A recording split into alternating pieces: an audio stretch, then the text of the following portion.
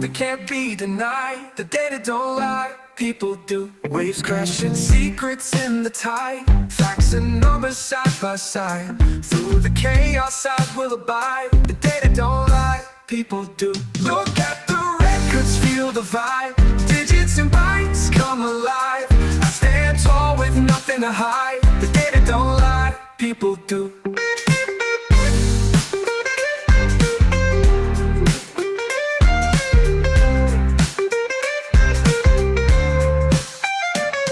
May twist and tongues may tie. Plausible tales shape the sky. In the end you can verify. The data don't lie, people do. It's in the matrix beyond the eye. Hard truth that's flying by. Evidence you can't defy. The data don't lie, people do. Look at the records, feel the vibe. Digits and bytes come alive. I stand tall with nothing to hide. The data don't lie, people do.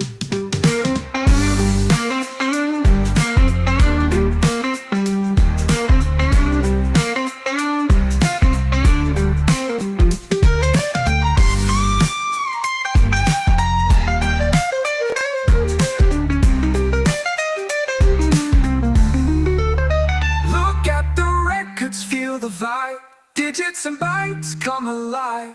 I stand tall with nothing to hide. The data don't lie, people do.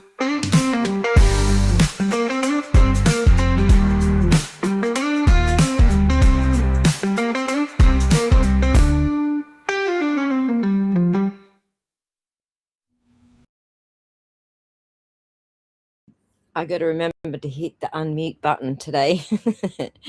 How are we all? I have an alliteration for you. An alliteration. I don't know why I can't say that word today. Hello, my little brick busters. Sorry, what's the word I'm looking for? Pun? Alliteration. Alliteration, thank you. I don't know why that bounced out of my head. You get to a certain age and words just go boing and they're gone. And my daughter was just saying to me recently, she's in the 30s, but after 3 kids, she said, it's the kids, mum. It's the kids that do it. It's not actually age. They say insanity is hereditary. You get it from your kids. You get right. All right. So let me just shovel this around because it's still not really great viewing. I'll put it over my side. So how is everyone today? My little brick by brick busters. Barbecue Counselor was here. You better get butt back in here. We've got questions for you. Mark's in the house. Aaron, thanks for joining us. Rosie. I had a big long chat with Rosie last night. She's awesome. And I just want to let you all know that I have a lot more faith in the BAM Map website now that we've been through the details and what they're doing over there. So I was a little hesitant I wanted to double check everything that I was reading on the BAM website. But I spoke with Rosie after the stream yesterday and we ironed out pretty much who's doing what and how they're doing it, why they're doing it. And it's perfect. I love it. So we'll be doing a lot more BAM Map and relying on their information rather than me checking and rechecking as I usually do. The Lemonade Man, thanks for joining us. The bot's in the house. Everyone can operate the bot. I do have a whole bunch of things the bot can do, and it's like a whole spreadsheet worth. But any of our regulars in the house, show the audience what to type for the bot stuff. I think we have a wee woo, which is a Karen Reid joke. Or not. Anyway, Rachel's in the house. The Colin's in the house. The Colin. So here's a funny little thing about the Colin. When he first hit the stream yesterday, I thought he was from the Karen Reid crew. And it's because the prosecutor who is prosecuting Turtle Boy for his reporting on the Karen Reid case has been calling one of the Alberts who was in the house where John was last seen alive. His name's Colin Albert, but the prosecutor calls him Colin, and that's who I thought the colon was playing on that particular name. But anyway, it's not. The colon is actually a Reckless Ben crew person, so not the Karen Reed crew. So Rosie says, all I need is a bucket of popcorn and I'm ready to go. Well, get that bucket ready. To kick off with, I wanted the pun to, in plain English, explain to you guys what the metadata is and why we're looking at it today. So I'm going to go way too technical if you get me to do it. So we'll go with real basic to begin with. Yeah. So one of the really cool things when we were going through this, and I said this in one of the chats, was like, okay, I kind of understand, or I understand a lot of the technology. I kind of understand some of the stuff that's over my head. But even when we went through this, it still looked like magic to me. So what we're saying is this is not just surface level data. This is not like the joke I make is Reckless Ben always says that all one word, metadata timestamps. This is more than that. This is not just when you save a file on a computer or something, you have a created date and who created it and an edited date. This is more than that. When you are saving pictures, especially in certain formats, you're going to get additional data that's saved on top of the actual data. So we're saying stuff like phone information, things on orientation of the phone, things on like, and if it's not a phone, what device took it. It's not just the pixel data, but all of the data that goes with it. And the EXIF data is a big part of that. And that is, and I don't know if I'm saying that right, but that's how I say it. But that captures a ton of things. And it can't even include things like location, depending on the device. But yeah, so what we're looking at is in each of these pictures, there's a bunch of data that is stored in that big blob of metadata that just was unexpected. And there are questions we had that we thought were impossible to answer. And all of a sudden, there's a starting point to answer some question, and we have answers to other questions. And it's kind of crazy because starting out, it was like, there's no way we can know that. Well, we might be able to know it. There's some things we can know just looking at the metadata. So let me just say hello to Katie Lynn for joining us. Aaron, you are absolutely correct. It can be manipulated, actually, but it depends what your user level is, and that's what we're going to go through today. So I'm just going to quickly share on the screen. If I go to this one and flip it over to, I hope I got the right one. Let's flip it over to this one. Let me make it big screen so you can see what we're looking at. All right, so on the left here, you see over to the left here, this is the type of file information from the metadata that you'll get in a Windows, on a Windows box, basically. It's a little different on a Mac box, but I'll show you the Windows box just for the purpose of the exercise. And I did have, do you want to look one up for me, Pun, just for the what you can see on the device, like on a Samsung device? Just so people can see that first layer that we're talking about of metadata. Yes. So one of the ones I was interested in starting with was, do you want me to send you the file name? You can do a share screen at your end and I'll pop it up as soon as I'm done here. So on a Windows machine, you'll see the date it was taken, and you will see you've got a file name. You'll see the size, the dimensions it was taken in, the shot, like different things about the camera, and then probably a location, a GPS location. Most people who are sharing things publicly will remove the GPS location. But as soon as you're ready, we'll pop up what a on-device level is going to look like. So Samsung and iPhones, they both give you basically the same sort of level view that you can edit on device. But there's also other ways you can edit on device. That's one of those ways is you can download an app. Generally, with those apps, you are editing everything in the metadata, like you're either deleting it all or you're zeroing it all out, like it's all of the metadata, not individual items, if that makes sense. Yeah, I've got that here. I can share. There we go. I have to share. I have to swap screens real quick, but I got it. I don't know how much I can zoom in here, but yeah, this is one of the ones that has the data from the phone. So you can see a lot of information here that you don't necessarily get from just saving a Windows file. You've got device information. You've got some additional information on like the camera, and that's stuff that can be verified. That this model has that information. But I do have one more view of that ready to go, which is, well, let me click the button. Did it work? Here we go. I'm using a different site than I normally do. So if you go into more of that data, so an EXIF viewer, for example, will extract even more of that. So you can see a lot more information on image settings and whatnot. But yeah, this is a much more detailed one because it came from a device that is capturing more metadata. Right. That's a S3 Ultra. Yes, I believe that's the one.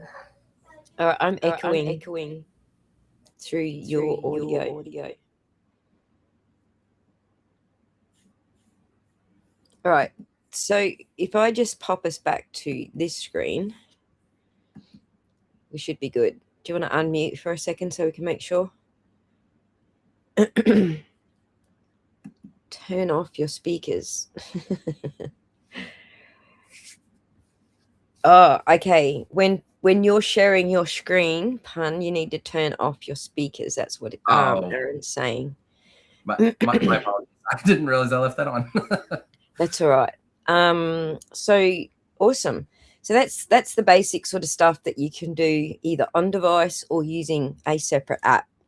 But what I actually did was way deeper than that. I extracted every single metadata available. They're called atoms, every single atom available.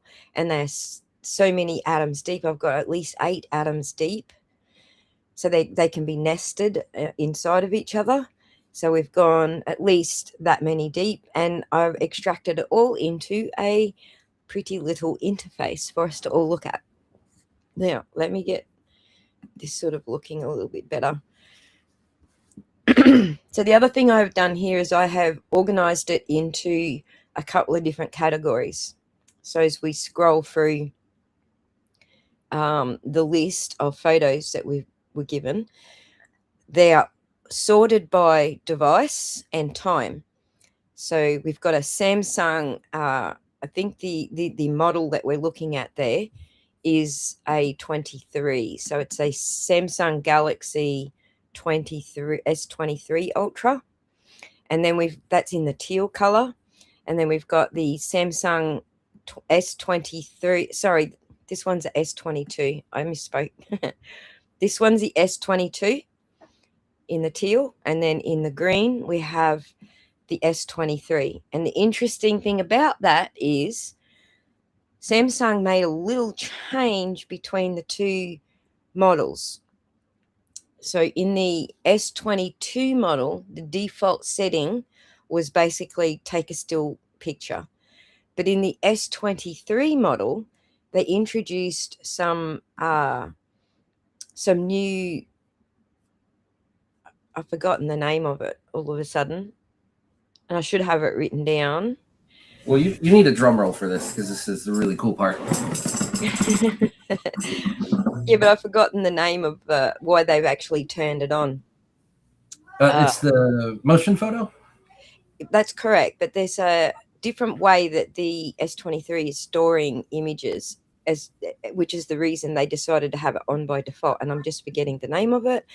But nonetheless, the different way the two cameras store their images is why the S23 model now automatically has motion photo turned on.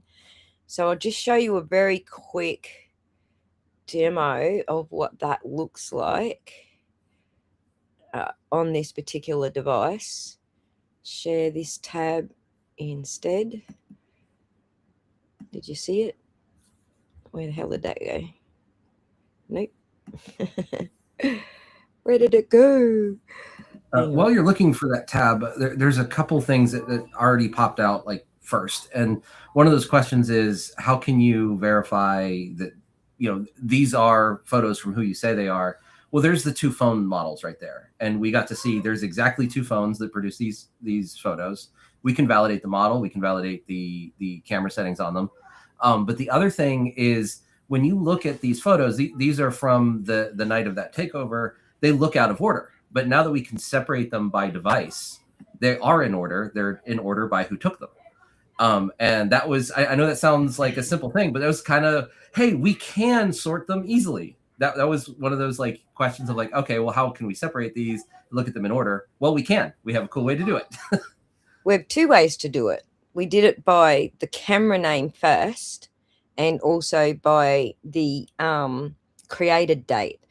We'll come back to that in a second, but if you're looking at this image here, this is a Samsung Galaxy, and that little icon right there up in the top corner, that highlighted one, that is your motion photo setting. So it's either on by default if you're on a Galaxy S23 and you didn't know what that does, now you do. But it's off by default on previous models. So let me switch back to where we were so we can talk about the sorting now. There's some ring, and then there's some video, other types of video containers. And then there's an audio, which I just called it unknown for now because we don't know the origin of the audio. So we ordered it by what the camera named it as, because that's generally a date order. But we also ordered it by the timestamp. Whoops, wrong one. Timestamp. Wrong one. Timestamp. So in here we'll see the created date. It's 3 layers deep in the EXIF containers. So in the EXIF atoms. Create date 14th. It's at 194308, and so you'll find that matches the file name. And what I did was I decided to put a little red dot next to any of them that don't match their created date. So you will see that red dot there in the legend will show up next to them. And you can see I've got a 0 next to that. Means that none of them didn't match their created dates. The other thing I did, sorry. Is this little flag, is that what you had on in a previous video when you were comparing other videos? This little flag? Yeah, I seem to remember in another video you've had cases where it didn't match. So just to show correct, they're at the bottom. Right, I'm going to go to sort of show you where things don't match. Although I didn't actually tag them, I just plugged them on the bottom of this to give you some demos on what I'm going to talk about with the timestamps. But if you see a little red dot next to it, that means it doesn't match its created date by the system, by the device. The last thing I did was I matched up the hashes as well. So anything with a yellow dot, there's multiple hashes inside of your metadata. It's not just one file hash. There's multiple levels of hashes inside of the metadata. So any that didn't match the hashes, or those hashes were missing, anything like that, we tagged those with a little yellow dot. And you'll also notice I've got a 0 next to that because we didn't find any that didn't match the hashes. So the order that everything is in is camera date first and tagged whether it did or didn't match its timestamp data. You're up now, Pun. What do you want to talk about for the next part? Shall we just jump straight into it? The only other thing I wanted to point out here is, I mean, I did kind of mention you have zeros on those, that there are cases where we've seen things, come up with, mismatched, dates and whatnot. The one thing I wanted to mention is those hashes. I don't know 100% why they're using them here, but those hashes are things that are like, they're kind of rated for how hard it would be to brute force them. So it should be a difficult thing to fake. That's the only thing I wanted to add. Correct. But also, you know, the origin hash and the hash that we've got, they should match. But people can, as we demonstrated in my second last live stream from this one, we went through the hashes that were altered, like the Karen Reed case. The IT department for the DA's office basically hashed, after she'd done all this work to them and changed things, she hashed that and then gave those hashes to the defense. So that's one way it can be done. Like you hash them first and then you hand them over, and then your hashes will match. So let me get into that specific thing, because in the file metadata, there's several different layers of hashes. There's this hash here, and what that hash tells us is the whole file is hashed. Every single byte is hashed to this number. But inside of that, there's other hashes, and I will try to find them all. It might be in the container, actually. Let me just look there first. So the nested image inside of that file, so you've got all your metadata and everything on the outside, and then you've got your image on the inside. So that one matches all of everything, the entire file, including the metadata. This one says the image itself starts at this offset, and it gives it a separate hash. So that's the embedded image. Then you've also got your device trailing bytes. Those are also hashed to that device. So there's all these different layers of hashes that you need to go through, which with a standard editor like the puncher just showed us won't actually show us that many levels deep. So I actually didn't find any standard software that actually does that many deep, although you can run exif, the exif tool, just from the command line and get this many levels deep. So this is what I did to extract all of this data. I ran it from the command line in a Python script and created a HTML out of it, so you guys can actually see what we found. But the important, sorry, go on. So one thing, we're going to get into the super cool, shocking stuff in a moment. I just wanted to stay on this for 1 second, because as you can see, it would take a lot of effort to make changes to have this level of detail still be accurate. And right, you're either going to wipe it all, or you're going to spend days and days and days editing single fields. Right, and you need an expert essentially in this to be able to make those changes. So that's one of the things I want to point out is, like, the first thing that when you expand these out that I think everybody should take from that is that it is a ton of data, and it's easy to mess up if you're going to mess with it. And so to find it all in order the way it should be, and to not have any expectation that anyone is super tech savvy enough to make that level of changes that that's involved in the story, is like, okay, so we've got a really cool fingerprint here. It seems to say, yes, these are authentic. And here's another thing too. Here's another thing too, Pun. If you did make changes individually to every single field, this is going to take you like an hour per photo, and we're looking at 231 photos. So if you did make those changes, then we need to see a time difference in our metadata. We need to see that time difference. So you couldn't have done individual fields in seconds unless you were extremely proficient with something like exif tool and had your script pre-written like I did. So that would be the tell if we're going to look at, did someone edit any of this metadata manually? We're looking at differences in the time. So one of the other things that I did tag in here was, I don't know that I actually wrote it up there. I didn't write. I did have actually an extra one, which I haven't added here. So trust me on this, because there wasn't any that came up. But any mismatches more than 60 seconds. Well, actually, that's what that one's saying. Where the file name time and the exif are a mismatch by more than 60 seconds. So any red dots, that's what they're going to tell you. That was part of that exercise to show you that for you, in order for you to keep all the metadata and edit only single fields, to change single fields, like maybe only the date field, then there was going to be a time difference of more than 60 seconds. But we didn't get any of those flagged either. So go on. You can finish now. Sorry for interrupting you. Oh, no. That was perfect. The only thing I want to add here is that the file name is not, the best indicator in the whole wide world. But when you look at the file name and you get a format that you expect from a device, it's like at first glance, okay, this looks like it came from a device. Then you can go into the metadata to confirm, oh, this seems to be a raw file. We also know in the videos that are here, we have codecs that suggest very heavily that they pretty much prove that it came from a device that uses that specific video codec.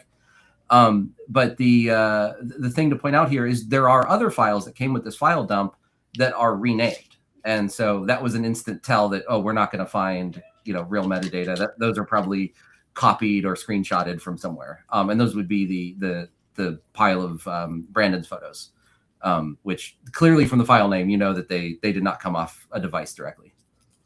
Right. All right. So let's get to the bangers.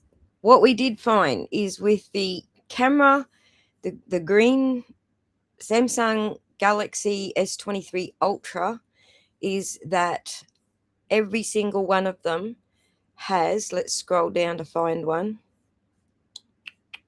Here we go. So we can see here that whoever's operating the S22 device was operating it in time sequence with someone who was operating the S23 device. So that's the order that we're seeing here. The S22 takes a photo at this time, and then the S23 takes a photo at this time. What I accidentally found inside this metadata, in an atom inside of this metadata, is not just the thumbnail, which you're seeing here. That's what the thumbnail looks like. So it's upside down.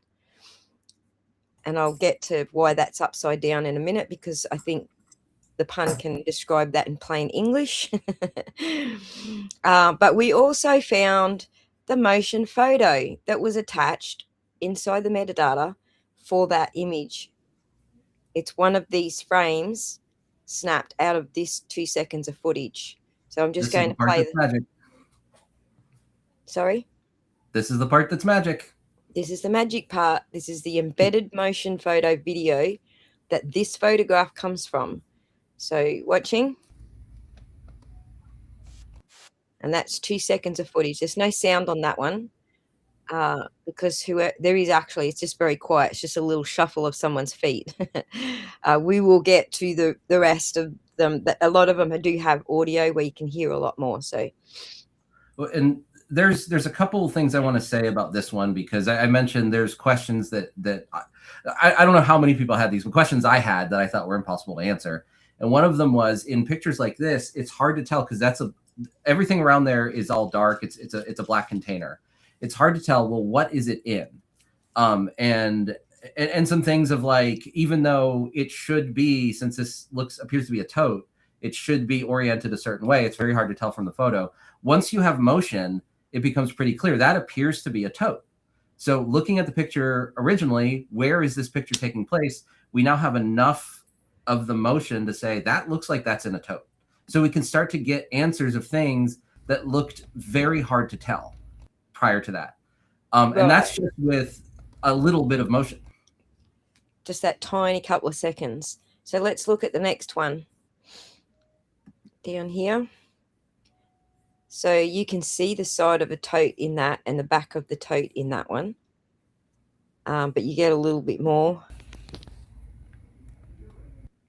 with that one. So you get a little bit more of a visual that that's a tote, not a safe.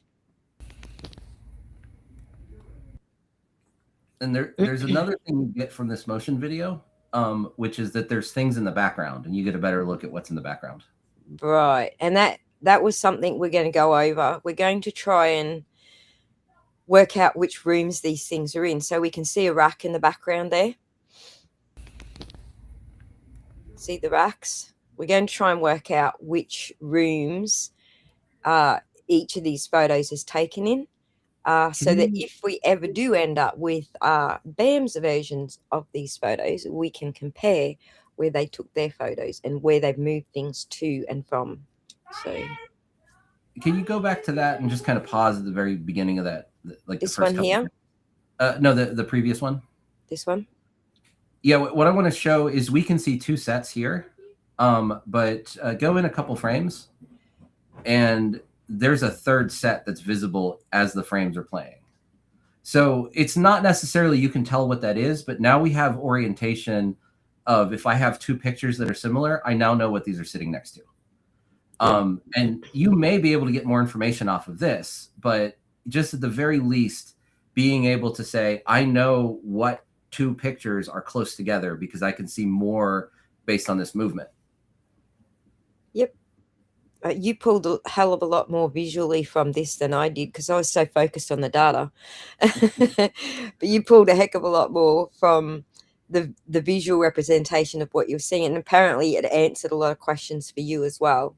Like, well, I'm getting an answer right now because I believe those are two Ewok sets, the Ewok villages. I can't tell.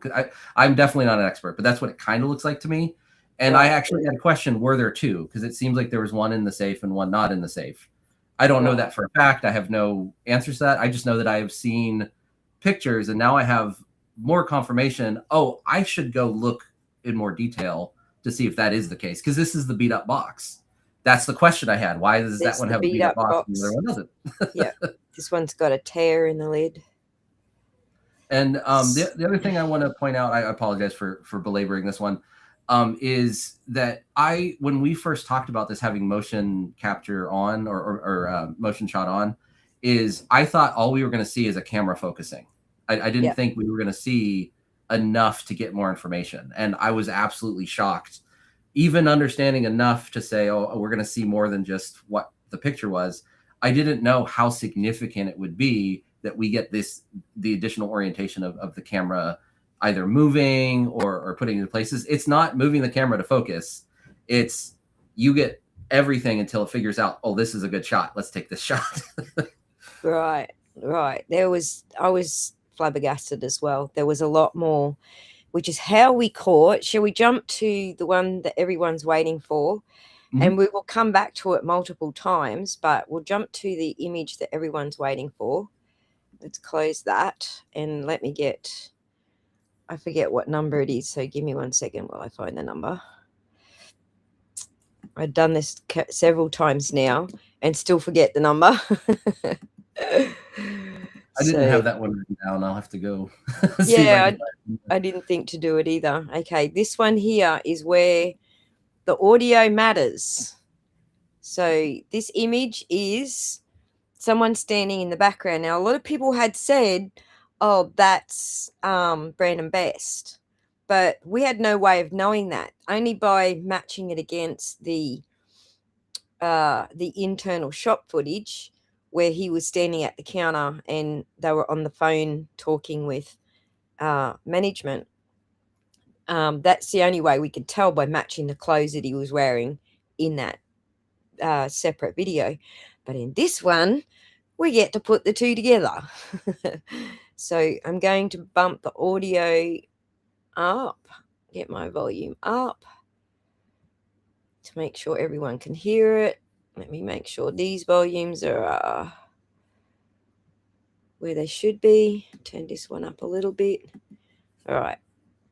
Have a listen to this. What's what, and less likely that this is. Did you hear it? I shall play it again. What's what, and less likely that this is. He says, what's what, and less likely that this is the. So he's clearly talking about the things that Crystal is photographing here, correct? And the question is, who does that sound like? Who does that sound like? I'll play it again a couple more times for the audience. What's what, and less likely that this is. Just make sure our volume's up as loud as we can go. What's what, and less likely that this is. Is that Brandon Best's voice? So again, now we've got him standing there in those clothes and a voice attached. So he's going to be hard pressed to say, no, that's not me looking at the inventory that Crystal's taking photographs of. Right? Here's the really cool part of this. There's more into the, yes, all the technology leads us to say, hey, we have this and we know the cameras that took it and everything. But what we're saying is, in very simple investigative terms, he is present when the pictures are taken. So if you make all the assumptions of the world that all of the metadata is changed, then this can only be taken when the person who's speaking is there. They have to both be present for this picture to exist. So the only thing you can say is either the dates here are accurate, or this was another date that they were both there. But it guarantees that a person who's present basically makes the timeline irrefutable. Right. This is perfect for Mark because Brandon has been so quiet. He's almost like a mime. But we do have his voice in the shop footage when Crystal's trying to get the tickets from the POS system. We do have his voice there. So is that where it is? That's where his voice is, right? So there is the Ring camera, and there's also a video that was taken. I think it might be several video files, and you can hear them in the background of those videos. So there is audio to compare to. But one of the other things this does, and I think this helps with other very low tech investigation, is this corroborates stories. So what we've heard consistently in interviews is he's walking around talking about very specific things. And we're not going to get the whole conversation, but we're hearing things that corroborate the story, that he's walking around on the phone. You can see him holding a speakerphone. Now, when I say him, I'm saying, I just want to be very clear, like high percentage, super duper high percentage that's Brandon, and he's matching the stories we've been given. So I like to lean on that. Like, this is rather than an accusation, it's just a deduction. Yeah. We deduce this, not it's an accusation. Yes, yeah, that's a good way to put it. But it starts to corroborate things that were previously like, okay, well that's a statement, but how do you really verify what somebody has said, other than they've been consistent or it matches some other incidental things? Well, we have another piece that matches the story, and the consistent story that's been told matches up with this video that nobody knew existed. Right. It also corroborates Crystal's version that he was there watching her take the inventory and trying to talk her out of it. So when you listen to the words that you did capture here, he's talking about what's what. First of all, he needs to know what's what. And then the last bit was what's what, and less likely that this is what's what, and less likely that this is less likely that this is what? What do you suppose that sentence means? Because we only caught 2 seconds of it. So, but yeah, and I think with a lot of this, there's things that you can kind of infer from what's said, but the biggest things to infer from what we're seeing here is that this establishes this piece of information has to be true, and this piece of information has to be true. So one thing I've heard from the interviews with the Gormans is he's walking around talking about some things like how he got there and whatnot. And so we can't really match up exactly what he's saying to that, but we know that it's consistent, and that's huge. Right. So some things are consistent with Crystal's story, and some things are putting more holes in Brandon and Joshua's stories.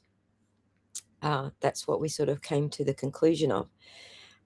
So I can go through all of the motion videos for these, but there was one more sort of newsworthy drop here, and that was people asking about the minifigs.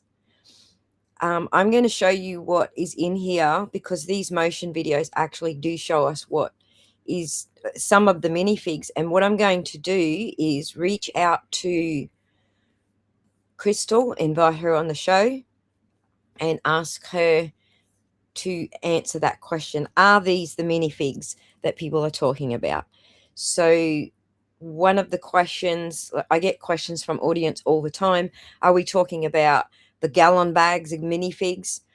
Well, some of them were, I don't know about gallon bags because we don't call them that here in Australia, but some of them were in sandwich bags, grouped into sandwich bags, and then those little sandwich bags were packed into larger sandwich bags.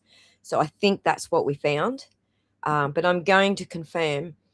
I'm going to reach out to Crystal and Ben, whoever's got time to come on and go through these photos with us, to confirm whether or not these other pictures of the bags of minifigs. So let me find them first. I'm going to play through all of these until we get to the minifigs.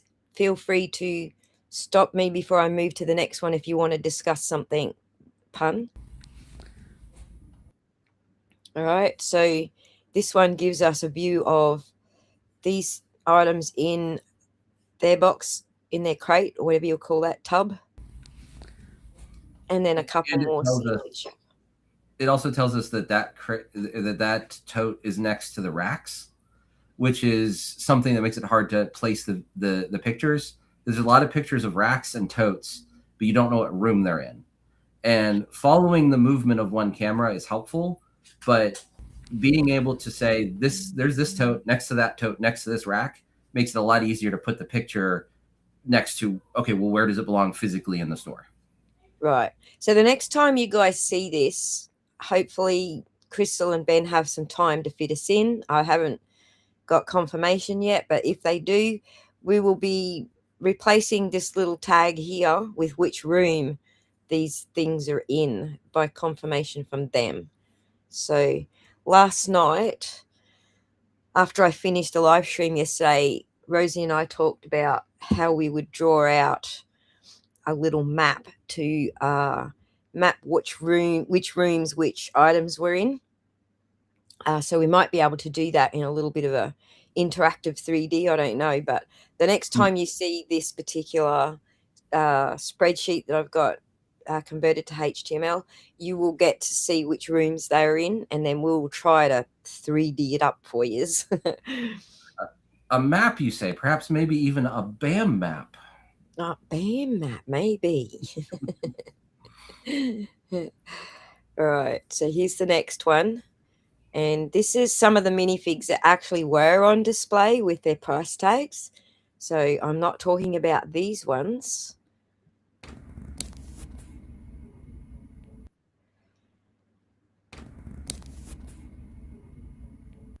So you can hear, probably should check. Can you guys actually hear the noise, the background noises here?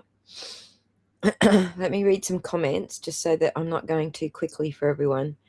Yes, when you manage stock pro style, you set up areas for large pallets of stock by SKU.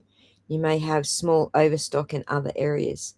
Thank you, CR Tune, for that little tidbit. That's interesting.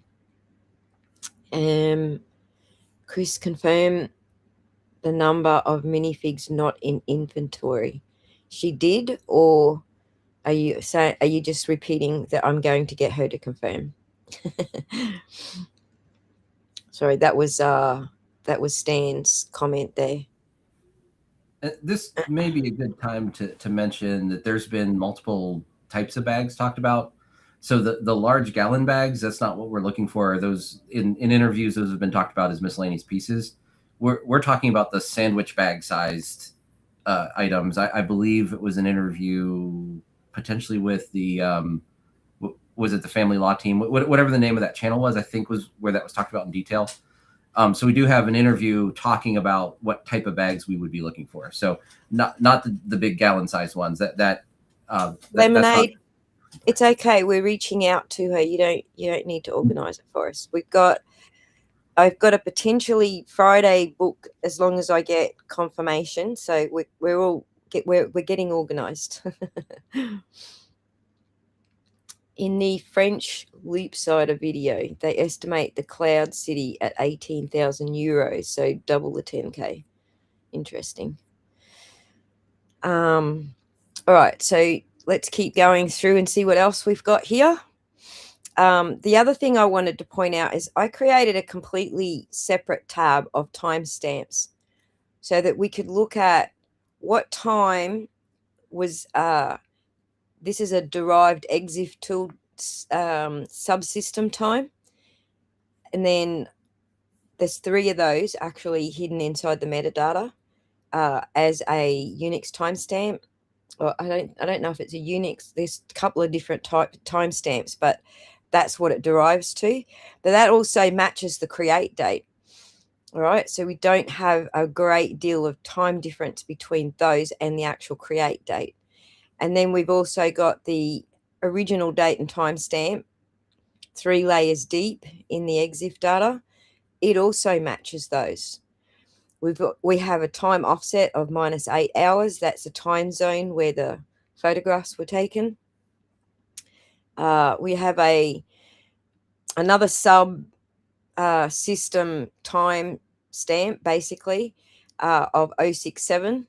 I cannot remember what the 067 stands for. I know it maps to something, but I can't remember off the top of my head what that maps to. Down here, the ICC header has a profile date and time. That's 2022. That's the only one that actually stands out of everything, which tells me that's probably a device ICC. That's your device manufacturer. Moving on to the modified date, 2024, exactly the same time. The Samsung timestamp, which is also that. And then you come to the system, which is when it was created on my computer. That's when I downloaded it, essentially. Was there anything you wanted to add to those timestamps? No, I was just thinking about the orientation field. Do you have that captured in the device metadata? Yep. The orientation field. I do have some examples here where timestamps don't match, or an example of when you jiggle the timestamps. This is actually a DFIR expert has jiggled a couple of these files that I've got at the bottom of this page to show you what that looks like when you've got like your, as someone mentioned earlier, I think it might have been Aaron, your CIA kind of expert working on it.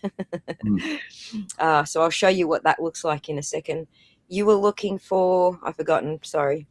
The orientation, which I didn't think that was under the JPEG settings. I thought that was under... It might be here. Let's open them all. I've forgotten where they are, to be honest. The Samsung might have the orientation.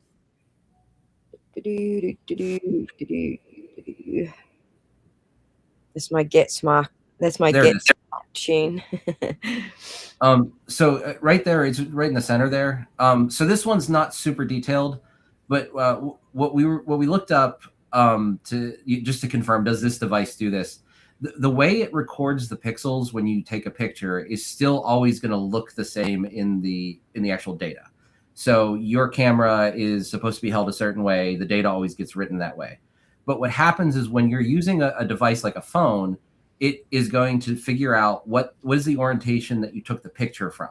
So if it is in portrait mode and it's pointed, at a certain angle, then it's going to say, well, this needs to be this vertical, orientation, which I think is actually recorded as a number, but it's written as a word here, just like was what the meaning is of that.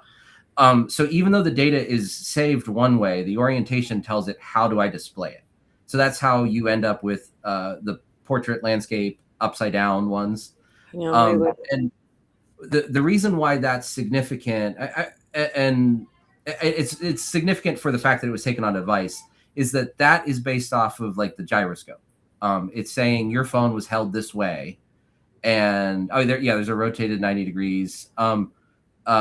Your phone was held generally in this way. So when you when you want to look at this picture again, we're going to render it in this orientation. And what that means is that these pictures were captured on a device that has a gyroscope, meaning these came from a phone. I know it's not the most exciting thing in the whole wide world, but there are pieces here, including the camera information that says this was definitely taken with a phone. And I just thought that was a really neat little thing of like, it would be great if it had all this diagnostics of the gyroscope and you could use that to validate things. But even this is enough to say, we know that this came off of a device. This didn't come from something else. Right. I don't know why my script actually turned that. I had the AI tidy up some of my outputs from the EXIF tool because some of them were not completely human readable. And I think the AI has done that. It's actually stored in there as a degrees, so it's 180 degrees. I apologize for that. I'll have to fix my script so that it actually stores what it says. So there were a couple of things, like the date and time were not in human readable format in all of the fields, so I had to change a few of those things. And it kind of went a little bit too hardcore on me, just so you know. It was a quick fix, but go on. I'm seeing in the chat real quick, can we go replay the one with the audio again? Since it looks like Chris has joined the chat, and I don't think she's got to see that section yet. Right, the one with the audio again, hang on, is this one. Right. I thought we were going to have to play this multiple times for everyone to hear it. So I've got everything turned up as loud as I can, so we'll be quiet so you can hear it. I might even just mute my microphone so that comes out a little louder on the other end. And less likely that this is what's what, and less likely that this is what's what, and less likely that this is. Did I play that enough times for everyone? Welcome to the channel, Chris. It's good to see you. It is surreal. We think it's surreal as well. So I take it you've got my messages by now.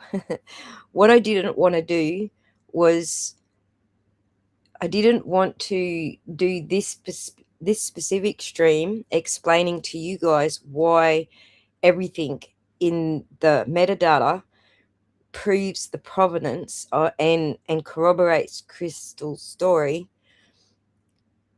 I didn't want to combine the two. I didn't want to speak with Chris and then have my own bias set the pace here.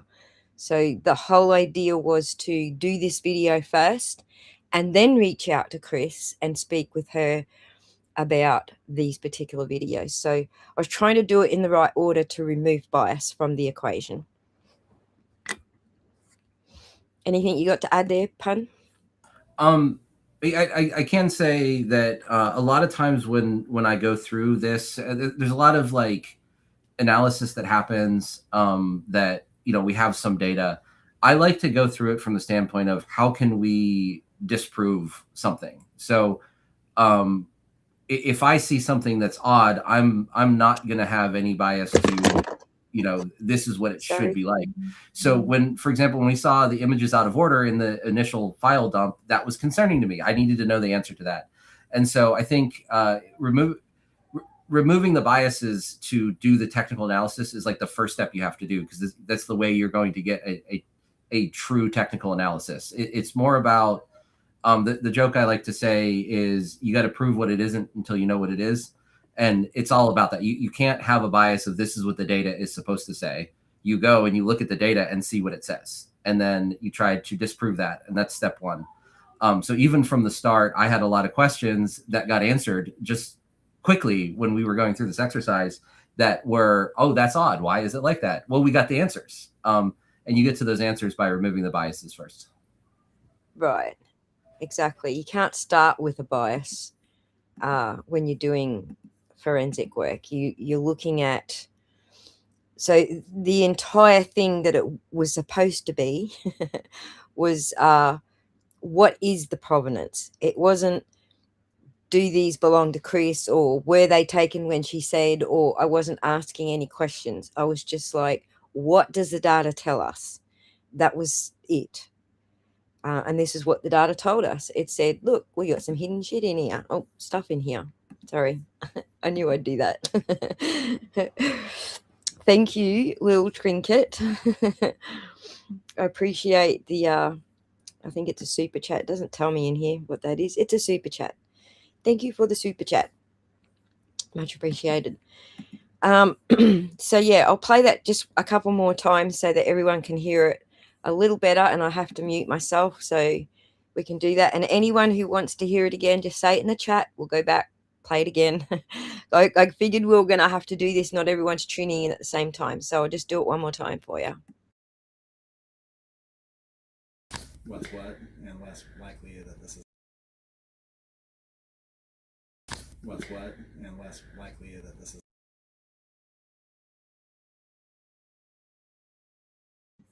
Okay, so if you're joining late, you want to hear it again, let me know. We'll come back to it. I've got it tagged now so I can go to it very quickly.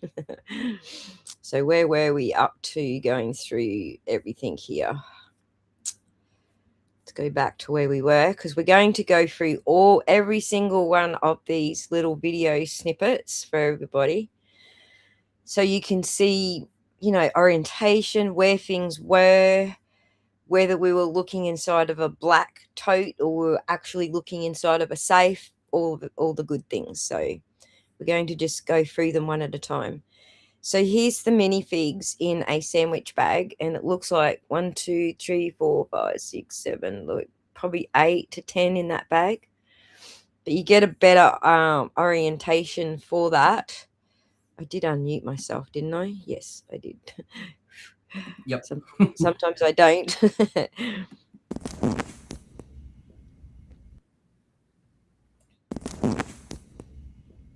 So clearly it's on a shelf somewhere, and you can see this one down the bottom here. If I go through a little slower, hang on, let's get back to here. You can almost see a number on that. You can. So I will actually go through these and see what numbers we can pick out, because now that we've got the videos to sort of help us work out what's what. This is a little closer to what I was explaining before. As I was expecting, you know, a tiny bit of movement and then a focus. And even this one, which is pretty much that, there's still extra data off to the sides that at the very least lets you match this up with other photos. Correct. And it's just so neat that tiny bit of movement is enough to get that extra data. It's 2 seconds. In some cases, it's even less than 2 seconds, but it's still enough. So there's a whole bunch of these, and some of them are bagged and then bagged again. So now that we have confirmation that Chris will get back to me, that means that we can get confirmation as to which minifigs have been spoken about that were not inventoried versus what we're looking at here in the photographs. So motion photos is such a habit for me. Oh, you did that on purpose, that I completely forget it's on. That's awesome. See, and I didn't even consider it being something you were actually aware of. I just knew that the S23, it was on by default. So that's interesting. Did you actually know how to look at the motion photos themselves on your device? Because I don't have. I don't think I have. I don't think I have motion photo. Actually, I do. I just don't have it turned on. That's so funny. I do have motion photo on mine. I've just never turned it on. So tomorrow I'll just like run around the paddock and take some photos and see how it is that you view those motion photos. Because I've pulled these straight from the metadata. I haven't got a device here to view them. I think on the device, the default is you long press on the photo. Ah, there you go. Now I'm going to have to go through my whole gallery and long press to see what I've accidentally done motion photo with. I really was not aware until I did this entire breakdown of the metadata that my camera even did that. So Yeah. I'm it's having two completely different reactions to this, because the paranoid side of me is going, oh no, make sure that's off because it's recording audio. And there's just this whole thing of like, I should leave my phone in a bag of chips and so that I'm not being recorded.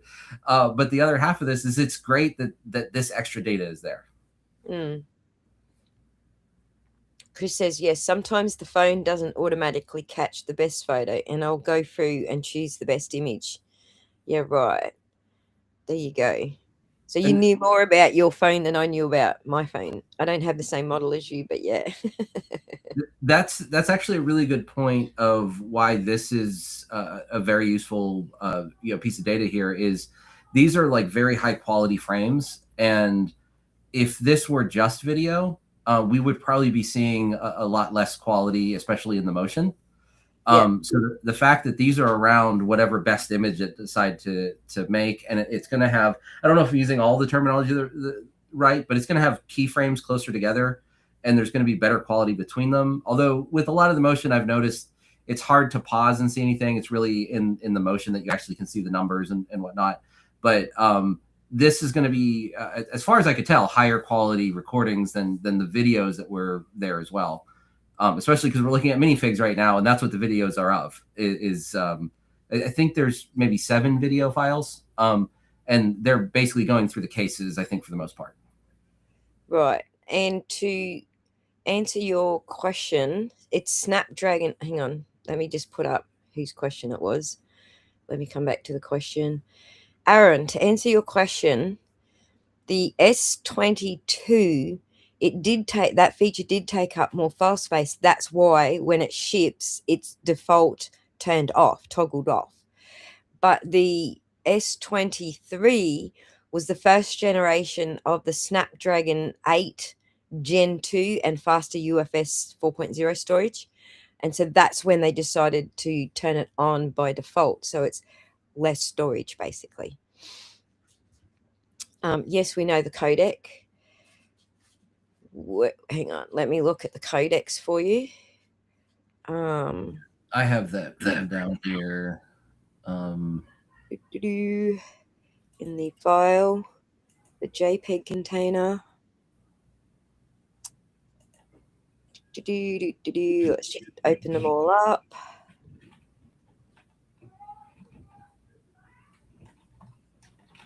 So I'm looking at, this one should be the Snapdragon 8. But I'm not sure that it's going to actually call it Snapdragon 8. Only reason I know that is because I looked the model up on the Samsung website.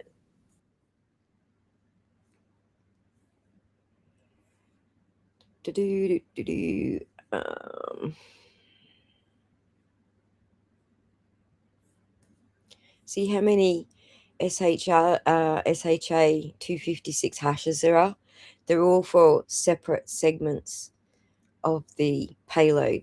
So if you wanted to change any of these hashes, you wouldn't be just changing from the top file level. You would have to go this many deep to change every single one of those hashes, which is hashing a different segment of the entire video. That is another provenance confirmation. I don't see, do you see anything from your metadata viewer, Pun, that gives us the codec? I don't know where it's in the metadata, but what I looked up, it's the HEVC, and the I think this is the exact format. It's H.265. Right.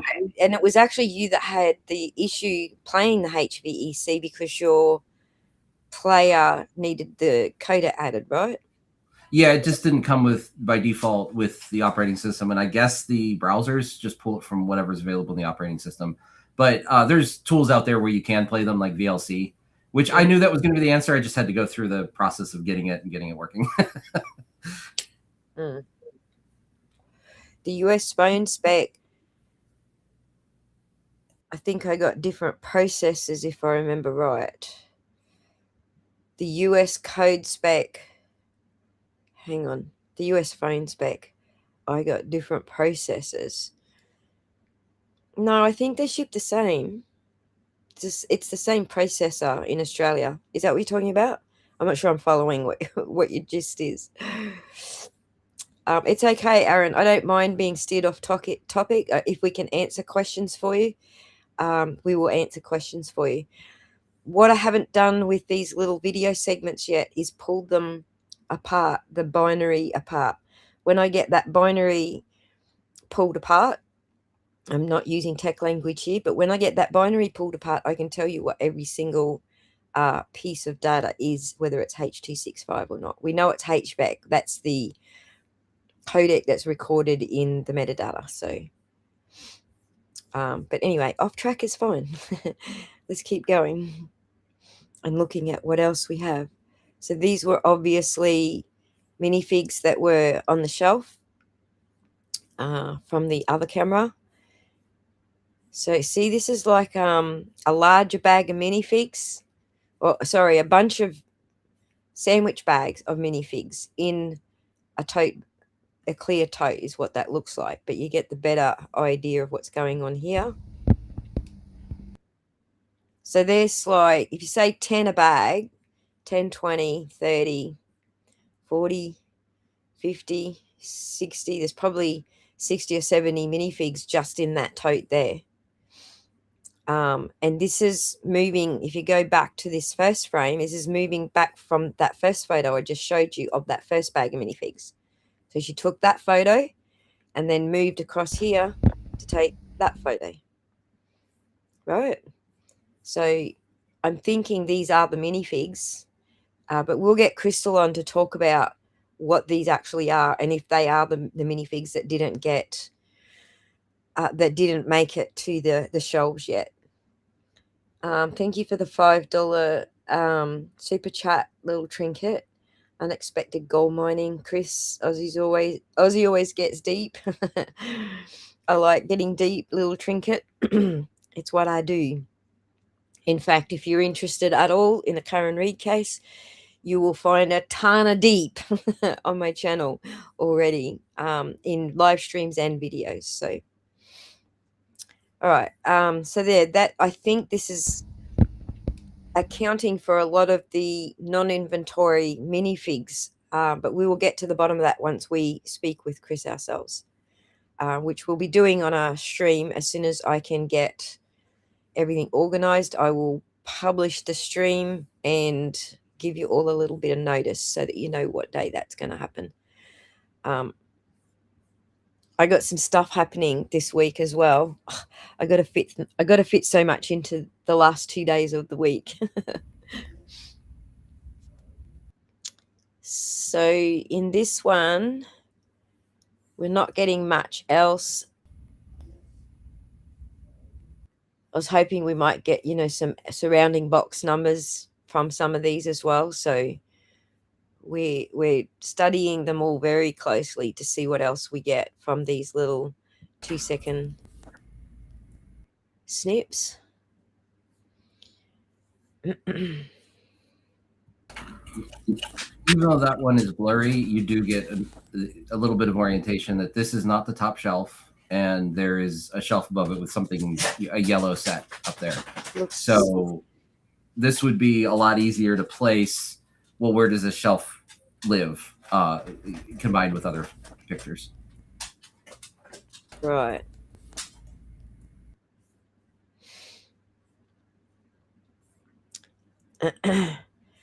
So I do have someone looking up the floor layout for this store, so we have a little mud map of what the floor layout is, so we can match which areas, which rooms photos were taken in, basically. That's for the next stream. We'll go through all of that in the next stream. So so in this one we've got 4 sets, and you can see a couple down on the shelf below that, which you can see more of here. 1, 2, 3, it looks like 4, maybe 5 sets below that, and then another one below that. You can get numbers off of those ones on the bottom too.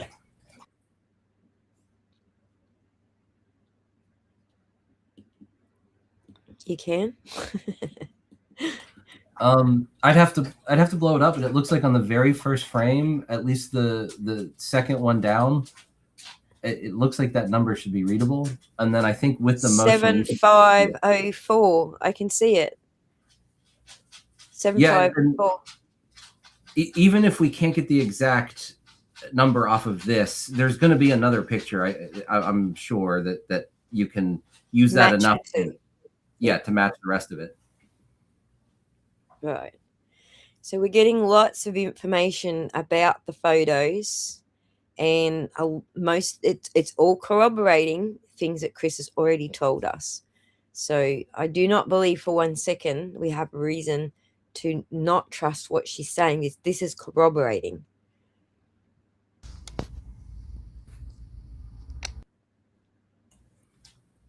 This one also, there's something interesting on this. You can see it in the original photo a little bit, but that blue Post-it note might be one of the layaway tags.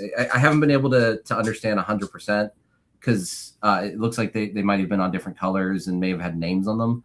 Yeah. But something we'll see in this photo set is that some of them have these Post-it notes, and some of those Post-it notes say layaway. So being able to get more reference of which ones had the Post-its is and one of the reasons it's kind of a big deal is the number of things that were on layaway was a question, and like in the CoffeeZilla video of, we only had a few, or there should have been a lot. Well, the more you see, the more it corroborates that there should have been a lot. Right. Do you hear the audio part when viewing the feature through the camera? Don't know. That's a question for someone who's actually using that feature on their camera. Maybe Katie Lynn can answer that for you, because she says hers are all on by default. So Katie Lynn might be able to answer that for you. All right. Where's our next one? I'm skipping past the Samsung 22 because that didn't have this feature turned on. So just so you guys know, that's why I'm skipping past them all.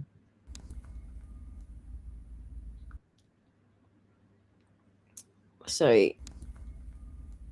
one frame at a time.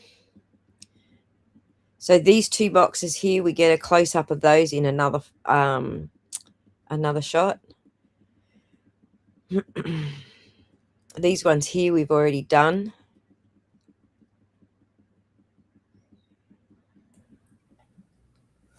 So the thing I would add to this one is one of the unbiased criticisms I had early on to the photos was everything's disheveled, so therefore it's going to be really hard to tell what belongs where.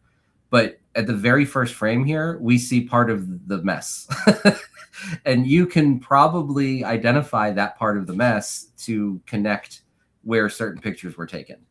Those two boxes, you got one open, one closed. You've got this shelf rack just laying in that weird angle. And that's probably going to be useful for telling which room this is in and which wall of that room. So what was originally something I was like, it's going to be impossible to tell what's what. It's now an asset. Right. Katie says you can't hear the audio when you play it in the gallery if you're just scrolling through. So that's interesting. And so having pulled it the way I've pulled it out of the metadata is probably a bonus because we are getting the audio this way. Interesting. I didn't even know my camera had this feature. So I'm going to have to go play with the feature now so I know what it does.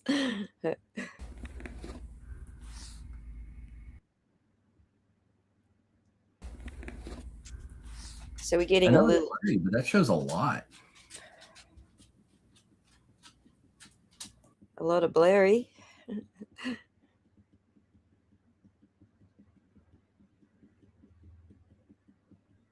Can you imagine if Ben and Crystal hadn't thought to do this? Because they didn't know they were going to be getting booted out and never be able to come back at the time that this was all done. I don't know. I don't know what we would be doing if they hadn't. Like, I guess everybody would just be doubting them. But crazy, right? Oh, something that's actually pretty wild on this one is just the still image. You can't tell there's another set under there, but with the movement, there's one underneath. I think there's Under two the underneath shelf. there. All right, let's go back. There's definitely one. And there could be, is that the shot? No, there could be another one. Look, right off the edge there. I think they're lifted above the bottom one, so there has to be a smaller one under that. I think you can maybe see the edge of it. There's two, 1, 2, 3. By the looks of that. Yeah, it's unlikely to get numbers off of those, but just the fact that now we know what the stack looks like. So if there's another photo, that's the stack that this belongs to. Well, this blurriness, we can actually unblur and fix some of that blurriness to see if any numbers can be made out. I forget the name of the app, but there is a way you can unblur things like that. So this isn't Benjamin's camera. This is Crystal's camera. The normal stills are Ben's camera. So I'll tell you how I know. First of all, she just came in and told us. But secondly, before I even got to that point, I saw her hands and shoes in the camera. So I'd already worked out it was a female with nails that was taking the photos wearing female shoes. So all right, so this one has how many? It's barely 1 second of footage here.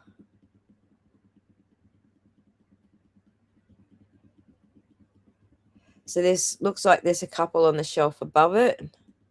Yeah, and that set number, you probably can make it out, the one on the top shelf. Yep. 75142. There you go.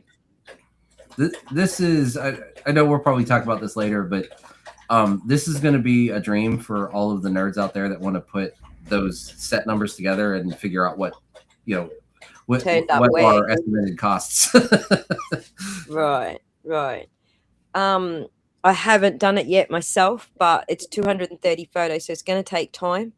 It already took me a heap of time to put this demonstration together for you. So we will get there. We're going to have a lot more videos on what we were able to pull and match and whatever eventually. So we're getting there slowly. I'm a little bit late to the story because I was trying to catch up with the whole LLC stuff. Like from the time Ben dropped the first video, catching up on the LLC stuff was like took most of my time. Then going through the spreadsheets to see what spreadsheets were which took a lot of time, and then doing this. So I'm getting there slowly. So I'm sorry if it's not quick enough or something. I feel like I'm always working behind the 8 ball.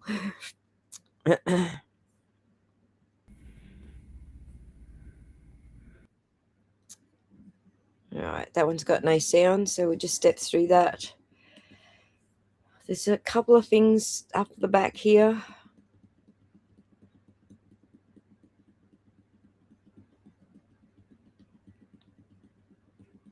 I don't think they're Lego sets, but so there you go. I think in the back there's totes. I think there's like 2 of them, maybe. Clear tote. No, that's a clear tote, maybe, or a tote lid. Yeah, I'm having a hard time telling what's on the top left of the picture. Over here? Yeah. That's the safes. That's the safes. Okay. Yeah, that's my huge question. Where are things positioned in the safes? And I want to see more of that. I don't know that they're not totes, because look down the side here. It's a straight side. So they're not stacked totes. I think that could be the safes. Yeah, and they're definitely not the racks, because it looks like all the racks that we see are wire. So it's not like the normal shelving. So that might be 2 of the safes, perhaps.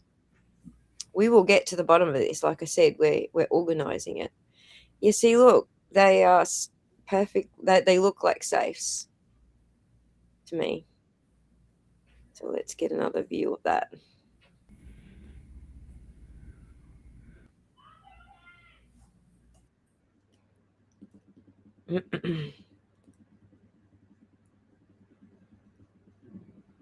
I'll wait till they come into view. Yeah, I think those are safes. But we'll find out. We'll get Crystal on to talk about each of these and work out what is a safe and what isn't a safe, and which rooms the safes were in. So we've all got the orientation happening.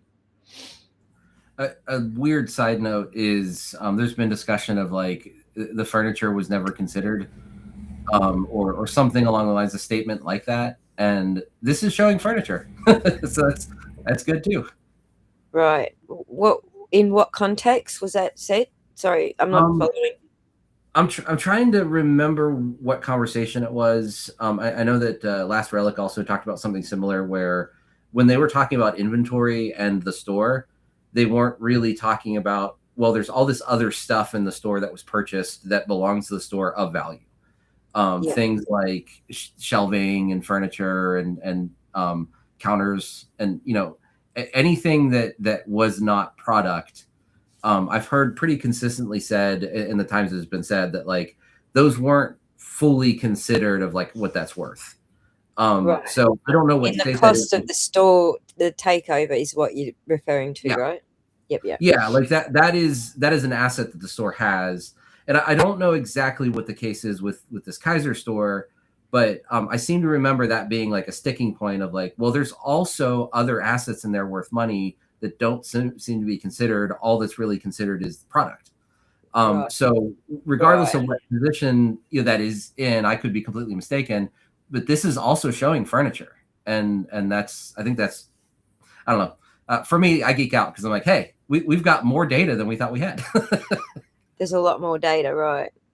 And I don't know what's included in their contract for the calculation.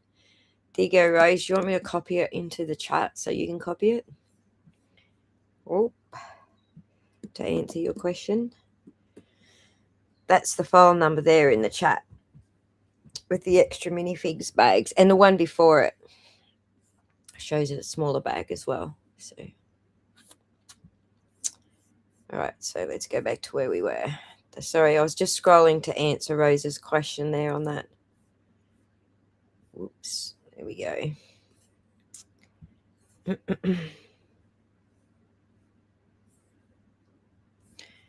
move that on the screen correctly.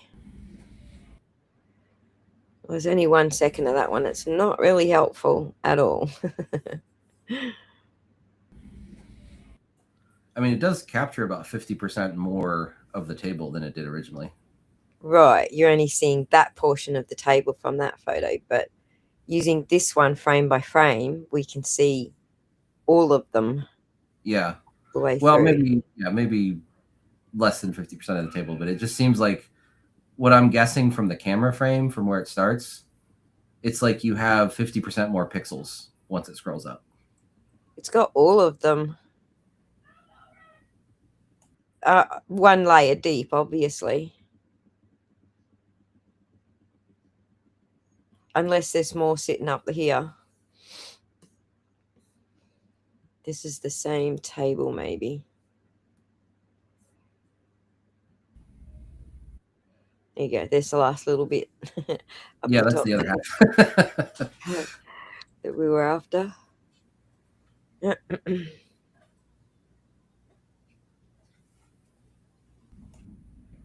So these were the display minifigs. These were the inventoried minifigs, which is why I think the ones in the baggies were the not inventoried minifigs. But we'll get to the bottom of that. Like I said, we've got communications flowing between myself and Chris now, and she will come and talk with us about what's going on. So you're welcome, Rosie. I can't even find that. I can't find the comment to pop it off the screen. Tattle knew too much. Wouldn't it have been good if Tattle could talk and tell us the stuff that Tattle knew? The people at BAM corporate make my blood boil. I'm not going to say that word because we're trying to be friendly, family friendly first player tokens, but it makes me the same way. So yes. It would tell the Salem witches. Tattle would be tattling indeed.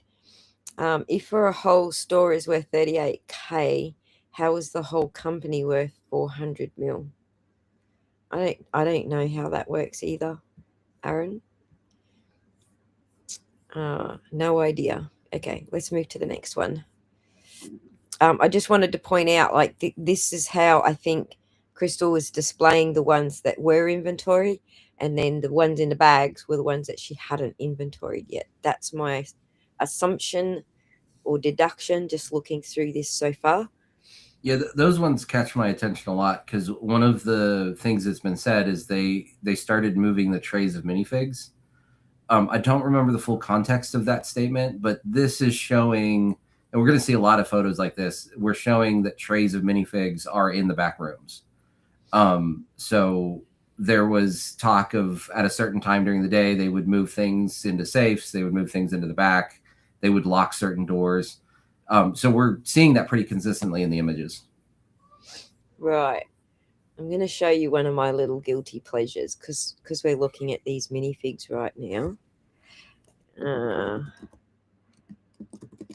I'll find it for you.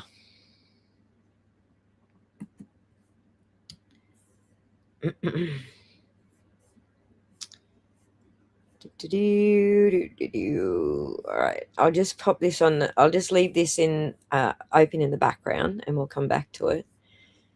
But I think you'll enjoy it. It's one of my guilty little pleasures with artwork. But all the little minifigs just reminded me of it. So, and we'll do this at the end. So, the ones with the white tags are Brian's. The company is not worth 400 millimeters. I think you meant million, not even close. I have 8 years of financial statements from their state franchise disclosure docs, audited financials. Well, see, Archune, you better reach out to me and give me some details. I thought they used 400 mil in the marketing material. I don't know. I'm not. I have no idea on that side of things. Never run a franchise before, so no idea.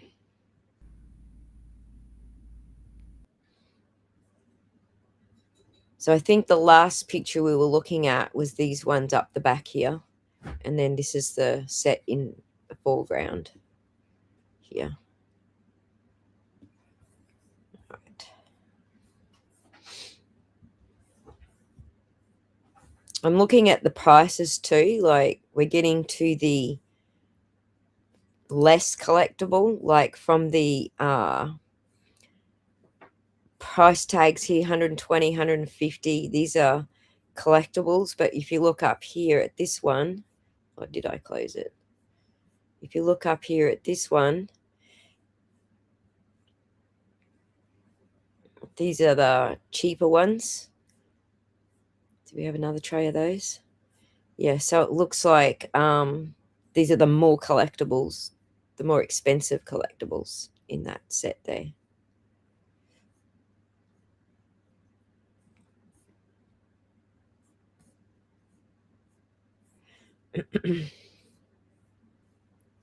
So for me to like work out what was in bags, what I did was now I've got a count in these photos. We'll get confirmation about that count, but once I've got that confirmation, I just averaged the number of minifigs that were cheapies compared to the number of minifigs that had the higher price range.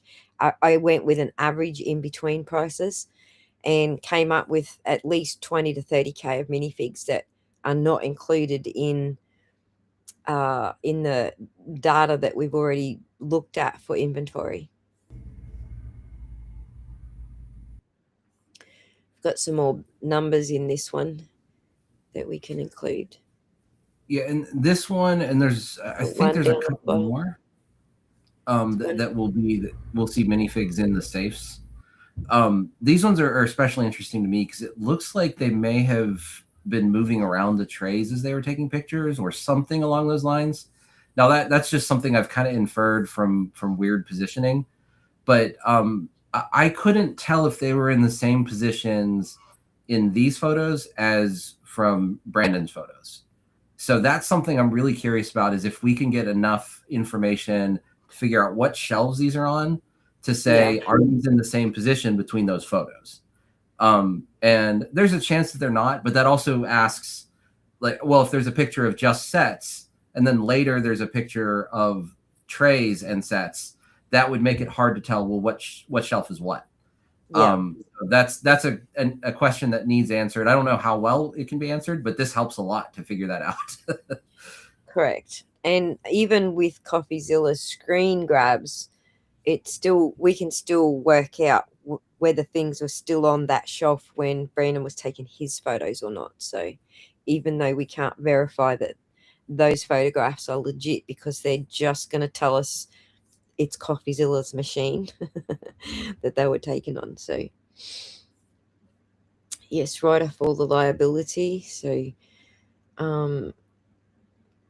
please do reach out to Ozzy. Thank you, Trinket. That's a great idea. I actually just joined the Barbecue Counselors Discord, and also you can pay for a membership on my channel and get my Discord if you need to reach out to me personally. So I generally don't do email addresses and stuff because I end up with trying to rifle through 10,000 emails, people telling me the same thing. So jump on Discord if you want to talk to me.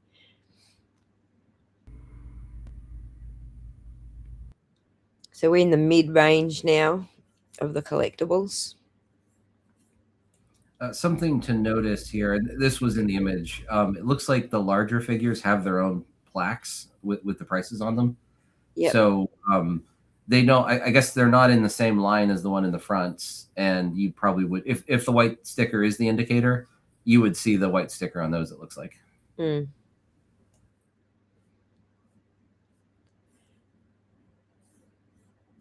All right, so these are clearly in the safe. You can see the metal bars. You can see the metal backing. These are clearly not totes. These are in the safe. But you get the idea from these that it is in the safe.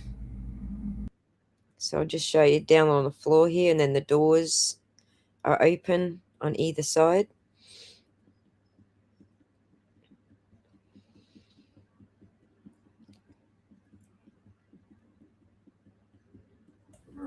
You might be able to get numbers off those bottom ones. Maybe if we can unblur, we'll be set.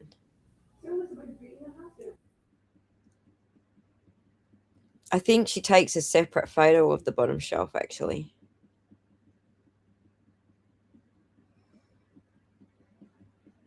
I might be wrong, but that is clearly a safe.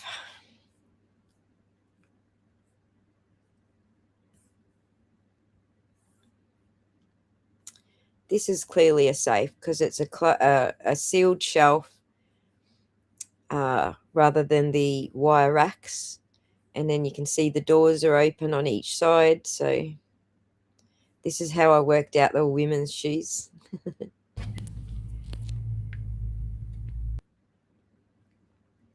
So just a slow frame by frame.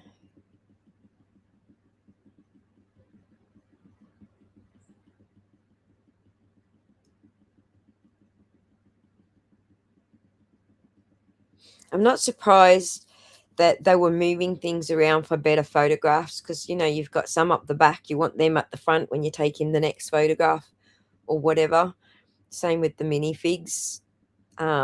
Putting them on the right surface to photograph them is also a key to making the photographs legible.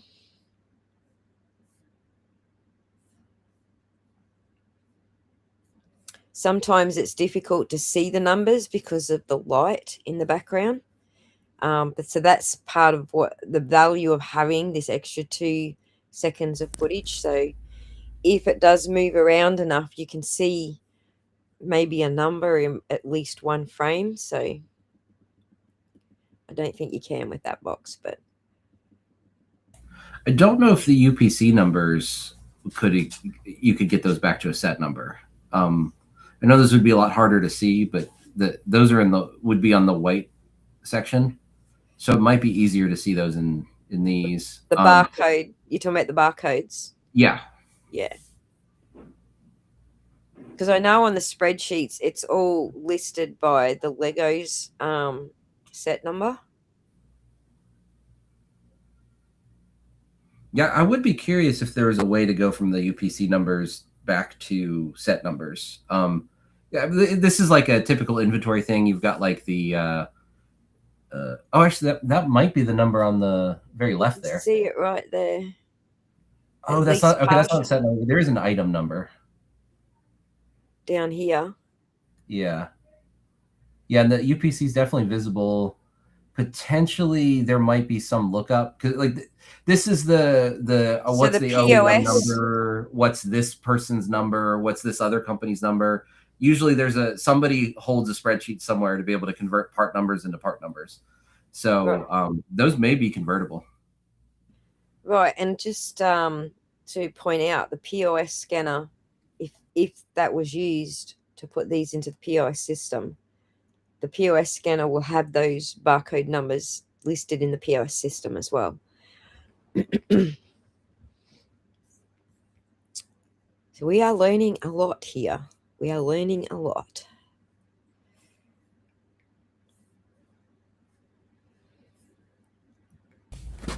Again, we're in the safe. So we'll go through that frame by frame. There's a little bit more video. You can clearly see the safe door and the bottom of the safe in this one.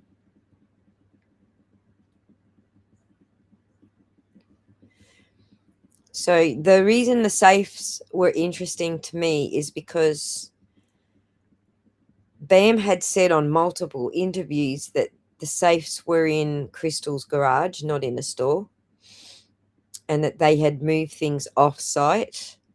And then Crystal cleared that up and said in her interviews that the ones they'd moved off-site were until they got the safes in the store. And so now we see them in the store. And I think some of these photos, which I'll try and track them down, but some of these photos might actually be when they were moving them back from their home into the safes. They moved them from the... So they moved them off-site until they got the safes because of the big front windows. Everyone could see the big front windows. And then they moved them back into the safes. So...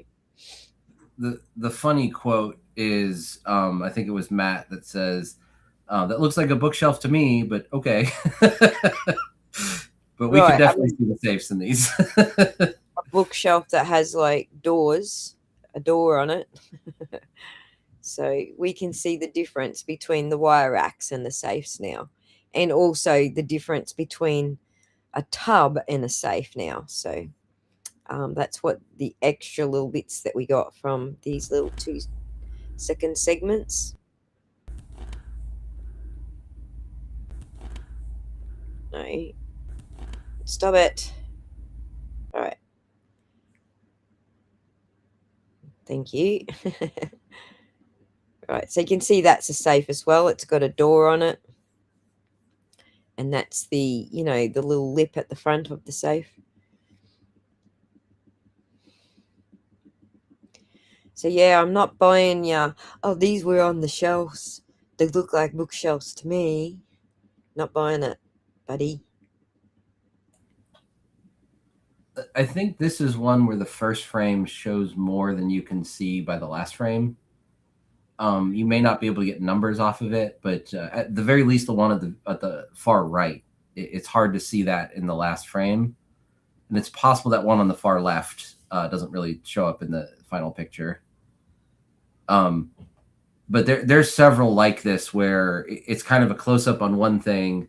So it's hard to take a second picture and then say, well, if this is a close-up of that, what's the other part of the stack? And this is one of the, and this is also one of the ones with just the picture. it kind of looked like a tote to me, but now it's clearly a safe. Yep. All right.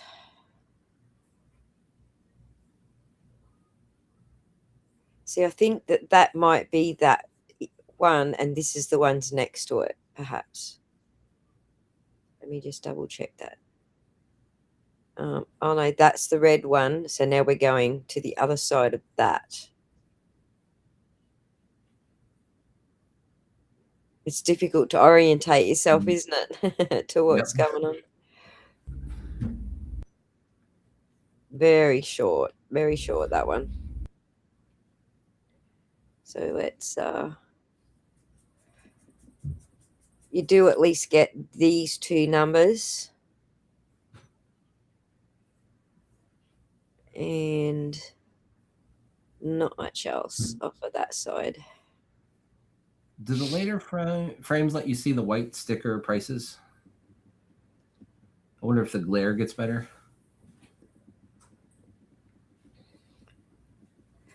Well, let's just have a look first.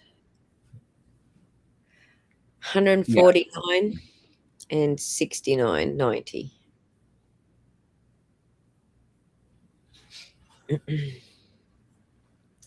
All right.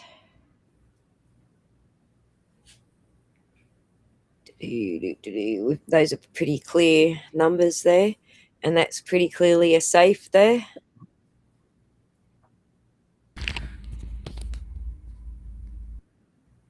See, what I don't understand is how they can deny there are even safes there if they kicked her out that night and didn't have the key codes or whatever for the safes. Do you get what I'm saying? Like, it was so contradictory, saying we don't even know what safes they're talking about when we can clearly see the safes there. This is the 14th, the night they kicked her out. So how can you not know what safes they're talking about? Yeah, there's a few extra things related to just knowing that these pictures match up to the story. That one, there's that ring footage where they're leaving and she mentions the keys to the safe, and then and I think there's a code to something. It's real quick, and they did explain it in an interview. But the other thing here is we have one with audio placing a person there. And we have a lot of photos that match the timestamps and all of the other metadata to say that these happened close together.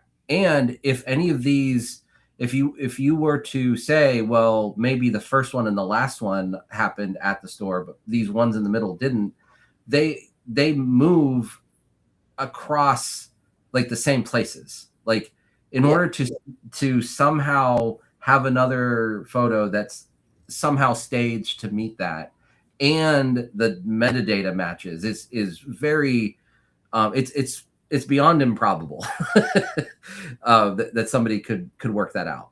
The super villains are trying to make out that these guys are the super villains. Yeah. Could you zoom in on the still image on the top right? I think this is one that shows something I saw was weird in another video. Yeah, so this is one. It appears to have two price stickers over that barcode. The one on the top right. So there was a discrepancy in one of the videos, and it was about the price of one of the sets. And it looks like. Oh, I see what you're saying. There is two stickers. Yeah, I think some of them got marked down. That's a total guess on my part, but I think that's why there's two price stickers on some of them. And I've noticed that in certain photos, and I thought maybe we would see that more often here as well. Like sometimes, have you ever tried to peel the damn stickers off these things? They annoy the crap out of me. Yep, and they did say they put them on that section because if that part of the box, gets residue or gets ripped or something, it's not as big of a deal. But there have been comments about, well, why doesn't this price match this spreadsheet? And it looks like there are some that may have been marked down, and that's a super simple answer to questions that have been asked, and we can verify that in some of these photos. That's a super keen eye. I'm so glad I've got you here because I wouldn't have even thought to look at that. Well done. That's the whole point of having a second set of eyes looking, and also the chat looking. Go That's back, fine. zoom in, do this, do that. That's what I like to describe as my super autism powers. My daughter is autistic, and the other day she introduced me to her friends. She's like, "This is my dad. He's as autistic as me." So that's how I explain this ability to notice these silly little details. The super details, right? And I'm on a different planet altogether. Still autistic, but I'm in the data planet, so I'm overlooking things that you're catching. So it's all good. Have to blast with blow dry and then peel the stickers off. Oh, that's a good tip. I didn't know that. Get the hairdryer out. Heat them up with the hairdryer, says Michelle as well. One trick is you put a backing on them, and it really depends on what sticker you're doing. But I'm familiar with really hard to remove ones. The glue itself, you can cut. So if you're very, very careful as you peel, you can cut the glue, and you can get almost any sticker off that way. And when I worked in a warranty department, I had to peel off stickers that were almost impossible. So I had to learn that as well. So there's a tons of tricks there, but there's a bunch of like brute forces you can do as well. Right. I didn't know about the hairdryer trick. I'm going to do that. So many things I buy and I'm like, I can't get the sticker off. Or you do it and then half the stickies left behind. Like just the sticky stuff.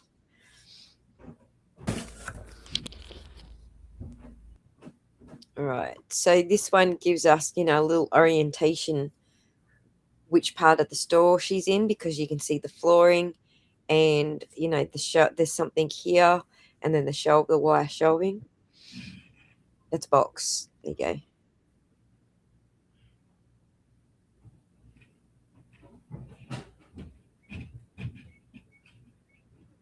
So there you go.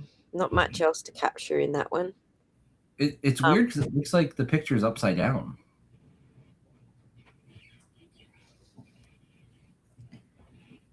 That thumbnail shows it what looks like the right way up. Oh, so this might not be taking into account orientation. That's what's supposed to so this is the way the pixels are saved, but orientation is supposed to tell the viewer to swap it. I don't know if that's 100% what's happening here, but that's the other way around. But then that box there would be upside down. Yeah. So we can ask when we get Crystal on screen to talk about the pictures, we can ask her. So here's how I worked out. It was her operating this camera. The shoes earlier, I was like, are these female shoes? And then I found this. I was like, oh, that's definitely a female hand. So I was wondering from this photo, what the heck are those? And then you look in closer, and they are little packs of, so it's not quite the mini figurines, but it's the ones that you put together figurines, kind of in between, right? The stocking stuffers. Is that what they're called? Stocking stuffers. Okay. No, but that's what I'd use them for. Americans have so many different names for things to what we have for names of things. Like the bags where the minifigs are in, we'd call them snap locks, sandwich bags. If you're into weed, ounce bags. But Americans wouldn't call them any of those things. They've got a different name again for those types of bags, which I can't remember the name of. So I will gladly accept that our names are the weird ones, because we would call those by the brand name, actually. And there's a lot of cases like that. Right. So Clip Seal is one of the brands here. That might be something that people say here is Clip Seal. Yeah, we'll say, Ziploc bags, sandwich Ziploc bag. Like we'll use the brand names, and it's funny because there are quite a few things we'll come across where if you don't use the brand name, and Lego is one of them, then you sound inauthentic. So if you were to say a tissue instead of a Kleenex, or a bag instead of a Ziploc bag, like you would sound like, oh, you must be filming a video. Right. Shellite, not a pun on your name. We'll take them off too. There you go, Shell. Thanks for that. Michelle. I'm allowed to call her Shelley when we're on stream. So thanks for joining us too, Michelle. I know you're at work at the moment, so putting the time in, double time for us. Much appreciated. Super mods in the house, for those who don't know. All right, what's this one going to show us? It's just the numbers on the boxes. So what's inside of these? I think it's those. Inside. Yeah, I'm wondering if they were trying to get that shipping label to see, which actually might not be. It might be a product label, but that might be what they were attempting to do to see. We have this box and this is what's in it. Item number 30 of them. Oh, I see what he's done. He's bought these by the stacks, like from Lego. I think that 36.5 is the set number. See, it's still taped up. So there's 30 snowmen in there. And I don't see they're still in the box. So these are all medium figs, medifigs.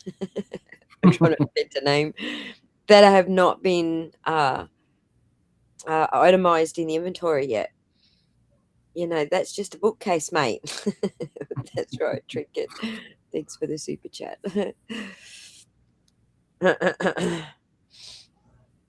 Okay, what a box to be alive. Stan Alex. All right, let's keep moving. I'm just skipping the other camera because, you know, we've just got what the image is in there. But we will go through every single number that we can get out of an image. We will go through and catalog them eventually and tell you what we were able to see, catalog, unblur, the whole roo from all of these photos. So eventually, so don't rush me. So, but if corporate things. So she's obviously she's on the phone talking with someone while she's doing this one. She's talking with So, but if corporate things. She's talking to Joshua about corporate. That's what I think she's doing there.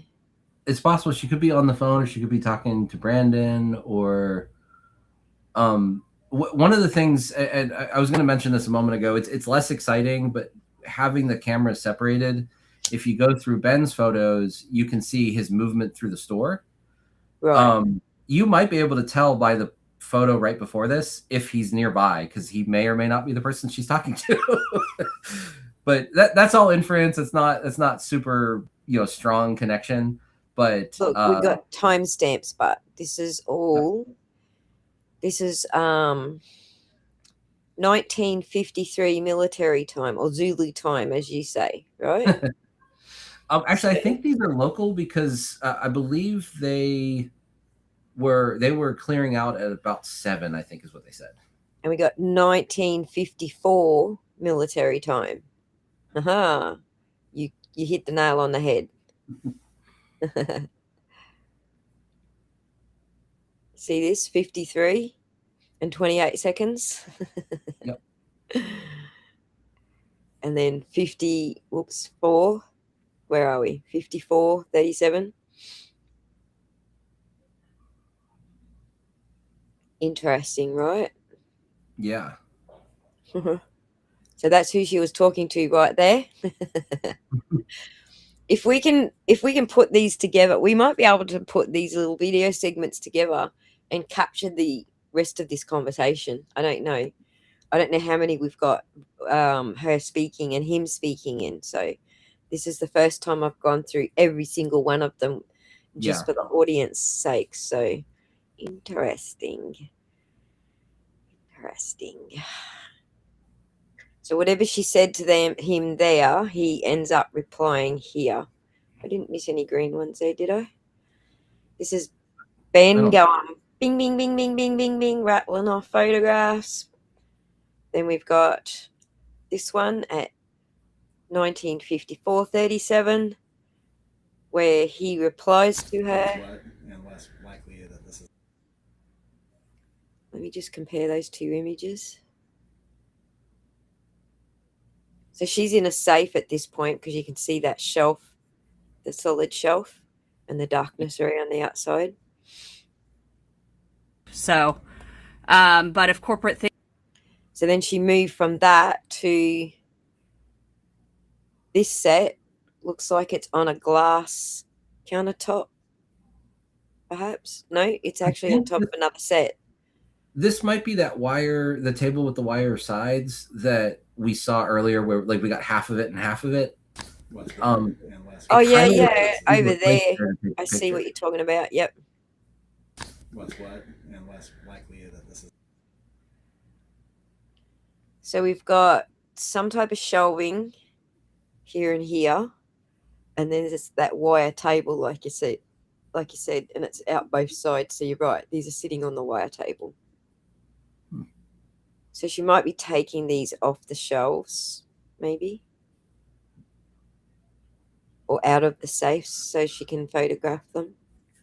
Yeah, I'm wondering what, because the other things I'm seeing the door behind them that looks like the office. I'm having a hard time telling exactly what I see back there, but I don't think that's looking back into the main floor. But the other thing I noticed from these is, based on the movement I've been able to kind of estimate, I think he was following Crystal around, and Ben was just wandering the store taking pictures. I think they're not all together most of this. Like I think Brandon and Right, Crystal because seem like to be together Ben's the most. clearly in a different area here. Yeah. A second earlier. So this is 1954 and 37 seconds. This is 1954 and 34 seconds. And it looks like he's in a different area.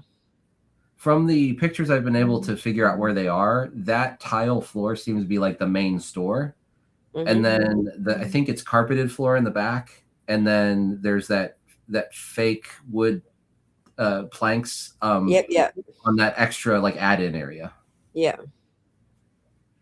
Yeah, well, we're going to get that whole. I'll even try to texture the floors to match the photographs. I'm working. When we're talking about this, all I can think of is like really old 3D games where like it's you don't have room over room, and like that's what it would look like. Right. Thank you for the super chat, little trinket. You have a nice day, and we will catch up with you on the next stream.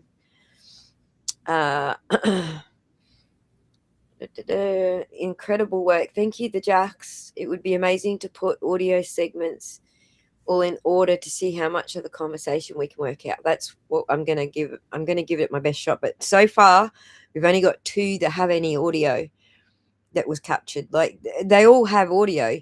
It's just that there's only 2 where there's actually talking. So Yeah, it's mostly like little clunks and sniffles and stuff. right, There is shuffling audio, of feet. but there's nothing to capture. Right. Oh. Yeah, about 15. Uh-huh. Oh. Yeah, about 15. About 15 what? So this is a few seconds later. All right. These are all seconds apart. So let's do this. So she's talking to him about corporate. So, but if corporate things. And then he says something back to her about. What's what, and less likely that this is. Telling corporate what's what, or doing things a certain way so they know what's what. And then. Oh. Yeah, about 15. About 15. I didn't catch the first bit. Oh. Yeah, about 15.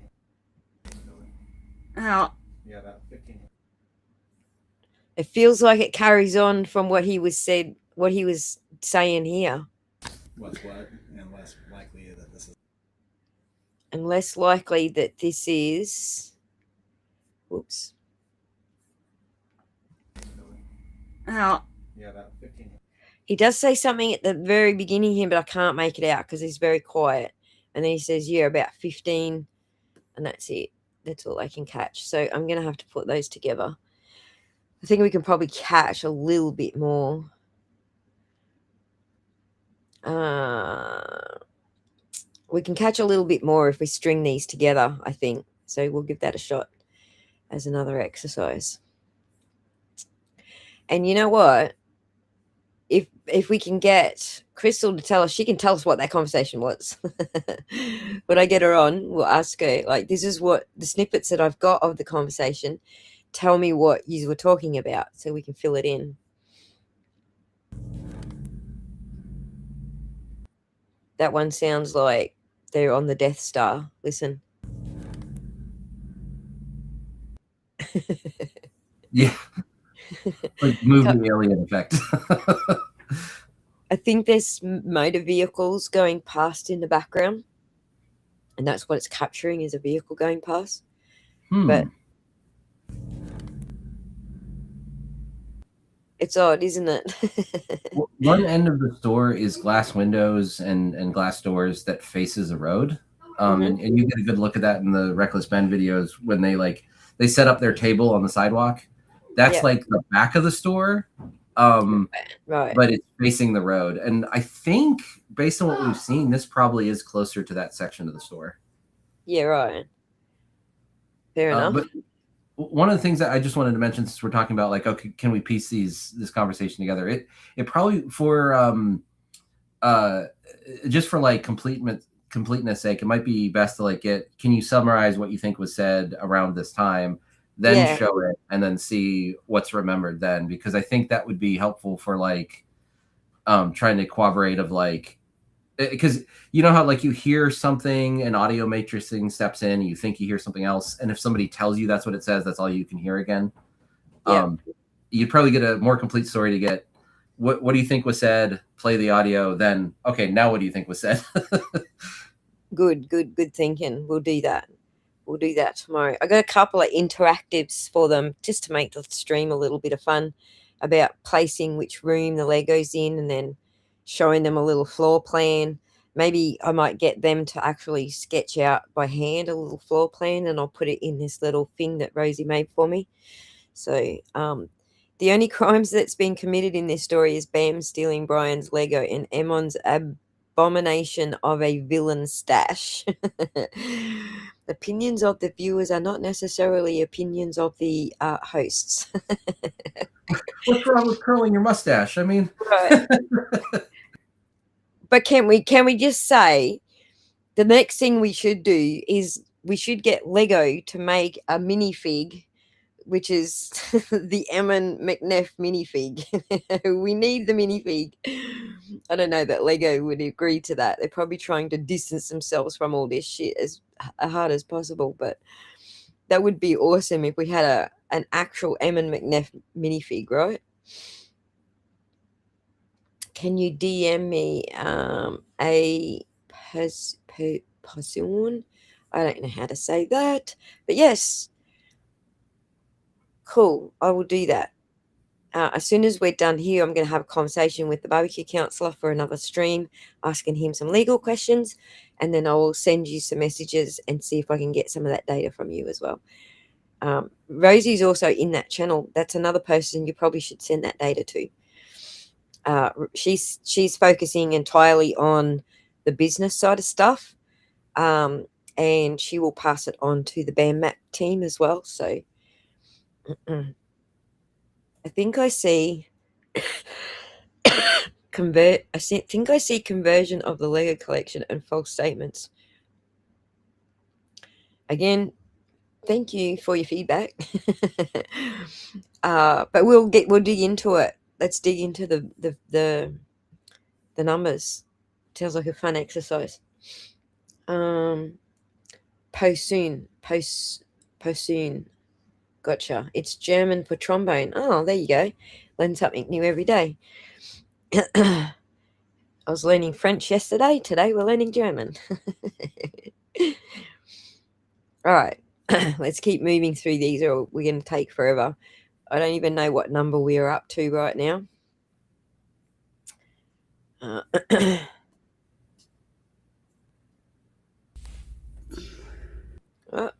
that one's going to have a change of orientation right in the middle.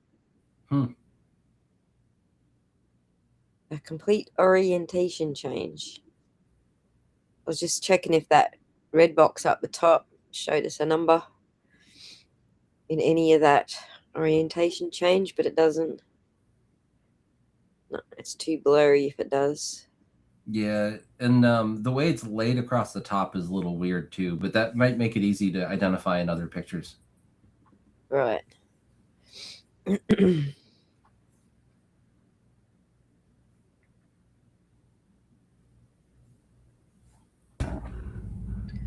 That's definitely a safe, right?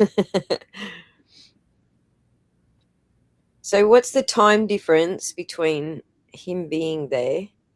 55, 1955 and 40. So it's 1 minute later she's in photographing.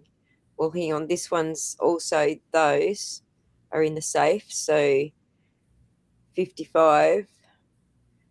So yeah, you can't tell me you didn't see the safes. Look, 54, 59, she's in the safes. Come on, dude. She's in the safes. Oh, You're there watching.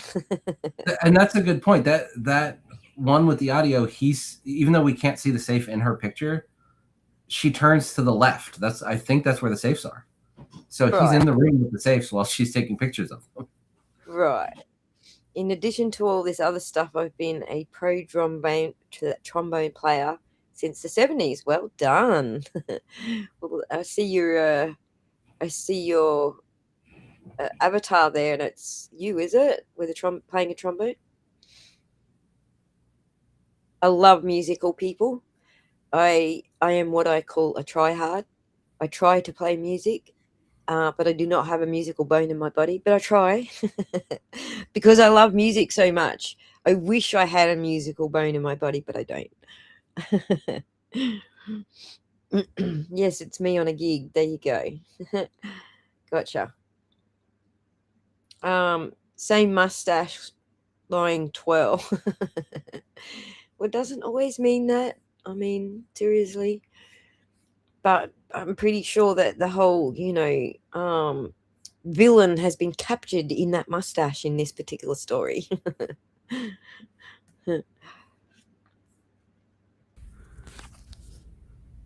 All right, so this shows a few over here. I'm trying to work out if that's a tub or a safe.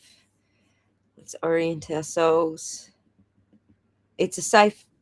So these are a bottom shelf of a safe, and that's the next shelf. There's a Post-it note. There is. Can't make out what it says though, but there is a Post-it note. And it looks like it's on a minifig bag. I didn't even see that till you zoomed in. I think that's a bag. I think it is. I'm going to go back to that frame. Wait, is there another Post-it note under the bag? There's a pink one there by the looks of that. And there's a yellow one there, but I don't know that that's a bag. Yeah, it's hard to tell. It could be. Honestly, to me, it looks like one of those Hostess apple pie bags. Like, I can't tell what that is, but it looks like a bag of some sort, maybe. Is that any clearer? Not really. All right, now it's gone. All right. So these are clearly on a shelf inside the safe. So we're getting these 2-second clips are telling us clearly what's a black tote and what's a safe. So we've got pink ones are layaway, yellow ones are hold for layaway. So now we're getting the color scheming happening. Yeah, and this is a question I had. In the CoffeeZilla video, there's like the layaway is subtracted, but we see layaway in the store. And so I don't understand why it's subtracted in that video, but that's one of the items here. It's not just how many are there, it's also, hey, they're here. We can see them. Correct. We can now say not sold, sitting there on the shelf on the 14th. So that gives us the time frame to when they claim they were sold. If they're marked as layaway on the spreadsheet and then they're still in the store on the 14th, it means that they sold them. Crystal didn't. Do you follow?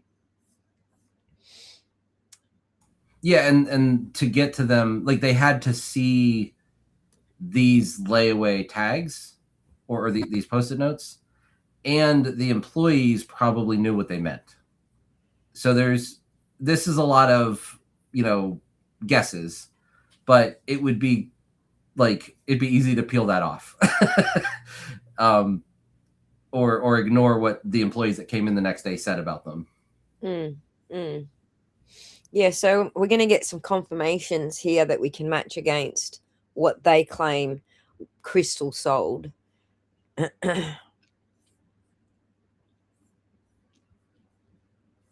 Because if they're on the shelves in these photos, they definitely were not sold at this point.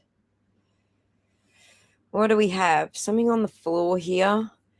Definitely a safe, I think. Or is that just a metal shelf? That's a safe. You can see the back wall now. That's a safe.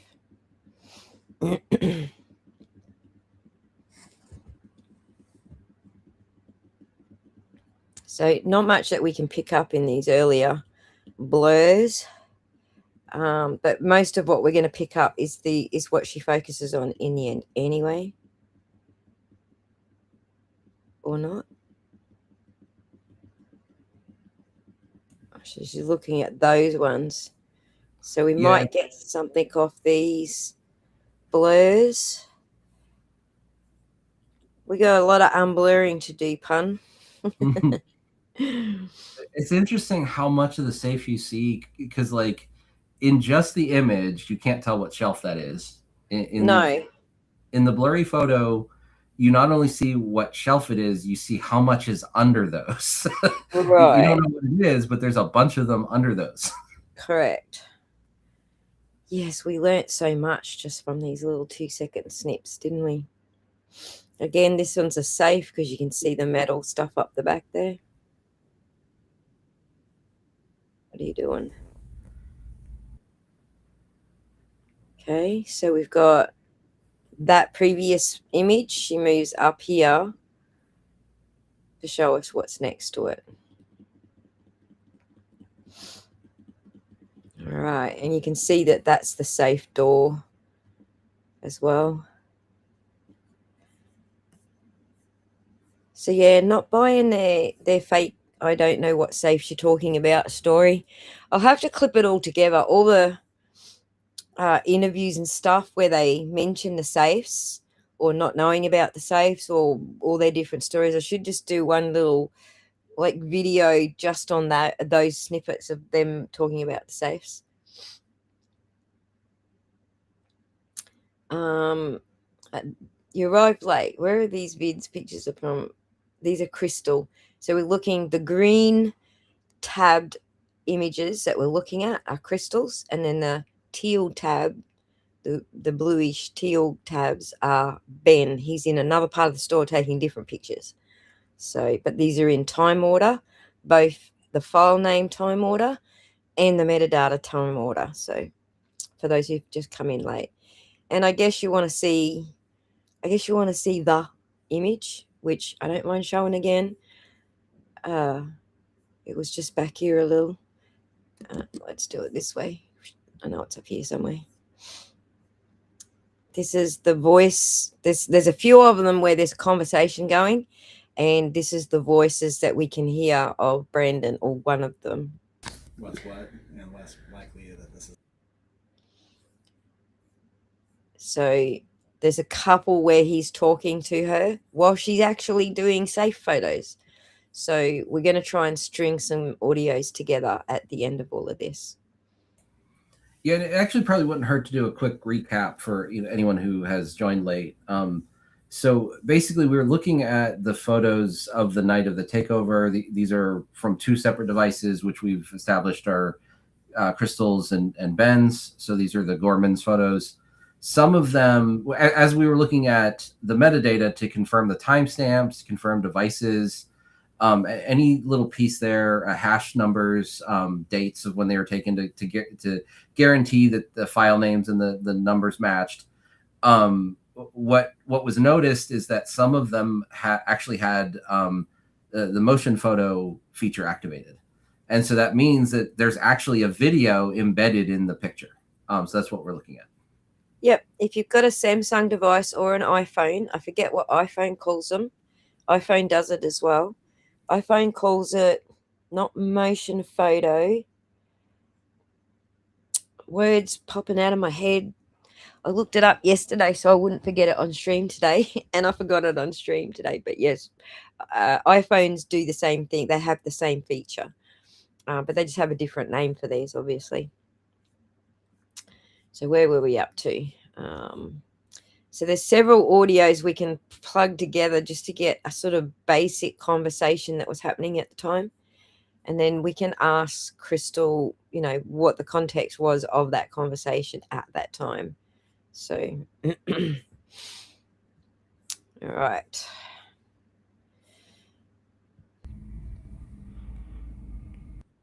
So we know that's Crystal again in the safe because there's her shoes and there's the metal borders of the doors, the metal, what is it called? Door frames. So this one is interesting. So not only is there one in the back that gets cut off from the end of the photo, but these are stacked in the safe really weird compared to all the other photos. So she's looking down onto the shelf and putting her camera inside the safe. Yeah, but these are, so the fronts of the boxes are facing her instead of the sides. Yeah. And that's because all the other photos, the sides are facing out so you can see all the set numbers. Oh, yeah, I follow what you're saying. She stacked this one differently.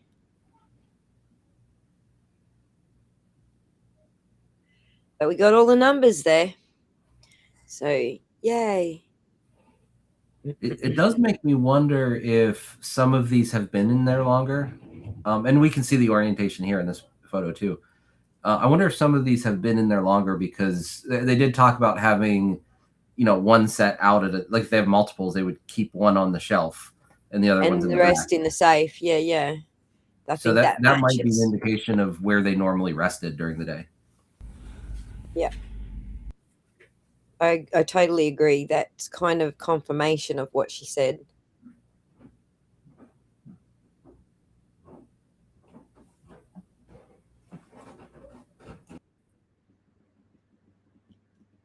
All right. So it looks like she did two very quick presses from this to this. How far apart were they? 57:04. 4 seconds apart. There you go. I was correct. See how much you can deduce just from studying the numbers and rather than just looking at the photos. This is something I tell my audience all the time, is that I don't generally look at a picture and try to ascertain what's going on in the picture. And the reason I don't is because my eyes might see something that my brain computes as, oh, I see whatever, and it's not that thing, right? So your eyes can trick your brain. And there's some great examples of it just on social media. There's these little clips of like a bird sitting on there's a bird sitting on a step somewhere, but the angle of the photo makes it look like the bird's got no body, the way it's holding its wings. And then as the camera moves around, you can see that that's the way the bird's standing, so it looks like it has no body. It's just stuff like that. There's camera tricks of the eye and tricks of the camera, all sorts of tricks that go on. So I don't necessarily use what I visually see in a video as evidence of, you know, blah blah. But what I do is I look at all of the data and then try to deduce what the data is telling me, and then that supports whether what I think I'm seeing is actually what I'm seeing. Does that make sense? Oh yeah, and one of the things that we're learning, especially like when AI generates images, it's taking advantage of the fact that you're using these patterns to try to establish what is something. A lot of what gets generated in pictures is like, here's a repeating pattern with some variation, but you are going to recognize that as an audience in a stadium or whatever, and it's really just making these broad pattern paintings. And so that, yeah, that's how, you know, images are generated too. But Right. no, that's a great point, that there, it's not just what you see in a video or a picture, the context matters, and we're like Right. verifying context here. Correct. So one of the examples was in the Karen Reed case. This is really blurry Sally Port footage, and someone goes behind the vehicle, behind her SUV, and it looks like, just on first glance, it looks like he's holding a crowbar up in the air, and then it looks like he swings a crowbar towards the car. But when you watch it through, you can see that before he goes behind the car, he's actually wielding a broom and he's sweeping snow, a snow broom or snow, whatever you call it. Because I don't have snow here, I don't know what you guys call those things, but it's a snow broom, and he's sweeping snow out of the Sally Port so they can close the doors. So when he goes behind the car, you see it go up, the handle of the broom go up, but you can't see the bottom doing the sweep part where the handle comes down again. And so everyone was like, "Oh my God, he's got a crowbar." It's like, yeah, I don't know. I don't know if that's evidence of a crowbar, because, like, my eyes are seeing a broom. But that was the point of the exercise, showing my audience that you can't just look at these blurry videos and say, "Oh, this is evidence of something going on," because our eyes are all seeing something different. And to make that demonstration, I asked everyone that watched the video to type in the comments below what they thought they were seeing. Everyone typed a different thing. Mm. Yeah, and a lot of it's colored by, you know, diversity of experience. So I've had questions about the U-Haul story from the standpoint of the times that I've rented U-Hauls. I've had different experiences than a lot of people, Yeah, and so something that pops out to one person seems totally normal to me, like the having the hand truck or the dolly. yeah, Every time I've rented one, there's one like zip tied to the side or secured to the side, and if I cut it out and use it, they're going to charge me. So, but it's always there. right. So there's little details here and there that, just from my experience, I'm going to see it one way. But speaking of things I totally don't understand, I wonder why that white tag is on that one. Michelle's being funny. Was it blue or gold? You got to Sorry, address. what did you say? What's the white tag say? Yeah, that white tag is different than any of the tags we've seen before. It says 149.99. And So it this one has a looks, price tag different than all the other price tags. yeah, I don't know. I don't know what you call those. But maybe the Legos, I don't know. I'm not even going to guess. Sorry. Can't help you.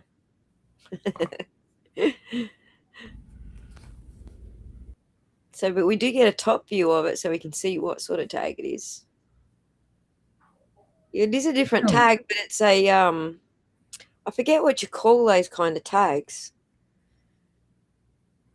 Rather than a sticker, it's a tag. Yeah. I would just call it a tag rather than a sticker.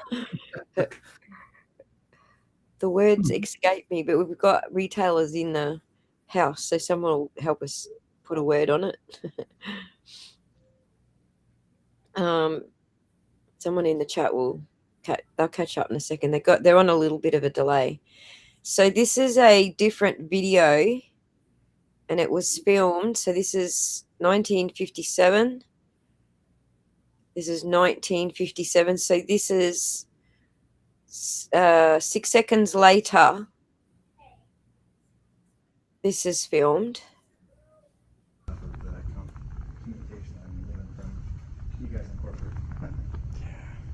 I'll tell you who's filming it. I think this is Ben on the other. Yeah, look, see the shoes? This is Ben.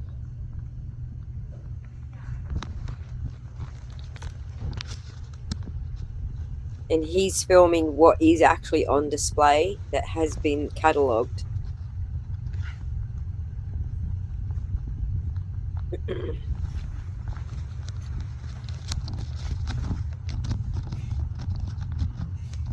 So his camera is recording an MP4. I'm going to do a little bit of metadata on this just to match this to his actual camera data. Geez, they had a lot inventory. When people go, why didn't you have them all inventory? Well, look what they did do inside of 4 weeks. They did have a lot inventory, considering how much they were given.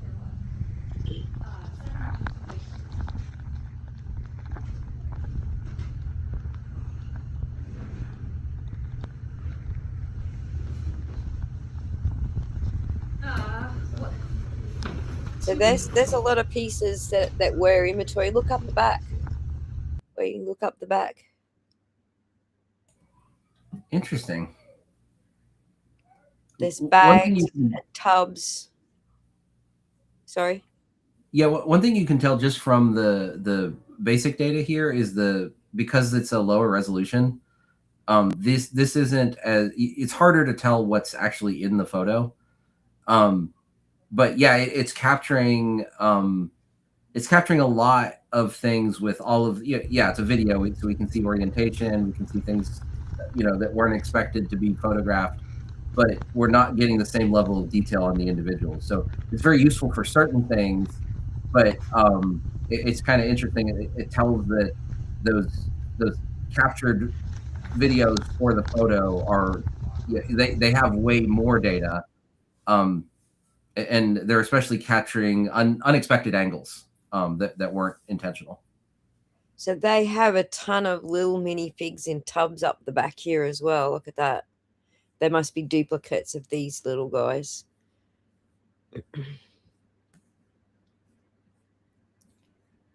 Yeah, the key is in the safe. Yeah, we leave the key to the, because we've had some break-ins. Did you hear that? Yeah, she's talking about the safe. She's talking about the break-ins. So they knew all of this before she clarified it for us in separate interviews. They knew this because she's there telling them right now. Let me just take it back a little.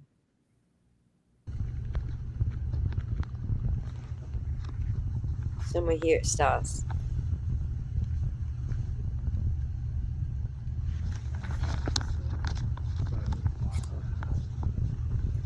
Joshua. The key is in the safe. Yeah, we leave the key to the. The key is in the safe. And we leave Because we've had some break-ins.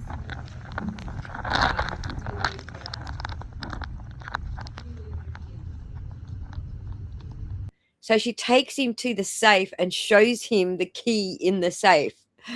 Like he's going to be pushing things uphill to make the claim that he didn't see any safes in there, or that this stuff wasn't in safes, or that he didn't have access to safes. Yeah, this one of the parts of the story that grabbed me immediately, and it's kind of a silly reason, but I was trying to pay attention to, is there some behavior that a company can have that's like a red flag, like don't trust this? And mostly for me, it was like, stocks. Would you buy stock in a company that routinely does this bad thing? And this is something that it doesn't matter what the consequence of it is. You've got someone who clearly knows that those safes exist and is either telling people they don't exist or does, and then that person is not admitting it. Like if that level of dishonesty is just normal, then my trust is completely eroded. Mm-hmm. And so that's my whole thing, is like, okay, there may be other implications here, but what I'm seeing, in my opinion, is employees behaving badly. And that shouldn't be allowed. That shouldn't be a good thing. See, they're not employees, but they're kind of like business partners. When you look at the structure of what they're doing from the BAM map kind of perspective, they're not really employees. They're kind of like partners in crime, if that makes sense. colloquially, I can't even say that word today. What the hell? Colloquially. If I say it slowly, I'm getting it. But you understand what where I'm coming from. Yep. They're not at employee level because they're the ones coming in, taking over, managing the store when the BAM guys want to completely obliterate the store. Okay, update. Wait, pause, update. Hang on, Rosie. Give me the update again. Message in a second. Hang on. Because I want to hear the rest of this conversation before we get sidetracked. Let's just hear the rest of this.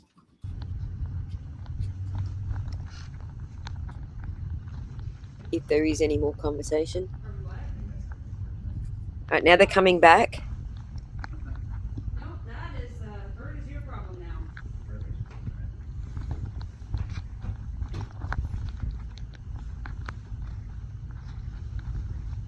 So as they came back out, she said, "Nope, that is your problem now."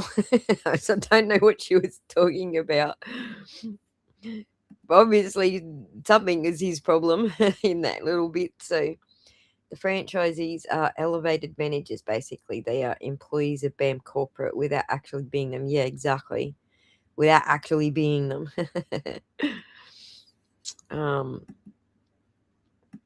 Why isn't that working? I don't know what's going on. Okay, I've got you on the screen, Rose, so I can remember that you've got an update. What else is she saying?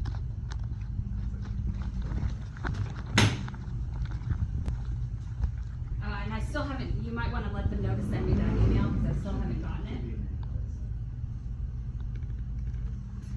Something about an email she hasn't got yet.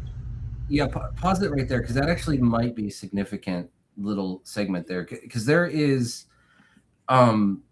there's two different timelines that have been floated, and I don't remember the sources of them, but it's basically like, what does corporate say? And one about them knowing about this ahead of time, and one about them not. And from the Gorman's statements, that they're pretty consistent that they received it like later, and I don't know how much later. I think it's that same night. And it is referenced in the phone call with Kai. I believe he's like, well, when you receive that email, I want you to read it. So he says something along those lines. But there is this discrepancy of, well, when did they know about the takeover and when did they receive the letter? And depending on when it existed, that's like a significant thing. I don't understand all the details. I just know it's like, well, hey, if we can get like timestamps that back up when it was received, then that's huge. Right. So this is if she's not going to get any like, well, no, you already received it or anything like that, then this is a pretty significant like statement. Okay, let's listen to it again. I haven't gotten it. Hang on, I didn't go back far enough.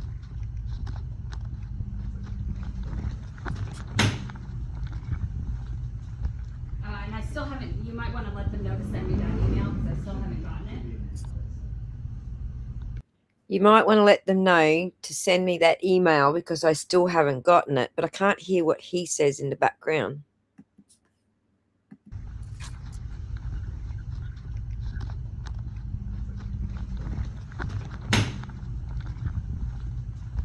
And I still haven't, you might want to let them know to send me that email because I still haven't gotten it. He's way too quiet. I can't actually work out what he says in response. You can hear he responds, but it's so hard to tell what it is. Yeah.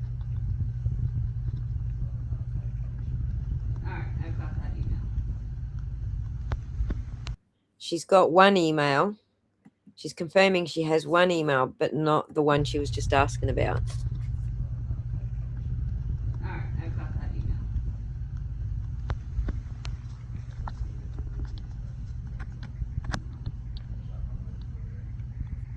I can't hear what he's saying.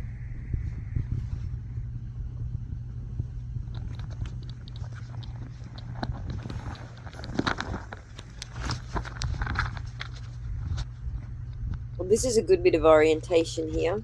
So we've got the glass counter and then the shelves at the back.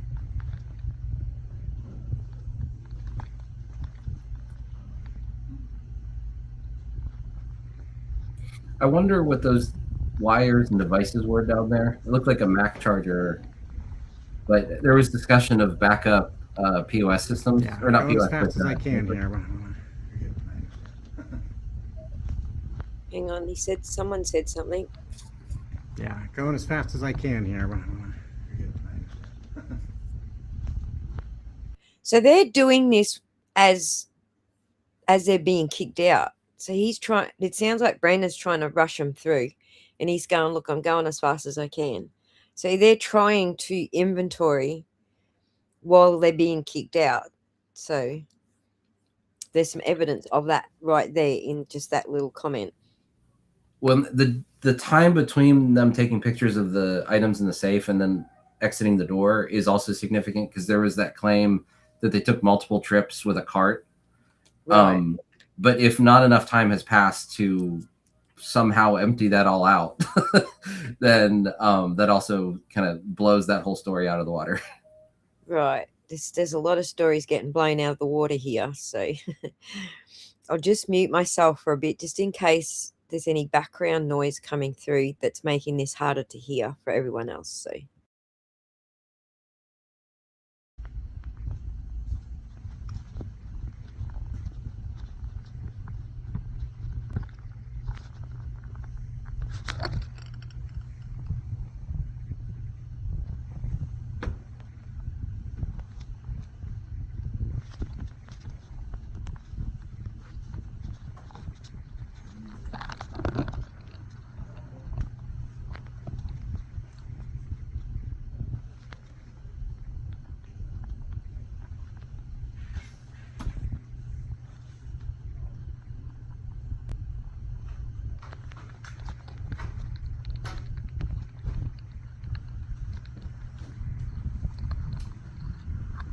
You can hear them faintly in the background.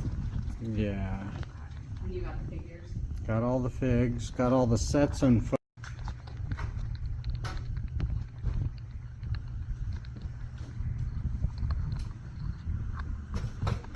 You've got the rest of these.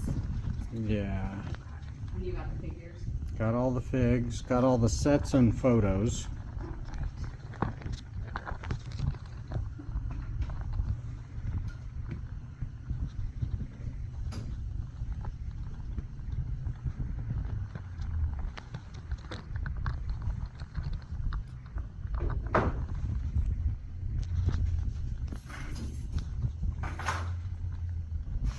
So now I'll check what time she was at the POS system at the counter trying to pull the tickets off the POS, because it sounds like they stopped her from doing that and then she went on to do this, or she did all of this so that she could get the POSs and match them with the products. I don't know, but I want to check out what time that was. I'm pretty sure we've got something here to muck around with as far as matching times go.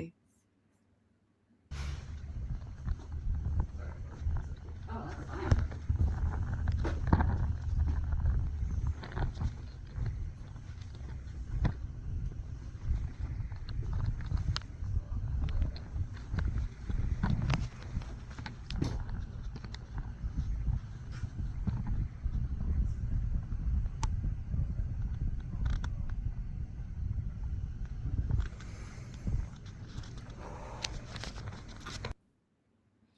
Well, there you go. Interesting. That's one I didn't realize we had and hadn't watched through before. So, anything stand out to you besides those few conversations? We need those audio conversations, right? Yeah. Well, something that caught my attention right towards the end is those shelves are not wire racks. I didn't notice those before, but we got video of everything on them. So anything that would match, like, okay, well, that shelf looks similar to this other shelf. We've got this whole video of that entire wall of shelving. So, Right. So that what it should- looks, this is just my orientation, but it looks to me like the front counter where the minifigs are is the glass cabinet, and then the POS is on that, and then behind them is the wooden shelves, but through the rest of the shop it's the wire racks. Does that match what you're saying? So I've seen the wire racks in the back rooms. I know that there was like some kind of pegboard or something like that towards the back of the store because I saw that in other videos. And I think from where he's standing straight ahead is the windows to the back parking lot or the front and the parking lot. I think that's the orientation we're looking at right here. I don't fully remember what the other shelving looks like other than the spot where they say that they had to put the used sets in one specific place, or not used, I'm sorry, the retired sets in one specific place. I oh yeah, these wooden shelves. Sorry, I was misremembering this section. So this is I forget what they're called, but this is like French cleats, and you can put different types of shelving onto those. Just so you know. But Yeah. the wire racks on the other wall where Reckless Ben went in and actually filmed some of the wire racks on the other wall, opposite wall to this wall. It's still a blue wall. They were different types of racks that you can connect to this system, this cleat system. I forget what you call them. They have a name in the store name, but in my house, if I was doing it in my house, they would just be French cleats. But I forget what they're called for a So store. the top right of that photo, you've got those gears. I believe those are visible in the Reckless Ben videos behind the manager. Mm-hmm. So I think that's the area where the manager would have been standing, which is like right by the front of the store. Behind the counter, behind the POS system, the till, or whatever you want to call it. Yeah. Yep. All right. Retired sets are kind of towards the back of the store, says Katie Lynn. Yeah, so we're getting some orientation. What I wanted to do, I want to go to Rosie's update, but before I do that, let me see what we have for some identity in here.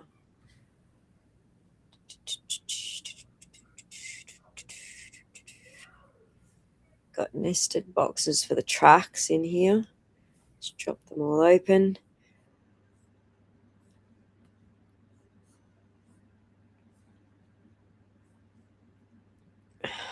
All right. The reason I'm looking is because I just want to have a look at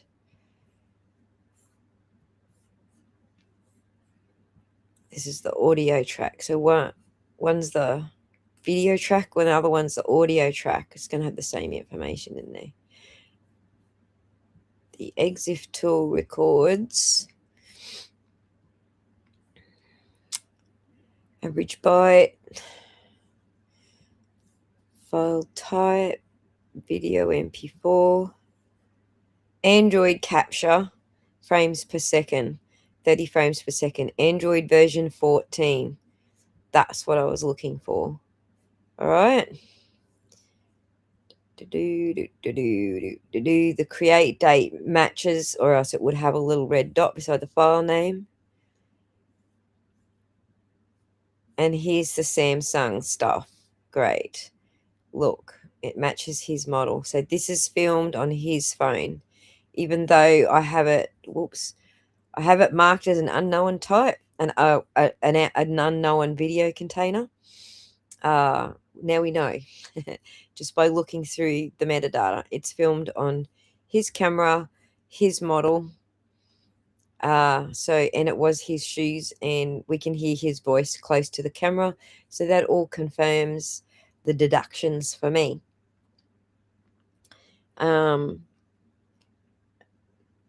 Do it. Okay, it's time for the update before we continue on. Hang on, let me go. Let me go here. Updates. Good on you, Rosie. Well done. Let me share that. So you waited for me to get it out at least. Thank you so much for that. I appreciate it. Let me get this share screen. I might move it over here so we don't lose our place on that one. And then add the band map. Here we go. Good on you, Rosie. Thank you. Your little gem. So the full update. Brandon Best's voice is on the recordings hidden inside the photos being released. The voice on seizure night recordings is Brandon Best, verified by this site, verified by Crystal herself, who came into the chat and told us it was him. The recordings pulled from the released photos, hash and payload validated. The photos from the night the Kaiser store was seized and had sound on them, and this site has confirmed whose voice it is. It is Brandon Best, the man Bam installed as the store's new owner. He's on a recording made inside the store the night it was cleared out, talking in the window. It was as it was being emptied. The pictures Bam's side released to the public were recording him the whole time, and the outgoing owner is on the same tape. The voice is Brandon Best. This site has verified the voice print. The male voice caught on the hidden recordings is Brandon Best, the incoming owner of the Kaiser store, the man this site identified as the Kaiser at the Kaiser counter. A year later, saying he owned both this store and the one in Eugene. What the recordings put on the record is straightforward. He was inside the store speaking during the hour it was being emptied on November 14, 2024. Nothing here is a finding that he or anyone did anything unlawful. It is a matter of who was in the room and when. Well said, Rosie. Live video taken at 7:54:37 p.m. Pacific time. Thank you for that time conversion. What's what? And less likely that this is. Well done, Rosie. The live photo, Brandon Best's voice is in the few seconds of video, that it still carries. Device metadata removed. What's what? And less likely that this is. Well done. The same voice isolated and raised for clarity from the faint background of the clips. Enhanced for listening, this site's identification rests on the underlying recordings, not this playback copy. And well, you can now add that Crystal actually did confirm as well. The recordings also caught Crystal Law, the outgoing owner, whose store it still was that afternoon and who was photographing her own inventory as it was boxed. Two owners are on the one night's recordings. The one losing the store and the one taking it over captured minutes apart on the same phone. The live photo taken, that's what Apple iPhone calls them, live photo. You're right. Thank you for that, Rosie. My head just went, but you just filled that in for me as well. She's a little gem, this one. Where were we? About a minute before the clip above, Crystal Law's voice is on it. Device metadata. So, but if corporate Crystal Law's voice raised for clarity. Thank you for that. How it was found. The pictures in the November 14 dump were not ordinary stills. They were live photos. The phone setting that quietly saves a few seconds of videos with sound around every shutter press. Apple calls its version live photo. Samsung calls it a motion photo. The catch that the images were more than images came from independent commentators covering the case. Hey, that's you and me. Thank you, Rosie, for the shout out. He pointed out publicly on Aussie Insider's live stream that the pictures carried hidden video and audio. This site did not originate that observation. It verified it by pulling and validating the embedded clips directly out of the image files rather than from a screen recording of them. What the recordings hold of the 214 photos, the owner's set 56 carry a full video clip embedded inside the JPG, 55 of them unique. Together about 133 seconds of hidden footage from the night of the takeover, every clip with its original sound. The clips were extracted byte for byte, checked against the payload stored inside of each source, and fingerprinted with SHA 256. So the chain of custody is provable. Each clip's opening still carries the phone's own timestamp, placing the footage in the 7:43 to 8:02 p.m. window on November 14th, 2024, the same window that the record documents for the seizure. Man, you are such a legend. You're putting everything I tried to say in French, Aussie's French, into plain English for me, Rosie. Thank you so much. Aussie, I told you it was live about 30 minutes ago. She's, God damn it. I wasn't paying attention. Shelley, I'm sorry. Michelle, I'm sorry. I should have been paying attention. So, and you've got an iPhone, so I should have been paying attention. I apologize. So, hang on, I've lost me tab. Where were we? The video carries its own record of what was on the shelves. Across the set, the phone sweeps the store's stock, boxed Star Wars sets and open bins of individually bagged and priced minifigures in the mini bricks and minifigs branded tags, and beside one bin, a large storage bag holding several smaller minifigure bags consolidated together, each still carrying its own price tag. The live photo for that, well caught, Rosie. So we will get confirmation what that actually is, if that is the uninventoried or only a portion of the uninventoried. We'll work out what that is when we get Crystal on a live stream. The camera passes over bins of bagged price minifigures and a larger bag holding smaller bags of them together. Device metadata removed. Thank you. Why it matters. Two things make this more than a curiosity.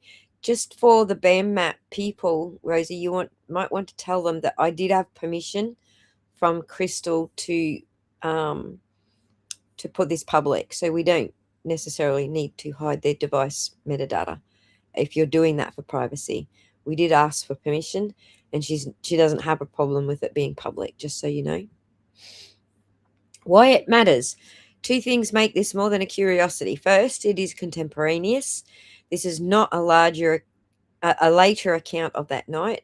It is sound and video from that night, recorded automatically before anyone knew there would be a lawsuit or which version of events would be contested, and it places the store's new owner inside the store as it was emptied. Second, it was hidden in plain sight.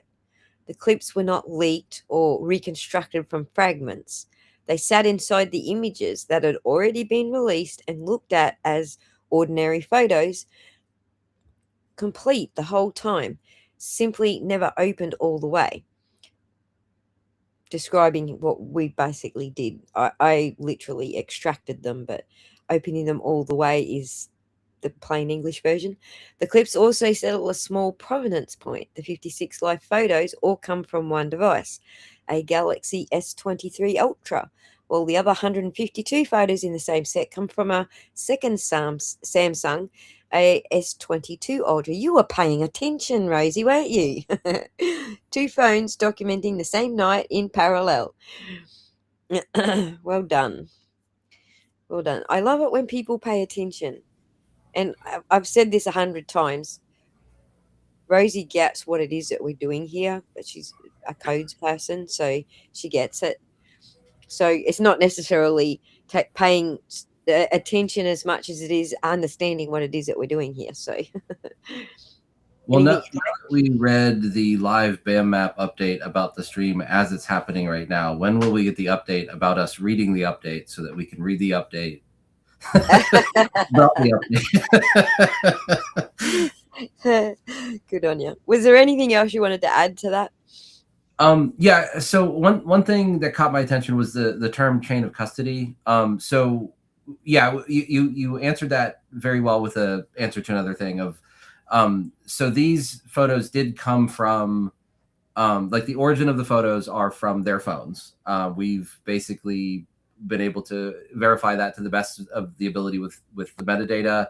We've been able to verify that through talking to people. But anybody who would want to repeat the experiment, you can.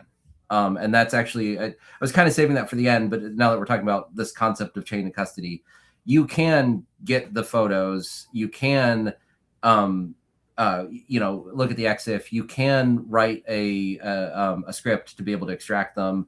I didn't really tell you this because it's super boring, but I went ahead and recreated that as well. Like I just verify I can get the files from the source. I can extract the video, and the video I get is the same. So anybody can do the same experiment and come to the same, get the same data.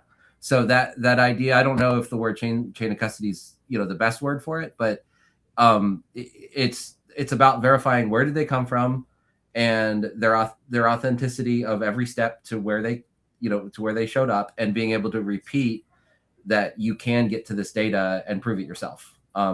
And to any good scientific analysis or any good engineering analysis, being someone else being able to independently verify is a big deal. So Right. it's something that can be independently verified. Right. So what we'll do is we'll speak with Crystal first. We'll zip it up and we'll have it posted on the BAM site so that other people can independently verify that what we have here is the same thing as what they have from the same files, including the hash file numbers. So they should all match as well. Just on the copy of the copy of the copy thing, it doesn't matter how many times you copy it, the SHA will still be the same. You can copy it, you can zip it, you can do a whole bunch of things with it. The SHA will be the same. The only times the hash will change is if you uploaded it, for example, as a video to X. X will retranscode it and strip all the metadata and insert its own metadata. Or to YouTube, if you uploaded it to YouTube, they will do the same. That's when the hashes will change, and the nested metadata will also change to suit whatever transcription compression format YouTube uses, or X uses, or Facebook uses, for example. So that was one thing I wanted to point out. But if you're just creating a copy, and so the Gormans created a copy and sent that to CopyZilla, then their hashes from their original will match their copies, and those copies will match CopyZilla's, providing they were zipped up or protected somehow from being retranscribed through another compression format. So yeah, there's some somewhat loaded terms when oh my God. discussing. Oh, good. Sorry, let me just do this. Okay. Thank you, Caitlin. I shouted you out in the last video for these photos. So thank you so much. I also think I shouted you out in a video, like a shorter video. Thank you so much for doing that for me, because I didn't have a CopyZilla Patreon account. Caitlin did all this for us and grabbed the photos and then uploaded them to Patreon. And I think I even got some fingerprints in there of that whole transaction between me and Katie Lynn, which I left out of our metadata timestamps here because I didn't want to confuse people by adding these extra timestamps in that were going to conflict with the actual origin timestamps. But there are extra timestamps I omitted, which show you when Katie Lynn uploaded it to the the Proton drive for me, and then when I downloaded it with my machine, and then when my machine created the copies on my end. So there was all those timestamps also in all of these files. So thank you so much for doing all of that. Yes, I saw the Proton fingerprints. Yes. So what I was mentioning is we're talking about what would be called raw files, or at least like the layman term would be that. This is like the difference between sending them from your phone to like a photo app, like you're backing them up to some photo service, or you put in a USB cable and you copy it over to your hard drive. Like when you're copying those over, you're getting raw files, and by raw we mean it's preserving those original formats, it's preserving those original pieces of metadata. So which is part of your chain of custody. Yeah. So even though these are moving computer to computer, sometimes different types of computers, because you've extracted these on a Mac, I've extracted them on a Windows machine. Like that piece there is we're still dealing with the same raw files. So that term can sound weird, but to give a good way to explain that, These ones came over from the phone with data from the phone. The photos in the Brandon folder they did not come over with the original device information. Those are not raw files. They are re-exported, or I don't know what the right term would be, but they were changed by another computer at some point before they got to the end. But these are raw files. Even if the term's a little weird, these are definitely raw files. Right. So the chain of custody is the provenance of the chain of custody is actually evident through all of the metadata and the file naming. So you're starting with the file naming level, you can see copy of. So we know that this is not the original one that they took a copy of it. So you've got that original provenance there, copy from their device.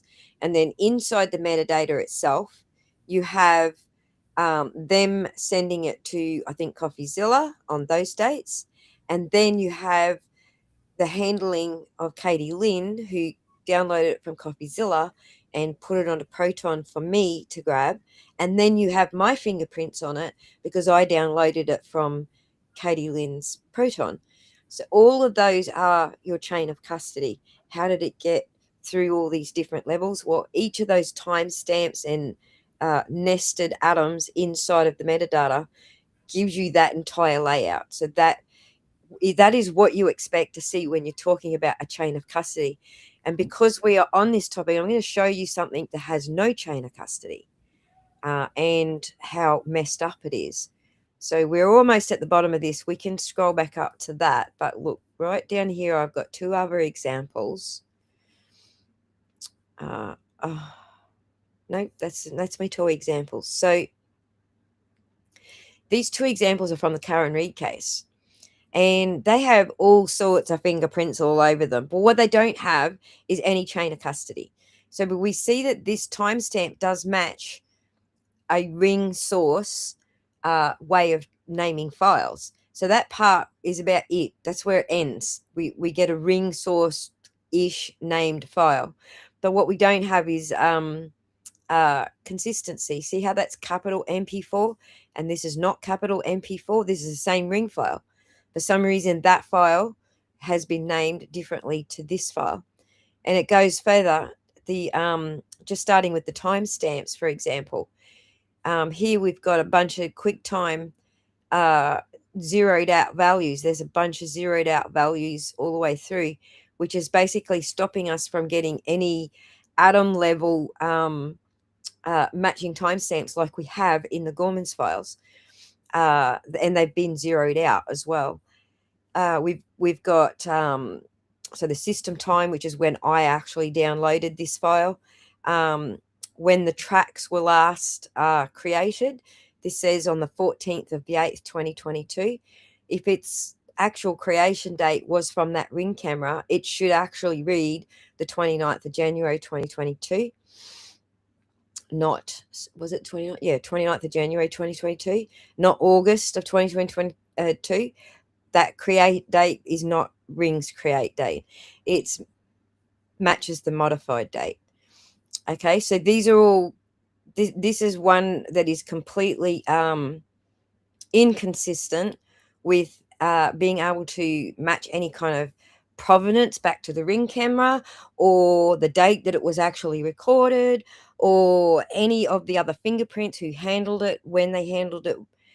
You could see all of that in the metadata through my handling or through CoffeeZilla's handling and then Katie Lynn's handling and then my handling. You could see all of that in the metadata. We don't get any of that in the Karen Reed video footage. And this was a very significant file, this one here. This particular file was when she was reversing out of the garage and reversed into John's Traverse and cracked her taillight, which they claimed in the murder trial she cracked hitting John. So that's why that was a significant video. Secondly, when I pulled this video apart into its bits and bytes and I did a deep scan on the internals, we found fingerprints of this video having been cut up from a bunch of videos. We found 4 different segments of video with specific fingerprints for cut marks, or splicing is what it's called in the technical industry. But when you grab a video and you stick it on a timeline and you cut it and move things around, those cut marks are actually visible in the binary. So that was what was significant about this video. The cut marks were still visible, and even though this had still also, by this copy here that I've got is one of the originals that the prosecution had provided in defense discovery production, but it's the only one that I've got that has these original stuff to look at. This excuse me. This one here came by virtue of FOIA releases. So the DA is currently releasing a whole bunch of footage. Through the FOIA releases, it's gone through an extra layer of redaction, which puts blurs over number plates or people's faces and whatnot. So in this one, when we compare the timestamps in this one, we can see a whole bunch of stuff going on. We see, again, all of the zeroed out QuickTime stuff. That's inherited. Even if you've got this original and you're adding some blur and whatnot to redact things, you're still going to end up with inheriting all of these zeroed out MOV atoms, because this is MP4. It's got those specific atoms where the timestamps are. But this one had extra fingerprints in it. This one also had the LAVF, which is the FFmpeg tag. It had zeroed out creation date. See, they're all zero. This is the time that I grabbed this file from the DA's file share. But these are all zeroed out. So why is the DA zeroing out all of that? Why didn't it inherit these timestamps? If it came from this era, why didn't it inherit those timestamps? So there was a whole bunch of questions. But that's what your zeroed out timestamps will look like when someone's trying to hide their tracks. That's what it looks like. Even if you do a screen record, which strips all the metadata, you're still going to have these things are not going to be zero. Your screen record is still going to fill out some of those timestamp details. So we know it's not a screen record. We know that they're messed with. We know that they're trying to cover their tracks and zeroing out metadata that should be there, regardless how these were transcoded or retranscoded or screen grabbed. That they're purposely trying to hide information. So that's what a professional DFIR video technician from the DA's office, who actually trains law enforcement in this shit, did to those two videos to hide their tracks. That's what you're looking for. If you think the CIA and all that sort of stuff, that's the type of shit you're looking for. It'll be stripped down to that sort of that level. So I thought they were good examples to show you guys, so that you understand when we say provenance, which camera, then timestamp matching, how that that proves provenance, and then on top of all of that, the timestamps go through that time order of who handled it for chain of custody. Anything you want to add to that, Pun? The one thing I am curious about is where those stitchings are. Would you see different compression artifacts? I guess especially if, like, it was recompressed with another software, but would you see different types of artifacts than you would from the original source? Correct. You clearly haven't seen my demonstration on that. Let me see if I can find that demonstration for you, because I actually presented that in a HTML visual demonstration as well. But just give me 1 sec to find it for us. I could have put a copy in here last time I tried to do this, or it's over here on this drive. find it for you. Visualizer, that one. Right. Let's share this tab. When I do that, it doesn't share the tab. Oh, it does. Make a liar out of me. All right. This is a visual demonstration of what I was just describing in that first video, the cut marks, okay? So see the yellow marks here, here, and here, and there's an orange one on the end. So this is 2 to that one, 3, 4 separate segments in this 60-second video. All right. And what you see is, this is how you can visually see. This is how I'm showing it visually, but it's actually just numbers. Okay. You're just matching numbers here. On the left side, you would have 1600, and on the right side, you would have 0. And that's a standard H.264 B frame recording. So that's what it would normally look like. But this Ring camera doesn't record like that. It actually records 800 on both sides. It's uniform. It's 800 by 800. So that was the first thing that stood out. Why is this one different? Why is this one a B frame recording with 1600 0, where the other one is just 800, 800, 800, like uniform? It's not just one outlier. This is the outlier. The 160 videos from the Ring cam were all 800, 800. All right. But the difference in this one is at this cut point, on the left side, it's 1584, and on the right side, it's 16. So that's definitely not uniform with the 1600 0, 1600 0. Do you get what I'm saying? Pattern. Instead, it's a 1584-16 pattern. So that's how you can tell where there's cut marks when you're looking at the binary and the CTTS tables. The other thing that was wrong about this was the STTS. I forget which table it was now. I think it might have been the CTTS table. Had a so a standard 800 by 800 pattern has no CTTS entries, or very few.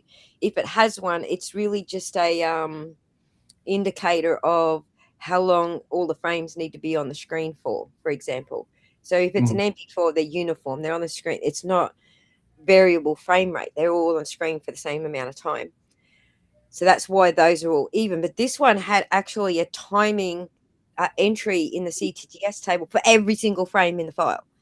So that way the frames were being put on the screen for different amounts of time at different rates, which might look consistent with a Ring camera that's got a lot of movement going on, like a snowstorm and stuff like that going on in the foreground. You might have flurries of more frames and things like that. But that's not what this was consistent with. This was more consistent with specific the way it was exported after it was all cut up and put back together again. That final export had to account for why things don't match, why they're not even 1600 0 or 800 800. So the compiler that did it basically made a CTTS table entry for every single frame to account for that. And one of the clues that's what happened was this content gap of 650 milliseconds. That's how long the frame needed to be on the screen for 650 milliseconds. That means there's some content missing there. That's this marker here, this bright pink marker here. And I can take you to that bright pink marker. Where's our content gap? Right there. That's that marker there. So again, we've got different numbering on each side of that marker.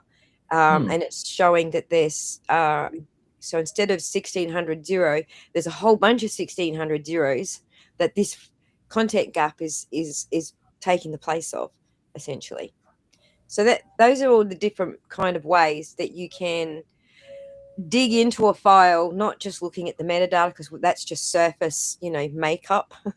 This is the way you can dig into the actual file and do looking at the binary, the bits and the bytes. What do they tell us? How is it ordered? What is the structure of the tables? All of that sort of stuff, like, gives you a much deeper understanding of what's going on in the file. Yeah. Did that answer your question? Yeah, it did. The thing that I wonder about is where the stitching happens. It sounds like there would be, like, even just watching it, there should be a visual indicator that's like something's different here. Then this is how you would go in and look at, okay, well, there's anomalies. that makes sense. Correct. And there were visual things that you could pick up. But remember before when I was saying I never trust my eyes? Yeah. I need to see, because I can now see that stitch mark. When I go to that position in that video file, I can go, oh, there you go. That verifies that what I think my eyes are seeing are actually seeing something. Do you understand what I'm saying? Yeah. Yep. That was why I was saying that before, because bear in mind, these videos were freaking Blizzard.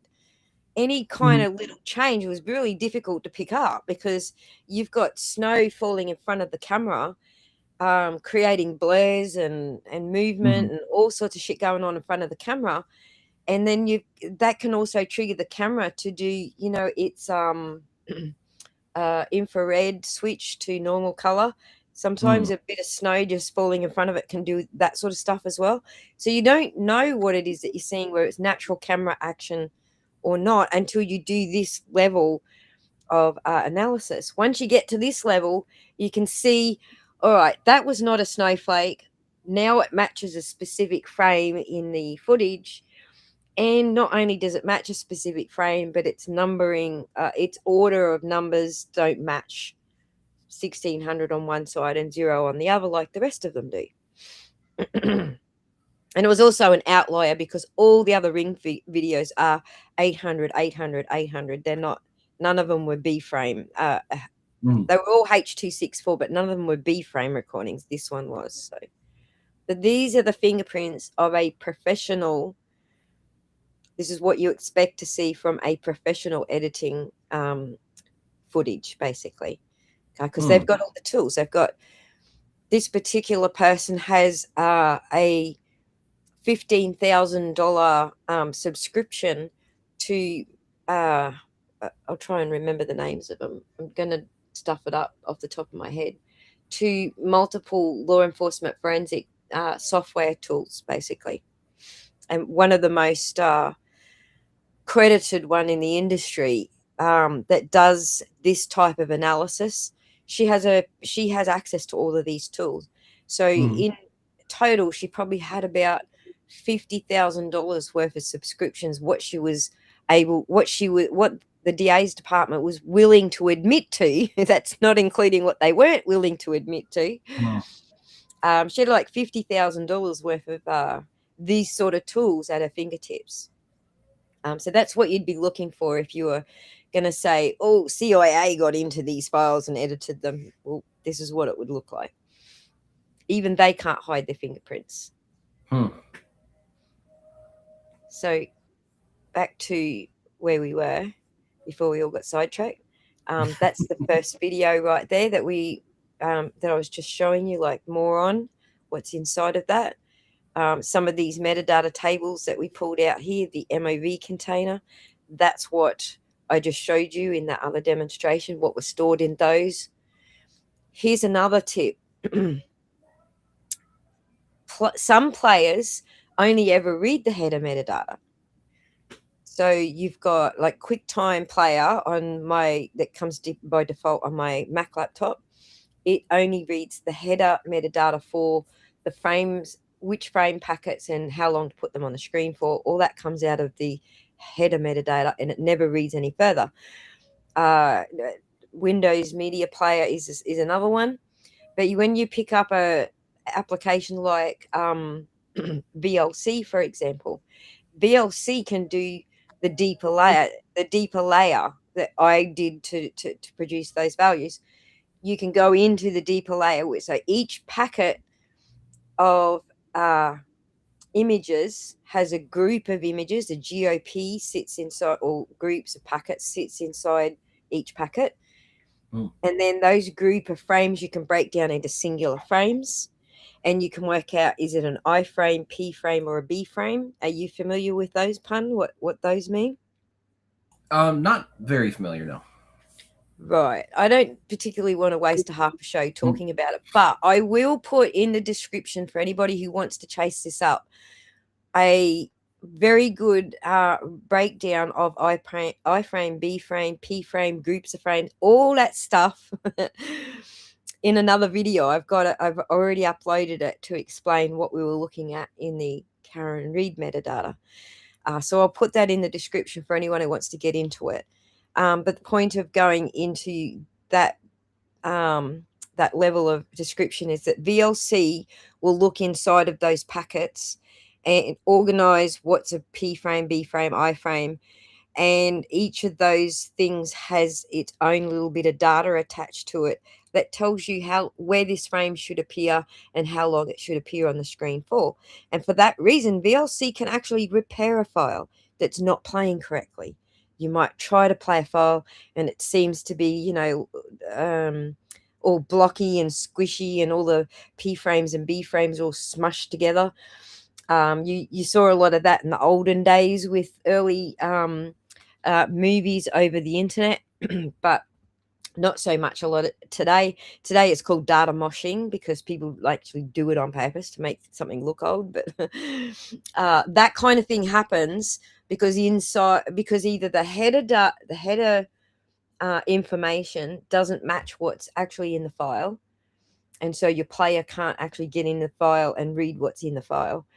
And then you can repair that by opening it in a deeper player like VLC, tell it to repair.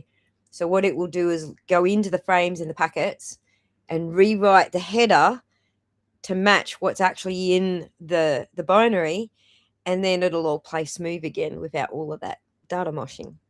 I don't know if that all made sense to you. One of the reasons I asked Pun to come up is so that he can reinterpret into plain English, but I don't know that this is a depth that you actually understand to reinterpret. So Yeah, the majority of that I understand is when it drifts between frames, so it thinks it knows what data that's supposed to go in this little section because of movement. Something causes it to lose that. That's where you get those little blocky pieces, and the next time it keyframes, it rebuilds the image.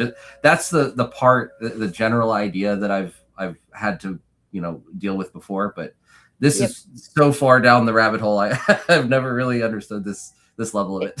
It's very much built on that concept. It's very much built on that very basic level understanding that you have. So I was actually sitting there thinking, maybe I'm going way too deep here, which is why I have you here, which you sort of brought it back to the surface level that people can understand. But anyway, that's that's the seismology, as Stan says, of a video. It's not just ring cams, it's actually just videos altogether. They're either, primarily B frame recordings, or they're primarily I frame recordings, or when you see a mixture in there, that could indicate that it's moving, not moving, variable frame rate. So instead of being a set frame rate, which a MP4 is, it can be a variable frame rate. So a whole bunch of frames happen all at once when there's movement. So yeah, that's that's basically it. I don't know if I helped or didn't help, but shall we go back while the audience catches up on the little techie sidetrack there? Shall we go back and finish the rest of these little video clips? Yep. All right. Where was we up to? So little nerd sidetrack there for the nerds in the audience. All right, we're back to, we got layaways again. All right, so let's play it. No voices in there, but you can see where that was coming from. Definitely safe again.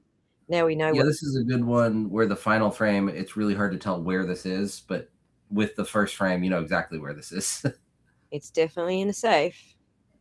So we need more safe pictures with Brandon's voice in them is what we need. So Now, I know I'm never going to get the answer to this, but I wonder what that piece of paper is at the bottom. that was pretty advanced for 3 hours into a video. It's probably God knows what hour of the morning in America too. And I'm sorry if that was over your heads. I apologize. But these are the types of things I'm going to be doing with digging further. So just so you know, you're going to be getting a lot of this in the BAM stuff because I'm going to do these sort of deep dives on the American police dash cams as well as anything else that comes up. We're going to be doing it. The Matrix cam. One that would be nice, I know I'm kind of getting off field here, but the videos about the second or third or 800th U-Haul, whichever one that is, where they're in the store and you can hear Brandon on the other side of that talking about the U-Haul. Mm-hmm. It'd be nice to confirm those, like confirm the dates and times and that they both came from the same device and how far apart they are. I don't know there's going to be a lot of extra data, but at least confirming that they are what they say they are would be a pretty cool thing to do. Are you talking about the shop CCTV? No, this is one of the ones that's on the BAM map. Let me see what the heading is for it.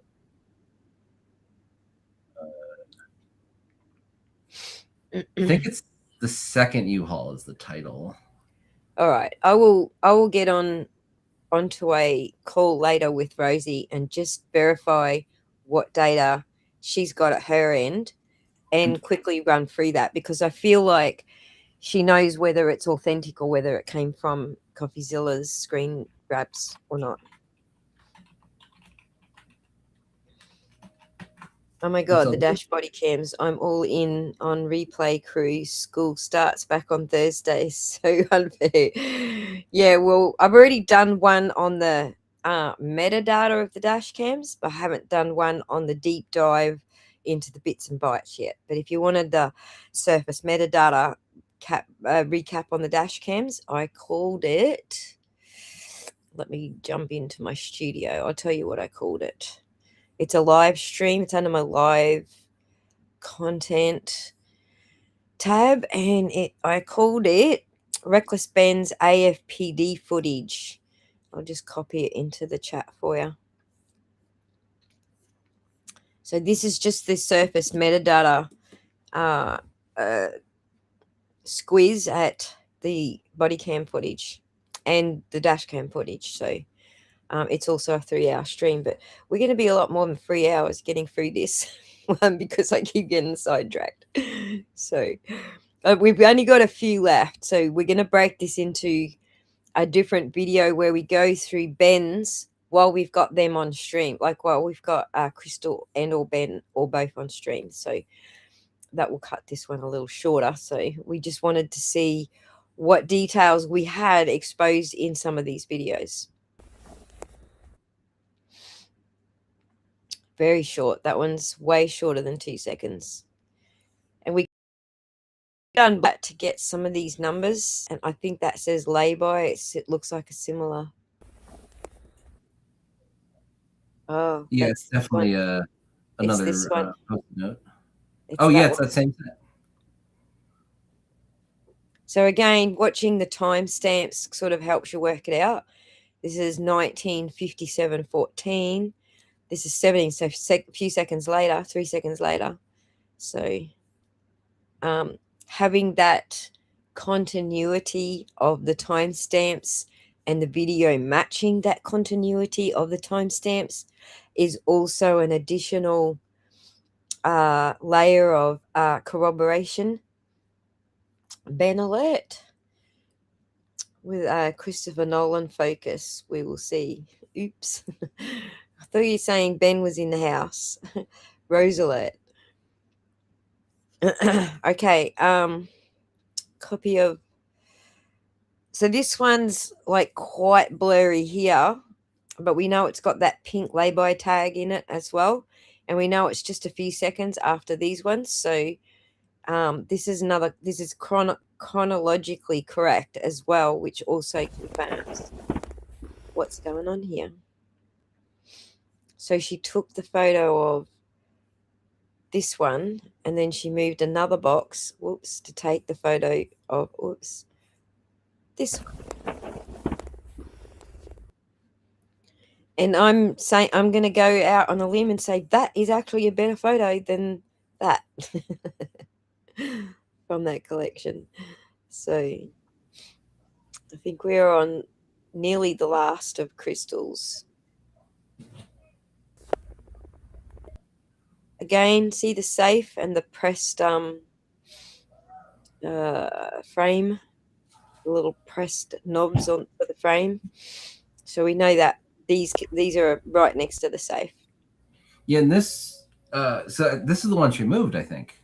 So this not only shows us that's definitely the bottom shelf of that safe. So it appears to be that. Yep, that's the one she but put it's the one down that there was on the just moved. floor. That one. Yep.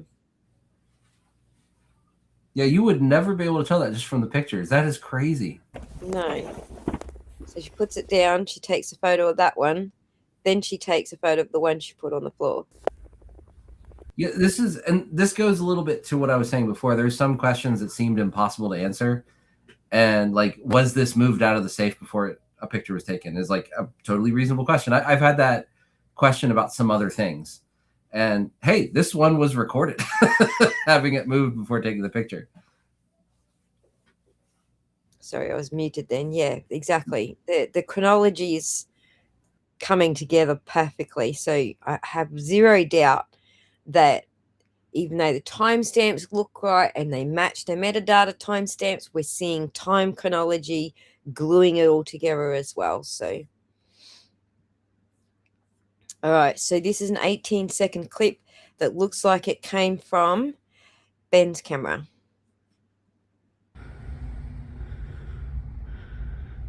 Wow, they had a lot.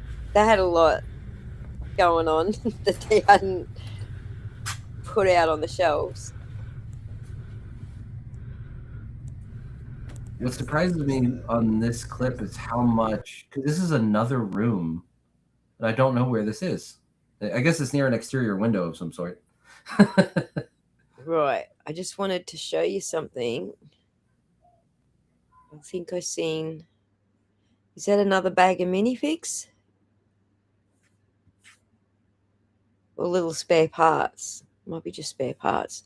But over here in this box,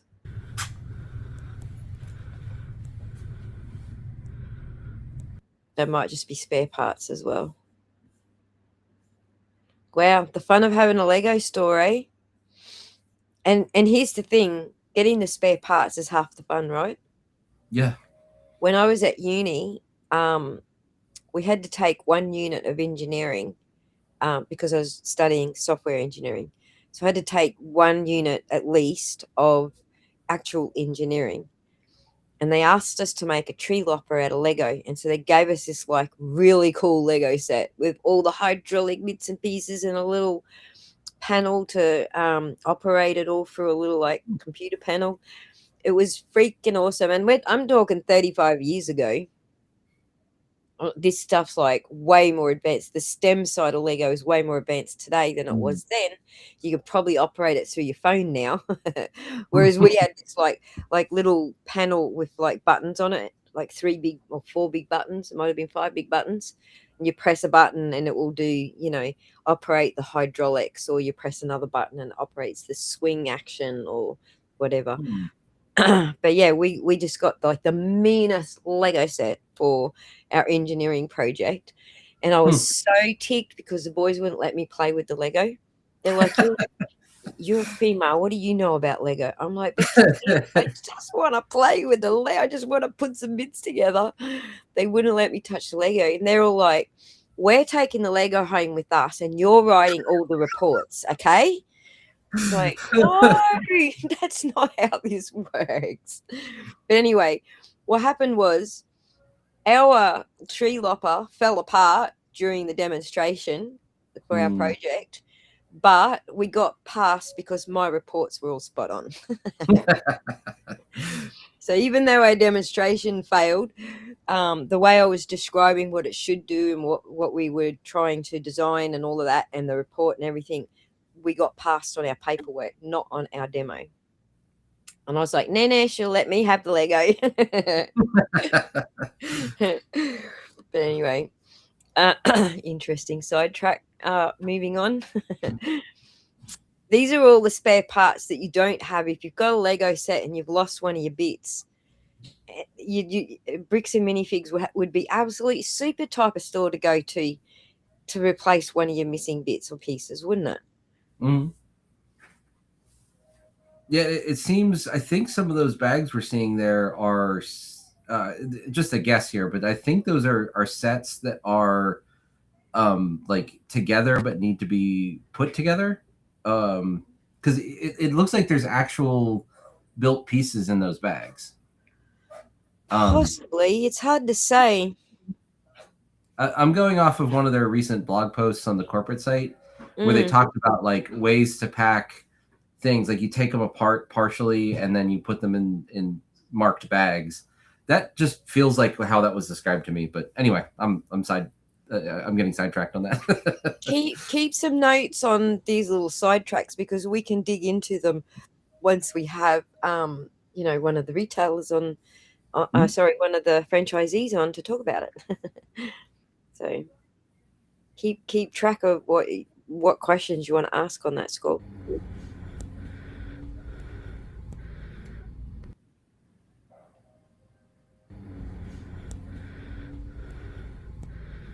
I can faintly hear voices in the background, but not enough to make out what's being said.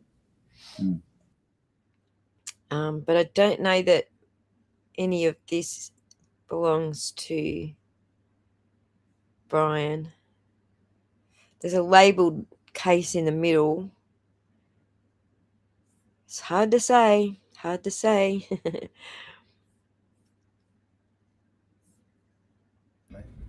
No. Nope, that is That is your problem. So what did he ask? Hang on. Oops. no. Nope, that is I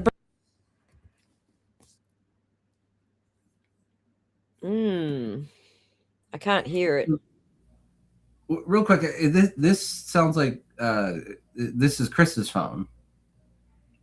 This is Ben's phone, I think. Yeah, this is Ben's phone. And also, Crystal's standing close by, and Brandon is somewhere out further away in the distance. It just sounds like something that was said in that longer video. That's why I'm confused, because that sounds like what she said when he was doing the counter. Right. So she's filming and catching some of that conversation, but Ben's also close by filming and catching some of the conversation. That might be what this is, but I need to know for sure which phone this is. Let me listen closely again because I can hear him, but I just can't make out what he's saying. no. Nope, that is that is your problem. So that continues on another video. I have to piece these together so we can get what time order they're happening in and how they're fitting together in the conversation. The live 40 minutes from that and the 1 hour from Eugene Brandon's other store. Okay, I'm missing some of the conversation context here, guys. Sorry. All right, that's fine. We can come back to the chat context. I don't think we've got all that much more. See, this is definitely a Ben recording. Meanwhile, Crystal's still doing her thing, and she's close by. See the black tubs? She is close by. So that looks like the side of a safe there. And one of the black tubs. Oh, it's not even a half a second. Yeah, it kind of feels like that's the lid being held open. Like one of the clips is still attached. This is the lid here? Yeah, I think she's holding it up. Oh, you could be right there. Yeah, look at that. It's got a rounded edge. You're right. Yeah, I was expecting to see some movement on it, but there's no movement in that little thing. But I think she wanted to get a picture of the inside of the tote. Yep. I think he did get these, but No. finish up on that. So this is more of that conversation. I think he did get these, but No. finish up on that.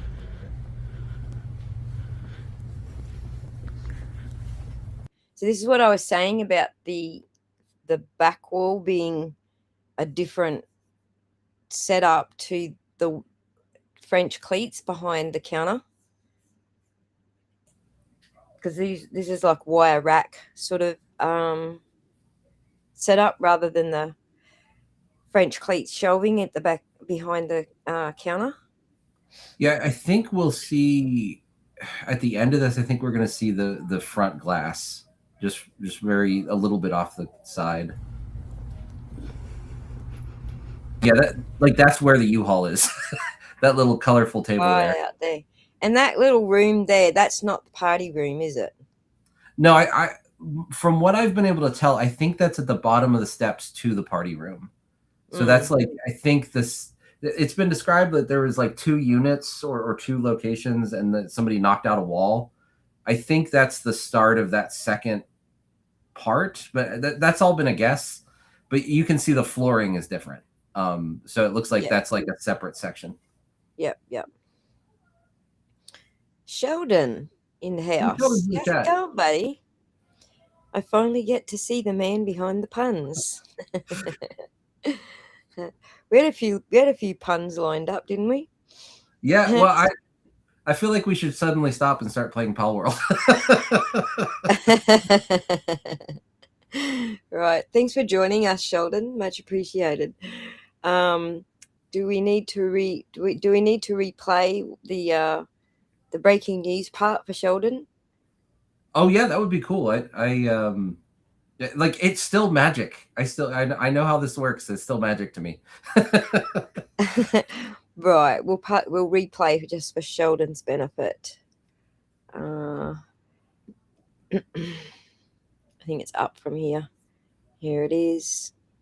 Here you go, Sheldon. You probably just already got the update off of the BAM site. So, but in case you didn't, What's what, and less likely that this is.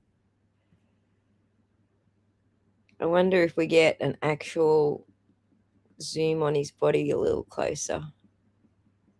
No. Or look, a little bit more of his body is in the. But dang. What's what, and less likely that this is. And so what we can do here, Sheldon, is piece together a little bit more of the conversation to get some context about what he was actually talking there.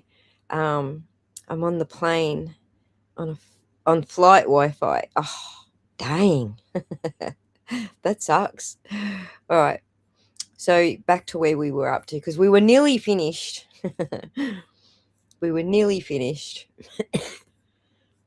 Excuse me. I think I need to wear my throat. Okay. So this is one of the last ones that Crystal took. Or did we go further than that? Oh, hang on. We went further than that. Yeah, we should be out by those totes in the hallway, and then it was a video of the racks with like the Halloween looking buckets. There we go. That's where we were up to. But there's no voices in this one that gives us any clues. So you see, I thought this was the party room for some reason, but this is at the end of the racks. This is at the end of the racks. Right? Yeah, and I was making that assumption too, and I was way off. I thought this was a picture of the party room, but I don't think that the Gormans went up the steps. I think they only filmed on the first floor. The reason I was confused is they said they had to put some of the collections in the party room because they weren't viewable from the front windows, but these are all up against the front windows. That was why I was confused as to which room was which. if that makes sense.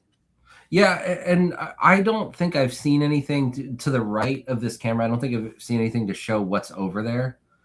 But I know in the very early like Facebook videos, all the collections laid up in the party room, and that's been described as like before they put it on sale, they wanted people to be able to visit it.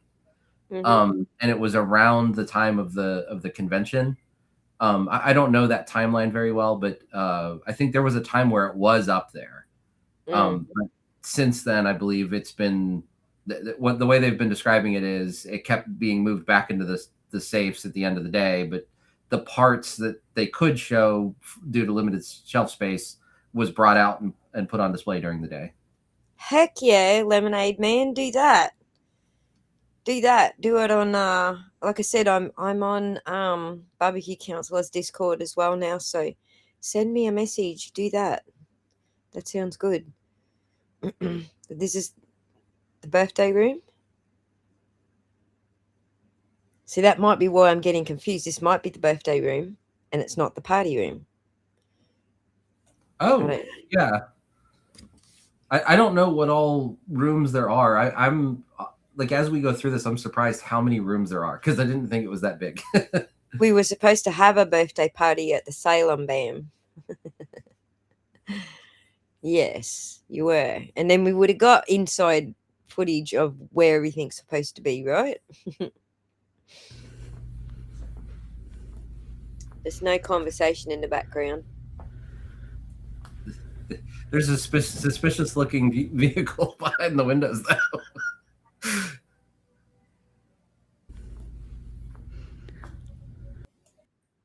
What's that? What's that?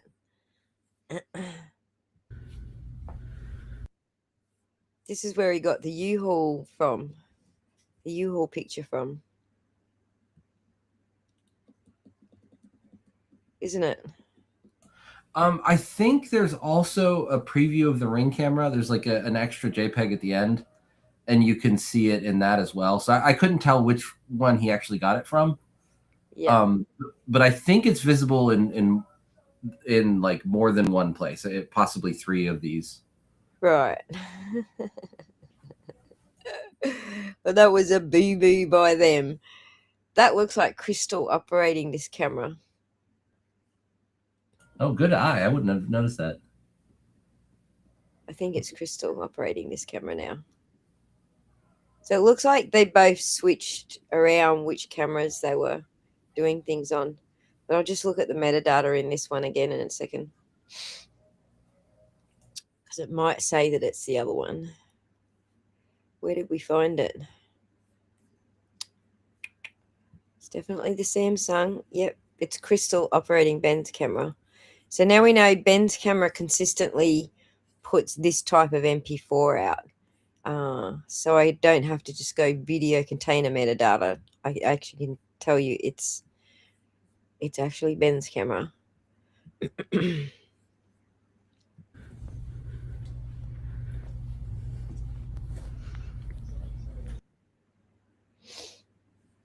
There is noises going on, but very faint. This one's really good for orientation because you can see the register, you can see those gears on the wall, and then it turns, and now you can see all of the glass cases that were recorded. Right, we can see Tattle's cage as well. Oh yeah, the cage. I didn't even notice that. Wait, wrong hand.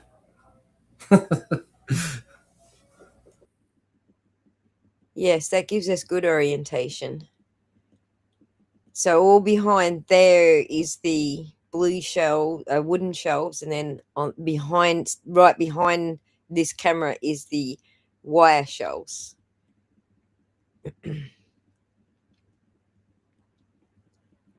But someone said that they actually can give us a bit of a layout for the floor plan, so that'll be good. Because the other option was I was going to ask Crystal or Ben if they could draw us a little mud map that I could turn into like a little 3D drawing using some architectural software or something, or this thing that Rosie gave me yesterday. So U-Haul alert, that's exactly right. That never happened. Never happened. Exactly, Lemonade Man. All right. So moving on to the next one.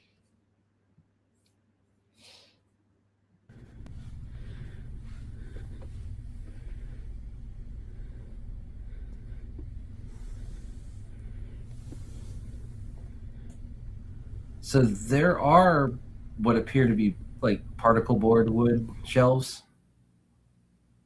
Yep. I don't know what room this is. So with that whole question I had earlier of like it's hard to tell what shelf something is on. Right. Whatever room this is has black shelves that are basically bookshelves. Those are bookshelves, but you can see the difference because the other ones have got the metal bars in the back of them, and they don't have all these holes down there for the shelving. Yep. Do you get what I'm saying? There's some pretty distinct differences. Plus, you can in all of the ones that we think are safes that always got the doors swung open. Yeah, the only ones where it was really a question was if it was a close up and you could just barely see the shelf at the bottom of the photo, Yeah. then you can't see the walls. But now that we know that you can look at the camera being panned, you can actually see there's definitely doors or there's definitely another telltale sign that it's a safe. Right. It was hard to tell them apart without the context. Yeah, and this captures all of these. So if you see something on one of those shelves, you should see the other stuff that's on those shelves. Right.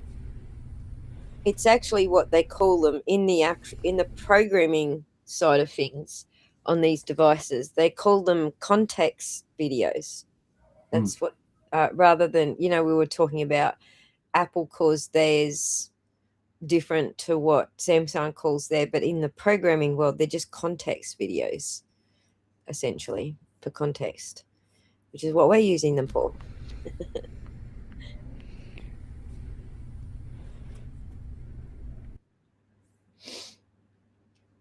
So the wooden shelves and then the French cleat system.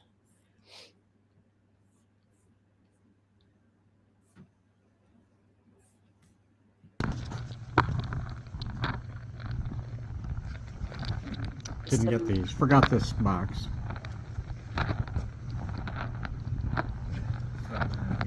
Yeah. No, no.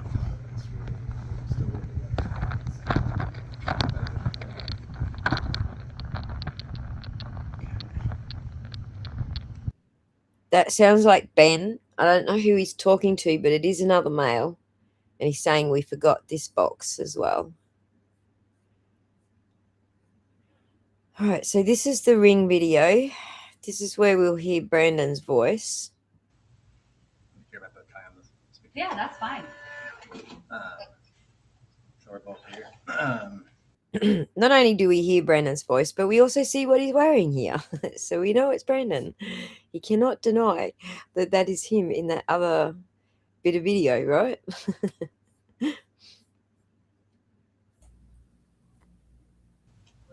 So that what she's printing off is previous records from cells. Just what she's printing off is previous records from cells. Just so she has a receipt of what's due. That's right. Yeah, otherwise I won't know. These are ones that haven't. Sorry? Did he say man cells? I think he did. I've never caught that before. He said what she's printing off is previous records of sales. Let me see if I can. Let me see if I can chuck an audio thing on this. Let me see if I can chuck an audio booster on this. Can you still see it? Yeah.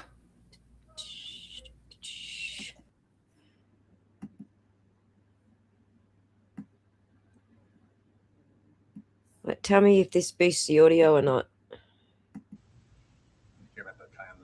Yeah, that's fine. So we're both here. So that what she's printing off is previous records from cells.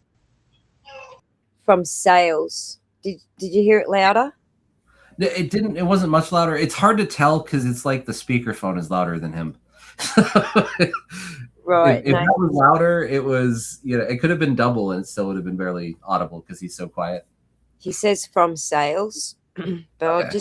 I'll boost it up another notch and play it again. Let me just get the booster thing happening. Where did it go? Boost it up a little more, and then I'll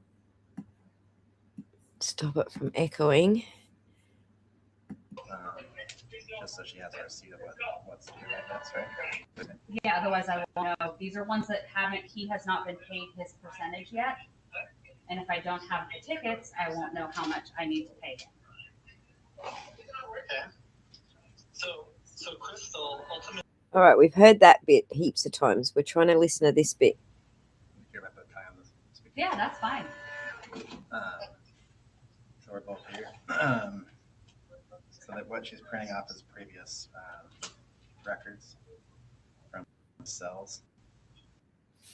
I don't know if he says men sells or sales, but I wouldn't imagine he would say men sells plural. It sounds like he's saying from sales, but there's a little glitch in the audio right when he says it. It's definitely inconclusive. I can't tell what he's saying, but it does sound more like what you said, that he's saying the sales or from sales. This is the full video. Kiki speak. This is the full video straight from their phones. Yeah, I'm probably gonna. Oh, good. There's just a little glitch in the audio right when he says it. It sounds to me he says like from sales. Why would he say men sells plural? Because it's only one collection, right? Or one person, one collection. So one of the things I'm confused about is we've heard about Brian, like primarily like everything that the Reckless Ben video said forward, like we hear about Brian being like the contact, but there is a Facebook post that has his father in it.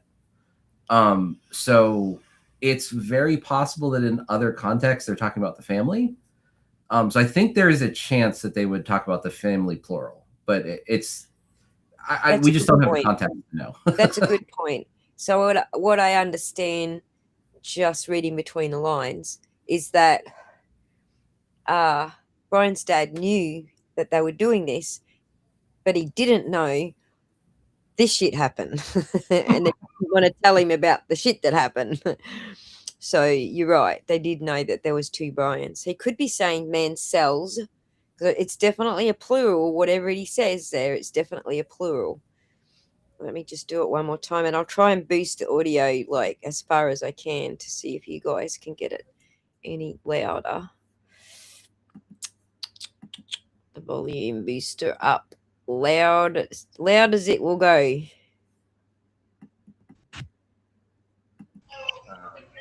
Just so she has a receipt of so we're both here. So that what she's printing off is previous records from cells. Just so she has a receipt of what's. I think it's sales. What she's printing off is previous records from sales.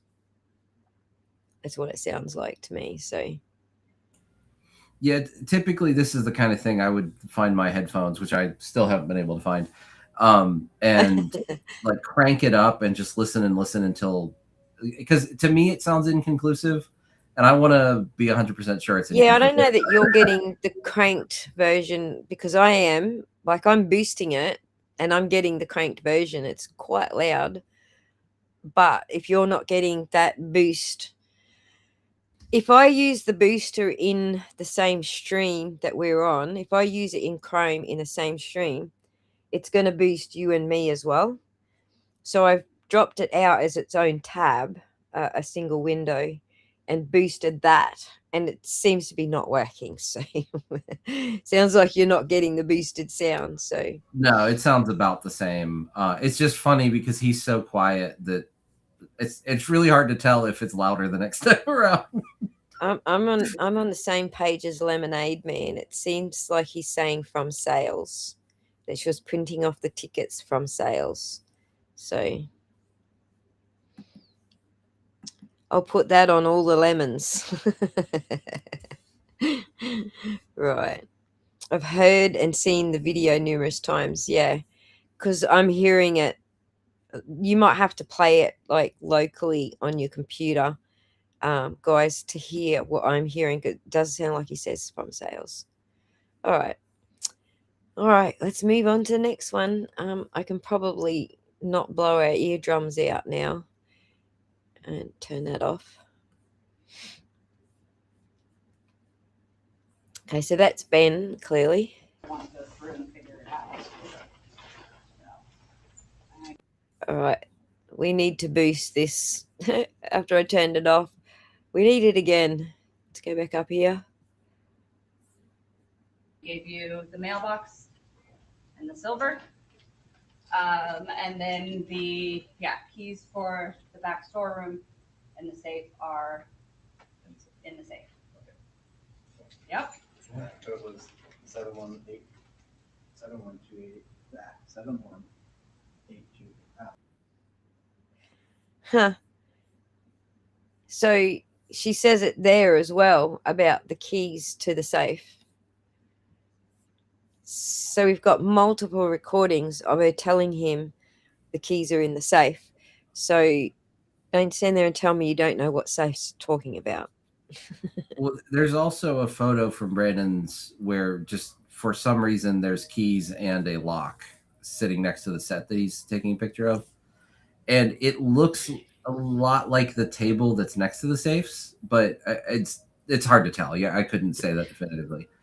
But we know that he has the keys in one of his pictures. Right. Yeah, well, I'm just not buying any stories that, they have no idea what safes. There were no safes. They don't know what keys, anything to do with that. I ain't buying it because she's done it multiple times. You talked about the keys in the safes. Just back to the start, just to hear what was said earlier. I want to go through and figure it out. I gave you the mailbox and the silver. And then the keys for the back store. So she's talking about something there at the start. I want to go through and figure it out. Something about figure something out. So they must be talking about figuring out what to do with Mansell's collection, I'm assuming.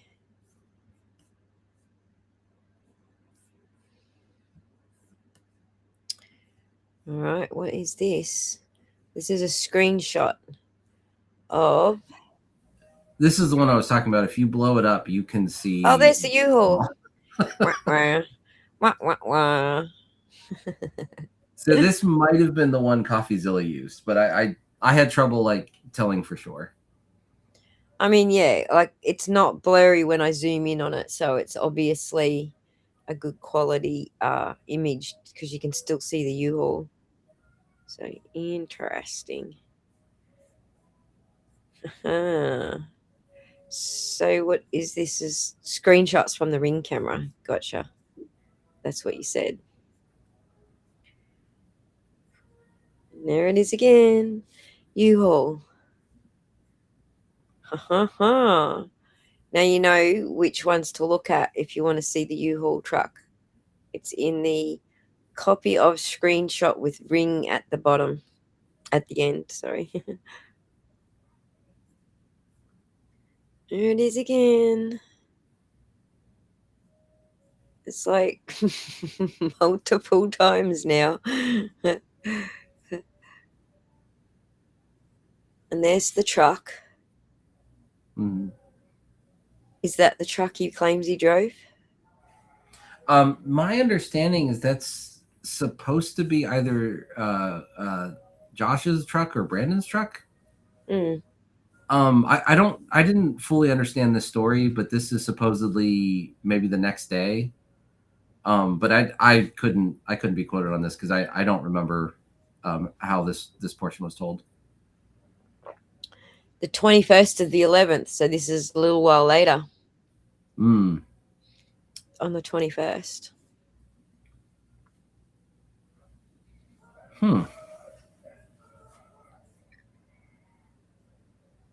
He's taking screenshots from media on his phone on the 21st.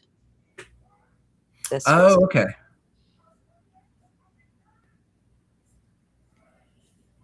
Oh, I think there's a timestamp. So if you go back to the truck, there's probably a timestamp.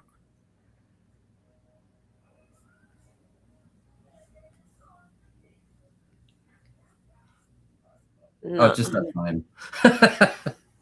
He's just hung up on a call. See, I think this one, I don't know. This is actually, it could be a camera. See how it's a little fisheye? It looks like it is actually a CCTV. Yeah, I don't know. Look at those controls at the bottom. There's an SOS button. He's just ended a phone call or a screen, whatever it's called, video call. I'd like to hear more because they might be able to explain like what Origin and what it is. Yeah. Agreed. We can ask more questions about that. Okay, so this is in 2025. So the 9th of the 1st in 2025. This is taken with the Galaxy. So this might be well, that's that thing I was telling you about that happens to my microphone sometimes. But it's actually in this video. This is, I think, Katie Lynn gave me some context here, but because I think this is the extra couple of boxes that they found in their garage after one of, not Comic-Con, what was it? After one of the conventions. Yeah, so my understanding of that is after one of the really early conventions, they had placed some of the boxes next to the book publishing boxes, and they got like piled in a corner of the garage. And then when they were moving, they revealed, like they found out, oh, we have these boxes back here. We didn't know these were here. Right. And then to say, well, she must have stolen things because she found boxes and returned them is a bit of a leap, in my opinion. So it's a missed call. They're saying that it's a missed call. It's a Lorex security camera screenshot. Thank you, Nikki. Thank you, Nick. It's like in Dumber and Dumber. It is, Stan. Yeah, so I think this is like later they find some extra boxes that they did actually have still at home from one of the conventions or something that they had taken some out for. But we can ask them. We're going to have them. Oh, where the hell did I put that? Oh, it's in another. They said they had footage of the whole exchange too, so there's probably additional information to be shared. Like a cheesy ad, but wait, there's more. This is the same thing leaving the store. I don't know. Am I going backwards, or is this a copy of another one? It's a copy. It's a copy of a copy, and this is also a copy of a copy. Yeah, that looks like copy. This is a copy of a copy. This is the. This one is actually the ads that they ran, I think.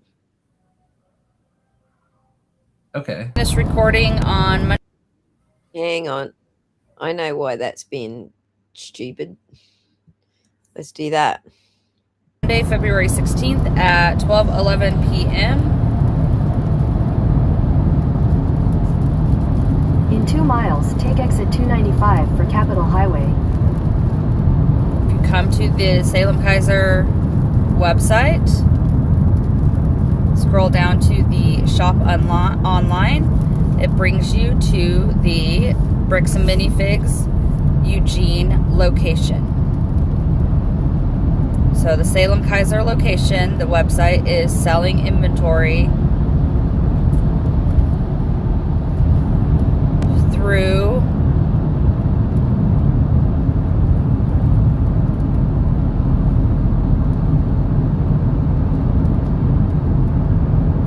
the Eugene Stores website. Interesting. In that whole little rigmarole, I just worked out what the audio problem. Remember, I was talking to you about an audio problem when I use Restream. Yeah. I just nailed what that problem is. Cool. It's the booster. It's the volume booster in Chrome. It's doing it. Okay. Thank you, Katie Lynn, for the super chat. Check your DMs. Also, show the locksmith in the U-Haul pic. Okay, hang on. I didn't notice a locksmith. Hang on, let me check DMs. Check your DMs. Hang on. We got the lemonade man.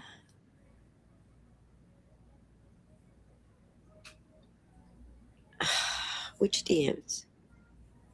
Check your DS. Oh, Discord. Yeah. I'm on Discord. I'm not seeing you, Katie. Hang on.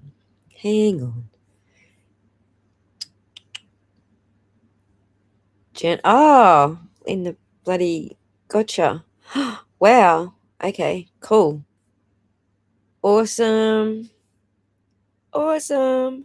Okay.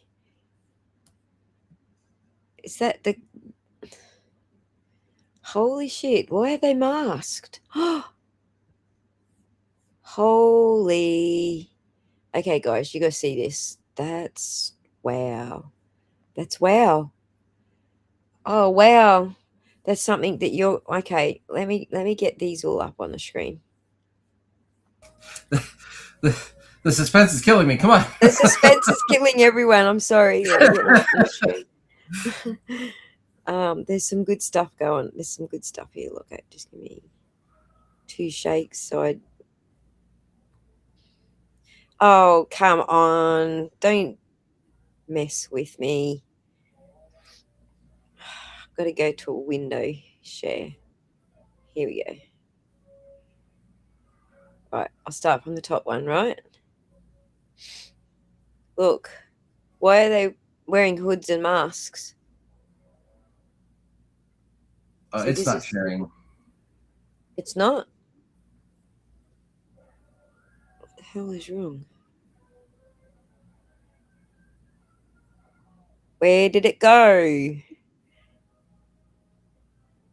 Okay. Sorry. What? Weird shit going on here. There. Look, why are they wearing hoods and masks? It's the 1st of April 2023. Is this the break-in, maybe? I don't know. Not in 2020. Hang on. 2024. Oh, that is the break-in. Hang on. Katie Lynn's giving us some context in the chat. This was a post on the Facebook asking to help to identify the break-in. Right. Thank you, Katie Lynn. So it's 1st of April 2023.